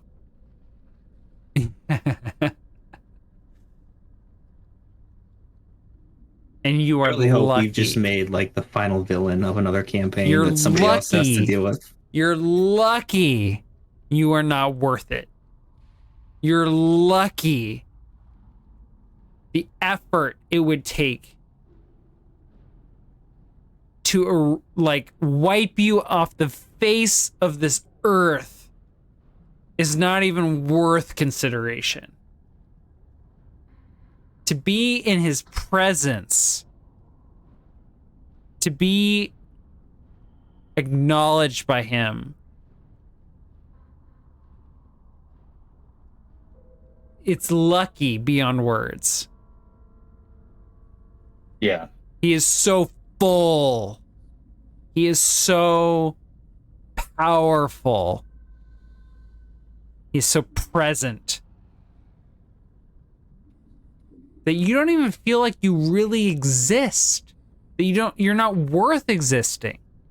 Yeah, I was wondering, is he giving off that same sort of aura as the angel was now? Yes. Where we feel like minuscule and very insignificant. Feel so like you. You are an ant existing in a world of meaning. There's Right. no purpose to you. There's infinite purpose to this man.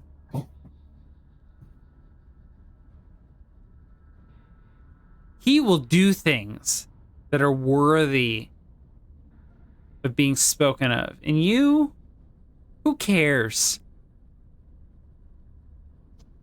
So I think Alaris will break the silence as we're kind of like realizing what we've done and like super overcharged this super powerful, probably villain guy. He'll break the silence and he'll just kind of say, kind of to the group. So what's next? Where's Hattie? Is Hattie here with us still? Has she just been hanging out? Hattie appeared, and she was really nervous about helping Jeremiah because of what Jeremiah told her about this man, about what he wanted, about what he needed, about what his goals were. And now, she doesn't care. It doesn't feel like she's important. She looks at, Skurlock looks at Hattie and with no recognition. Okay. He has not addressed her. He has not asked about her. She is nothing to him. We are the air in the room. We are there, but we do not exist. Yes. Right. Jeremiah? What next? Jeremiah, this is the same feeling you felt when you were in the presence of the Rust Prince. Yeah. I think I've created the thing to fix my other problem. What's your other problem? The Rust Prince. Why is he your problem? Because I've seen that monster, and everywhere I go, he seems to pop up and make my life miserable. Or at least his influence does. So, in turn, him, yeah. The cause of and solution to all of my problems is sitting right there. I am, he says. Yeah. Yeah. Killing him. And you're welcome. Killing him. Obliterating him is all I wanted. And his teeth grow sharp as he says that. His fangs, his fingers grow long and sharp. His skin grows hard. His glow manifests as he says that. So, when do you plan to fight him so I can take a week off? He is coming for your friends. Do you not know what they've done? Oh, I know. I was meant to be there, but I was here helping you. He was waiting. The Veilers. Their plan is coming to fruition soon. And he was going to take it for his own. He was going to destroy the sky above us and harness power beyond for himself. He has been experimenting up at Vond. He has been... Well, he pauses. It's like, so is this like tomorrow kind of issue? Or like, do I have some time before I've got to leave? I don't want to be around when he's, crack the sky. Your friends interfered with the Veilers here in Alderstone. They were counting on their people to sacrifice others to their god, to rip down the sky. And now they must count on those fighting for Whaler's hold.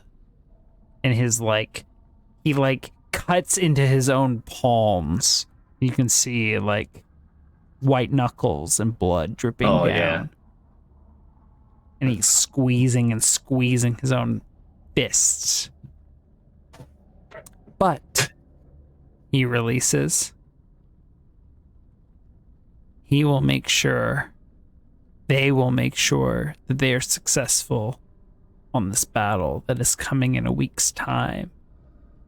And it is then, by then, we must strike and take hold of this device he's created in his home to harness all of that power.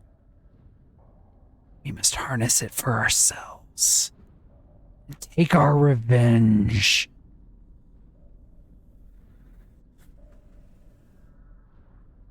Well, anyone that's up for offing that guy is all right in my book. The Rust Prince must die. Question. And he takes like a full minute to like come down from his anger and intensity. Yeah, I'm trying to keep him from going in that loop, because otherwise we're not going to go anywhere. You're right. And he is there. He is fully there in like every moment. And he like, it takes every fiber of his being to come back from it. And it's like a full minute before he like, you feel comfortable allowing it to continue in his presence and for him to say, yes. What is it? With this device, do you plan to destroy it? Or, like, so what happens after you relieve him of it, per se? I do not expect to be alive to see what it does. He is as powerful as I. Are you gonna both kill each other? I hope not, but more than likely. Question.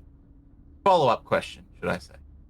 And it's like a full minute before he like moves He on loops from again. that thought and is like processing what you're saying, because you're moving so fast for him. You are Yeah. logical. You are 100% logic, and he is 100% emotion. Yeah. Yes. Would you be upset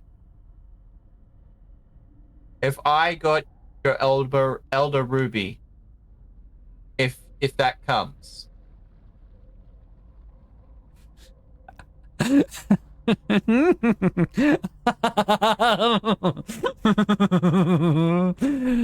You, Jeremiah, are a cunning fellow.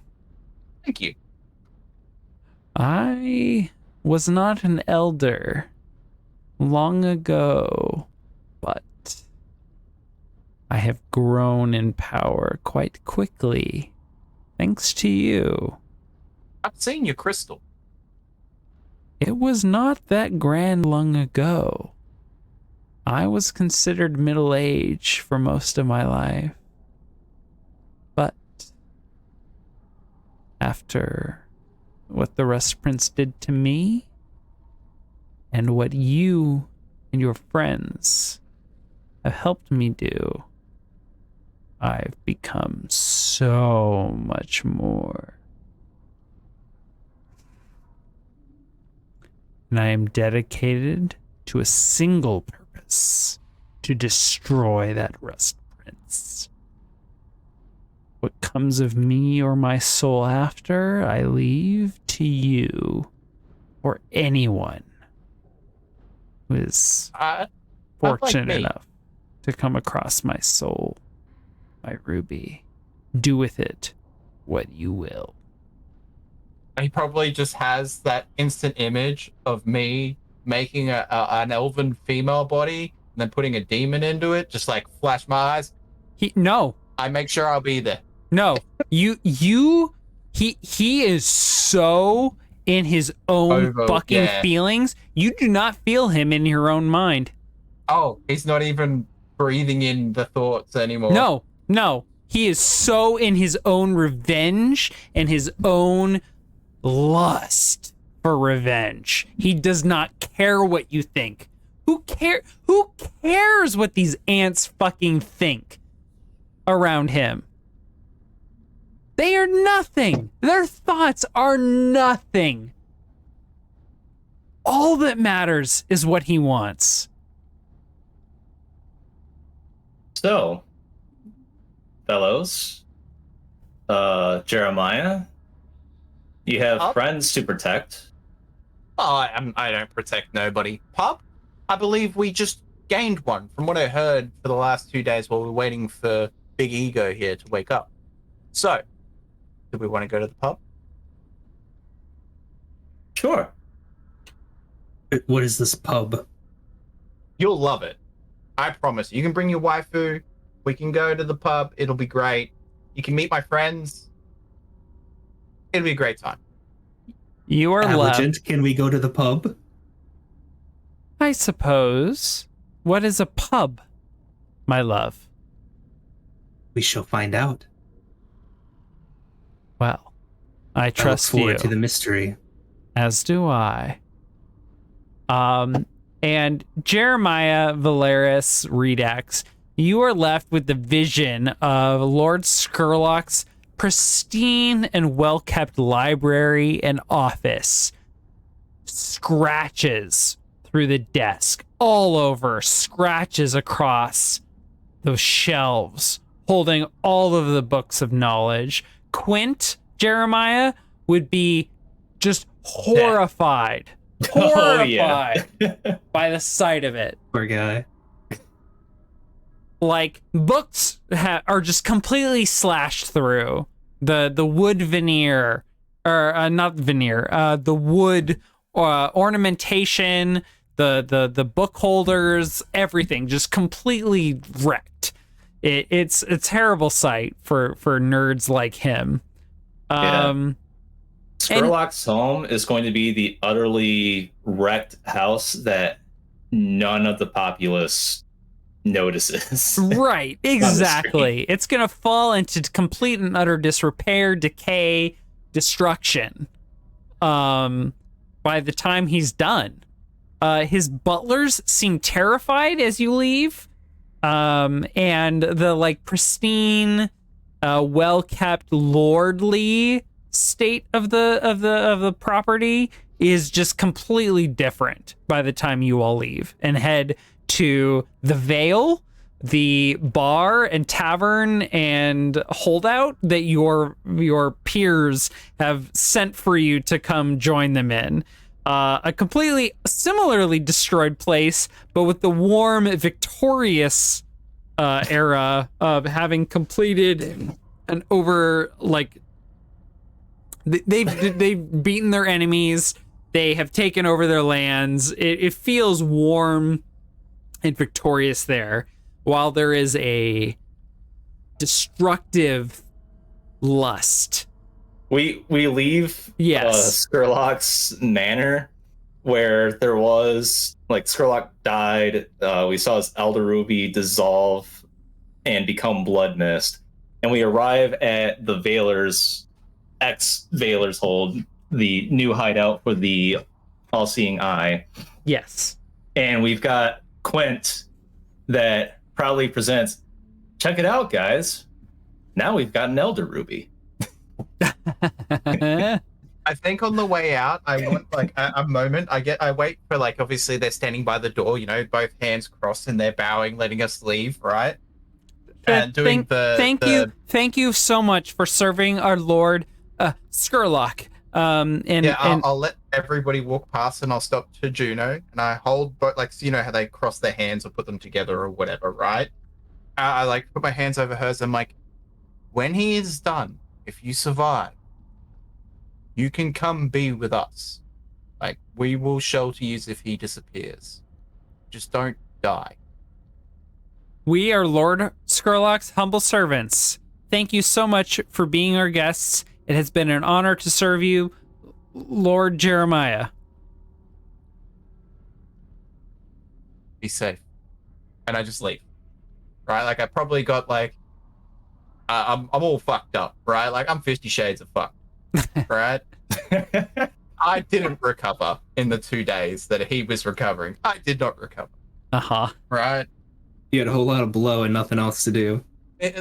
like not even that. Like I haven't snorted in 2 days, right? Like I'm You were clean, really right? fucked up. Yeah, I'm fucked. I'm on the biggest low you've ever seen, Jeremiah, right? My mask Man. is broken. My first ever like demon that I've summoned is E10. Like I'm on a Debbie Downer right now. Like I'm calm. And it's unnervingly calm. Right? And it's like these people are gonna be fucked. And like I give no fucks for the rest of humanity because of all the nasty things that have happened to him over his story arc, right? Like family taken away by humans. His life has been shit because of humans.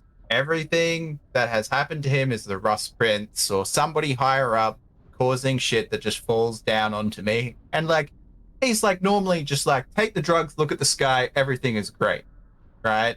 Life cannot be bad if you don't look down. But now it's just like, everything I do is still just getting fucked. And I'm just like wading through the sediment, right? Like I'm going to keep going forward. Later on today, we're going to get to the pub. I'm going to see that crystal. I'm going to do a fuckload of that powdered coke. And I'm going to be back in Hot Cloud 9 again. And we got our goal to go for. We haven't got there yet. I'm going to have a Sherlock crystal, which I'm going to summon a demon to try to meld with. And then I'm going to have the other crystal to make a waifu with. Oh. Goals are on place. And everybody thinks it's going to be a horrendously bad thing, and then he's just going to retire. It's going to be, gets his waifu, he becomes a demon, and then he's like, I'm done. I'm good. I'm no longer a blade in the dark. Retire and become a potato You're farmer. gonna walk into the light.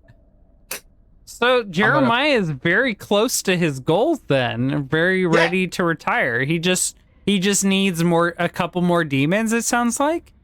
Yeah, that's it. I just need to get the things that I need to progress the thing. I'm gonna make the brands for the story arc on the other side, and then essentially he does the last things of being a blade in the dark, right? Like he actually completes his story. If he survives to the end, he makes himself a demon wife. He becomes a mildred demon, so he lives longer, and they just go and become potato farmers. Okay, just fuck off out of the world's problems. I just need to clarify. When you say makes a demon wife, do you mean summons or?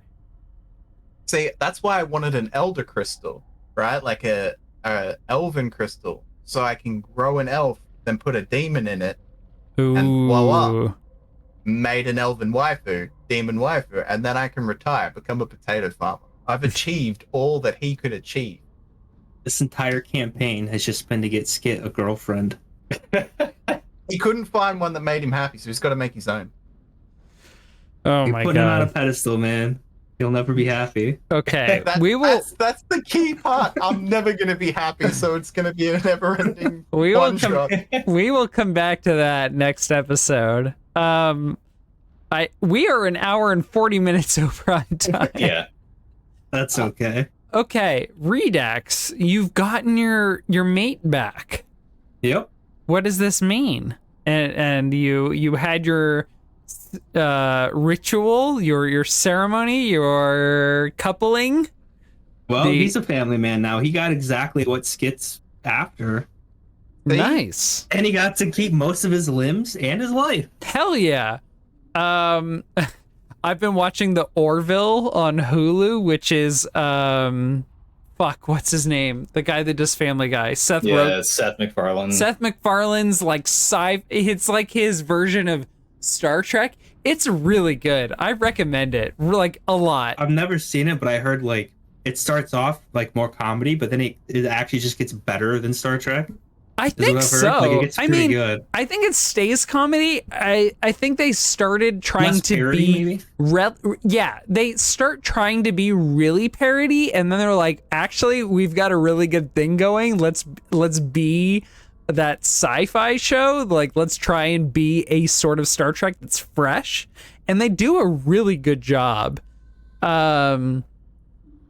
I don't remember where I was going with this, but about right accent. Yeah, but like alien stuff. Yeah. Fuck. I've completely lost. You were there, you were gone. But yeah, I think so what does this mean for Redux? Like you've gotten your mate back. Oh, I remember now.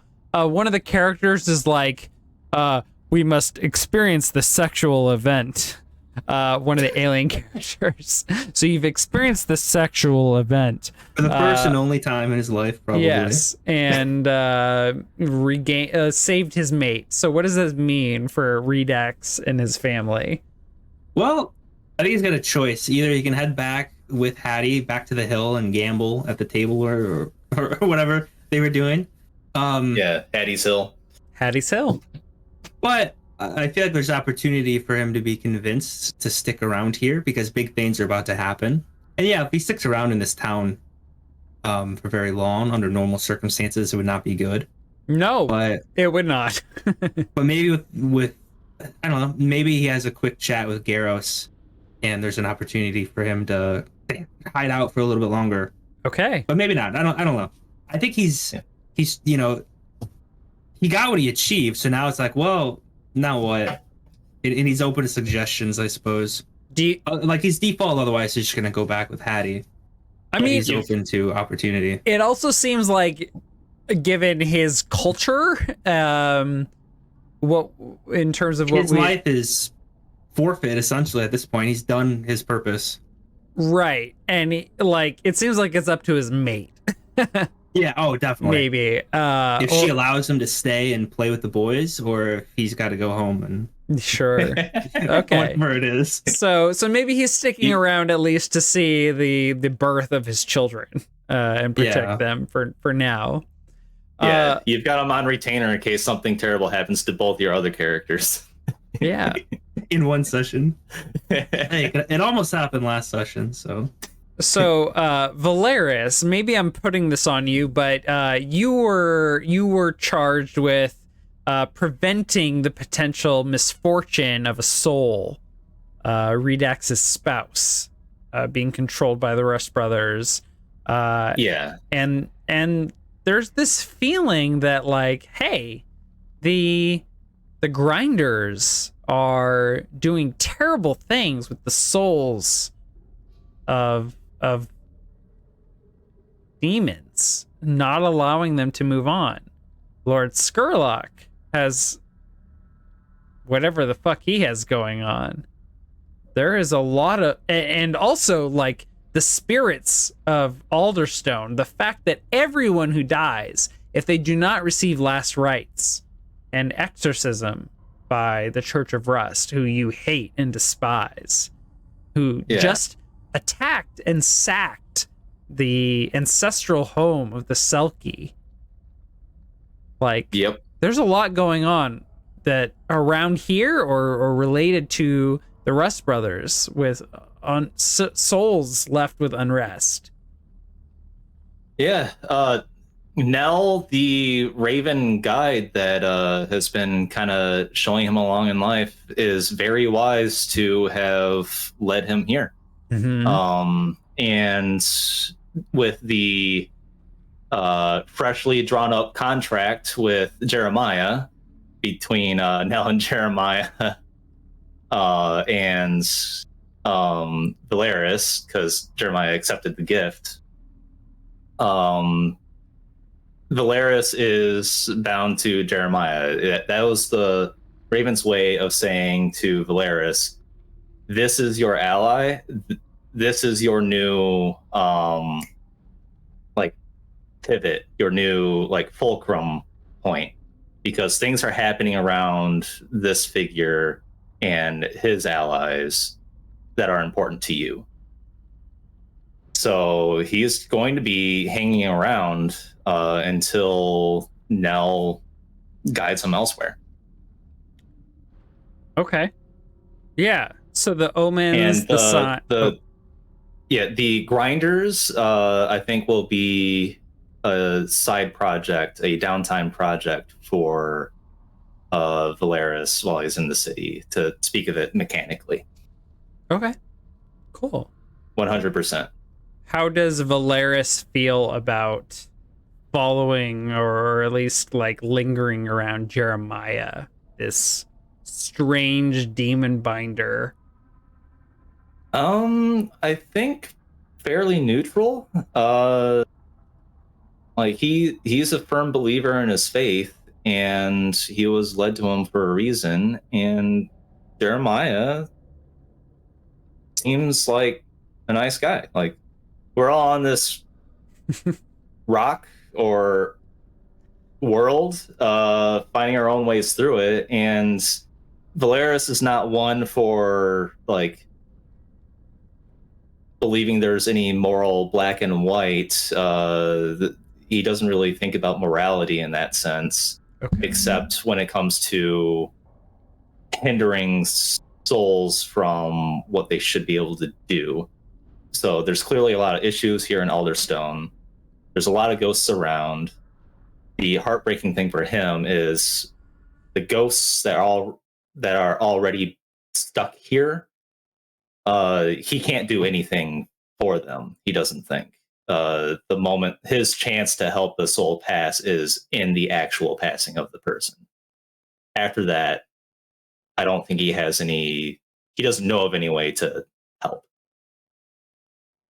Okay. So it's kind of tragic to him looking around, seeing all these ghosts flitting about, doing work. In some cases, work that they don't want to do. So that's going to be another thing on his mind as he's here in Alderstone. Okay.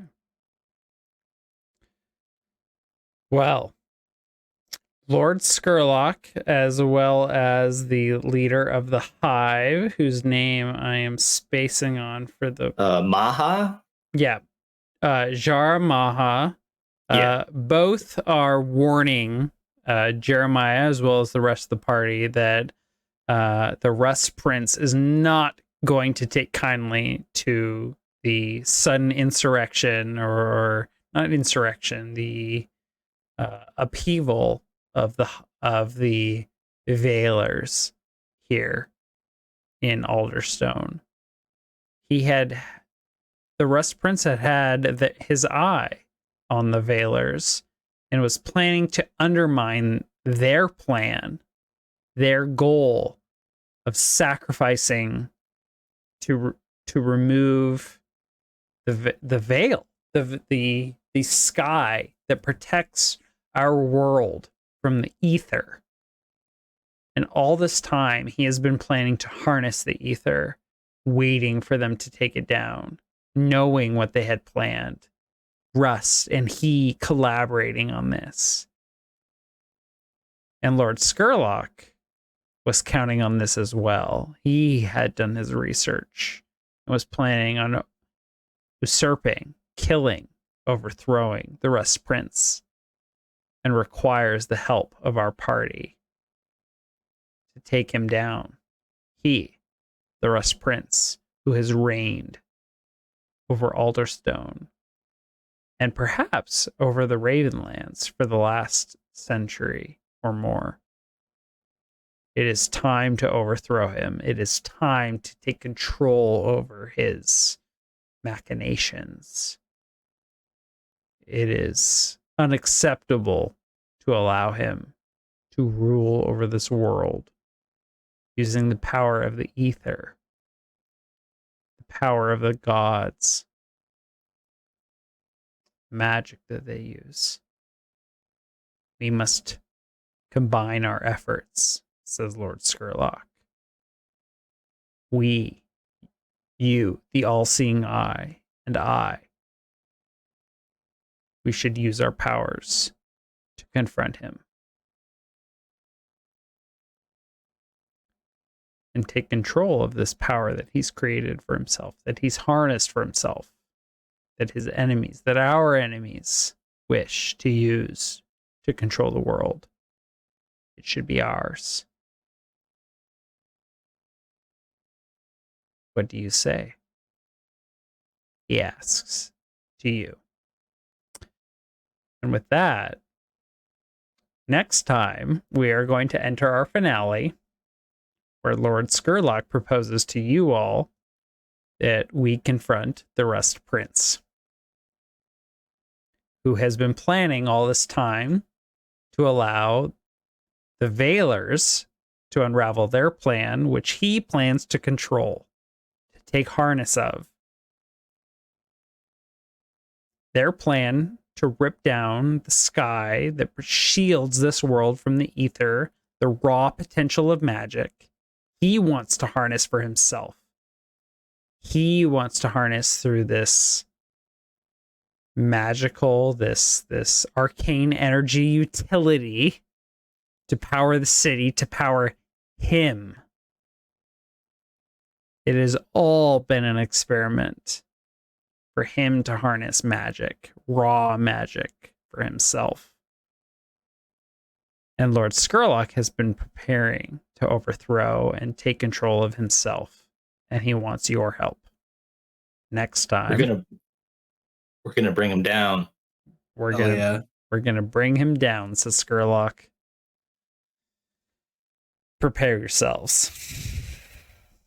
Quint will chime in and just says, "Oh, I've been prepared." Good. I hope my books have helped you. Just a wry smile. Well, says Jarmaha, Skurlock is unhappy that we've overthrown the Veilers here. He was counting on them. There may be the Rust Prince. Not Skurlock, Rust Prince. Yes, that's what I meant.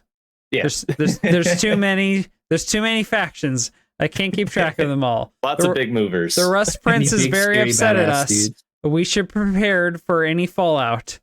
I've been serving drinks and now I'm regretting it.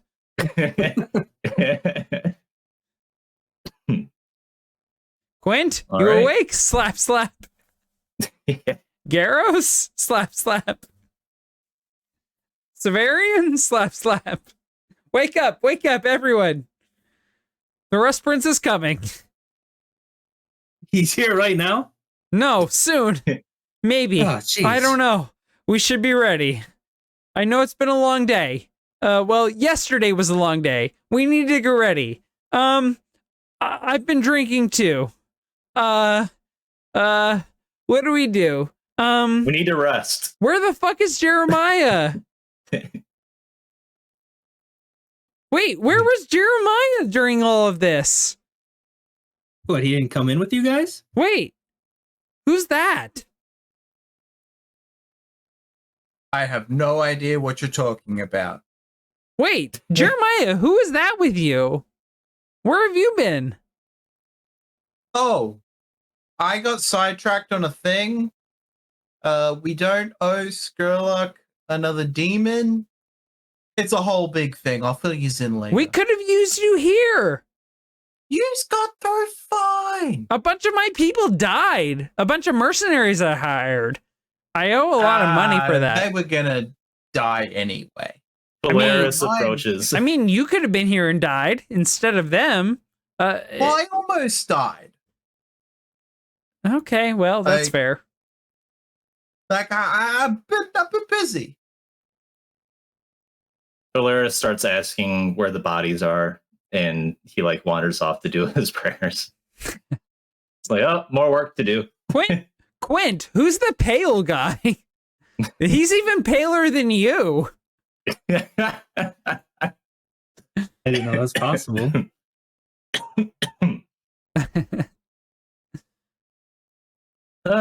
I'm not too worried. I've got a ritual to prepare for. What do you? Sorry, who is that speaking? That's Quint. Quint's like, What? he can go off and do whatever. I got to prepare for a very important ritual. What ritual? The Rust Prince is coming to the city, right? I mean, he's probably coming here. My agents say that the Rust brothers are talking. He's really upset. He was counting on the Rust brother. Sky falling. Yes. Yes. Yeah. He was counting on the Veilers to do more here than they did. Just as well, so long as I need them within the confines of the city, and then I can take care of much. Okay. Alden, you did a great job here. You beat up a lot of people. Well done. Thanks. You and your boys did all right, too, I suppose. He kind of smirks at that.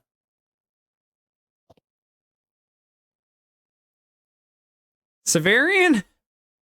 Where have you been? I'm not sure if you really noticed, but I spent the past 2, maybe 3 days tied to a fucking bench and being psychologically tortured. So, where I go afterwards, I'm gonna do whatever the hell I want. So forget about all of that. Wait, why? What do you mean, why? There's too many characters. I don't understand.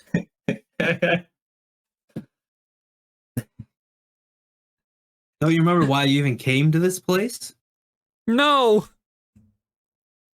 Oh. You clearly need some rest. Oh my god, we came here to rescue you. I almost forgot. I'm so glad we saved you. Uh-huh. Are you okay? It's I'm all right, fine. miss. Now let's get you to bed. We gotta Hold sync on. this up. We I have a need to big hear day it from tomorrow. Severian that he's okay. I'll be all right. Are you sure? Trauma is a very significant thing. You shouldn't just blow it off. I would tell you I've been through worse, but honestly, I haven't. Never mind the stress system of this game. Okay, we're gonna just lapse it there because it's almost midnight for me, and I'm very drunk. I'm a drunk GM. Welcome to Drunk GM. Hell yeah. The drunk game where I just slur things together and make it work. And we have a good time. This has been Drunk Table. This has been Drunk Table. All right. Well, this has been a very long and very amazing episode. Truly, I feel kind of bad that we pulled a lot of things together with characters that aren't our main characters. It's a great setup for the conclusion that we will be doing with our main characters, though. Yeah. Especially how much of a time crunch it feels with the other characters right now. If we were to take a session in between, it would feel almost cheap. But since this happened with other characters at the same time, it's like perfect. It's like the perfect, I don't know. Yeah. The perfect meld. Millman, this was kind of like a Jeremiah special. How do you feel like it went? I enjoyed it immensely. I got to be evil. I got to be a sad boy. I got to be I got to finish all of I've been holding on to that ritual for 8 sessions. Yes. My goal, my dream as a GM is to give you exactly what you want and then make you hate it. So I gave you summoning a demon to make your harem of demons. I hope you hated it.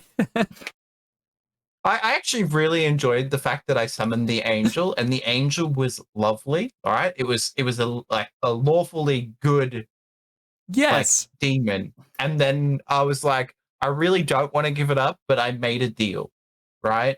Yeah, and then he eats it, and then he becomes like a narcissistic asshole, and then it's just like, all right, when he dies, he says he doesn't care what happens to his ruby. I'm gonna show up in the rubble. You're gonna see me with a fucking a paintbrush to dust away the dust, and I'm gonna be fucking excavating that area to get that crystal, and I'm gonna use it.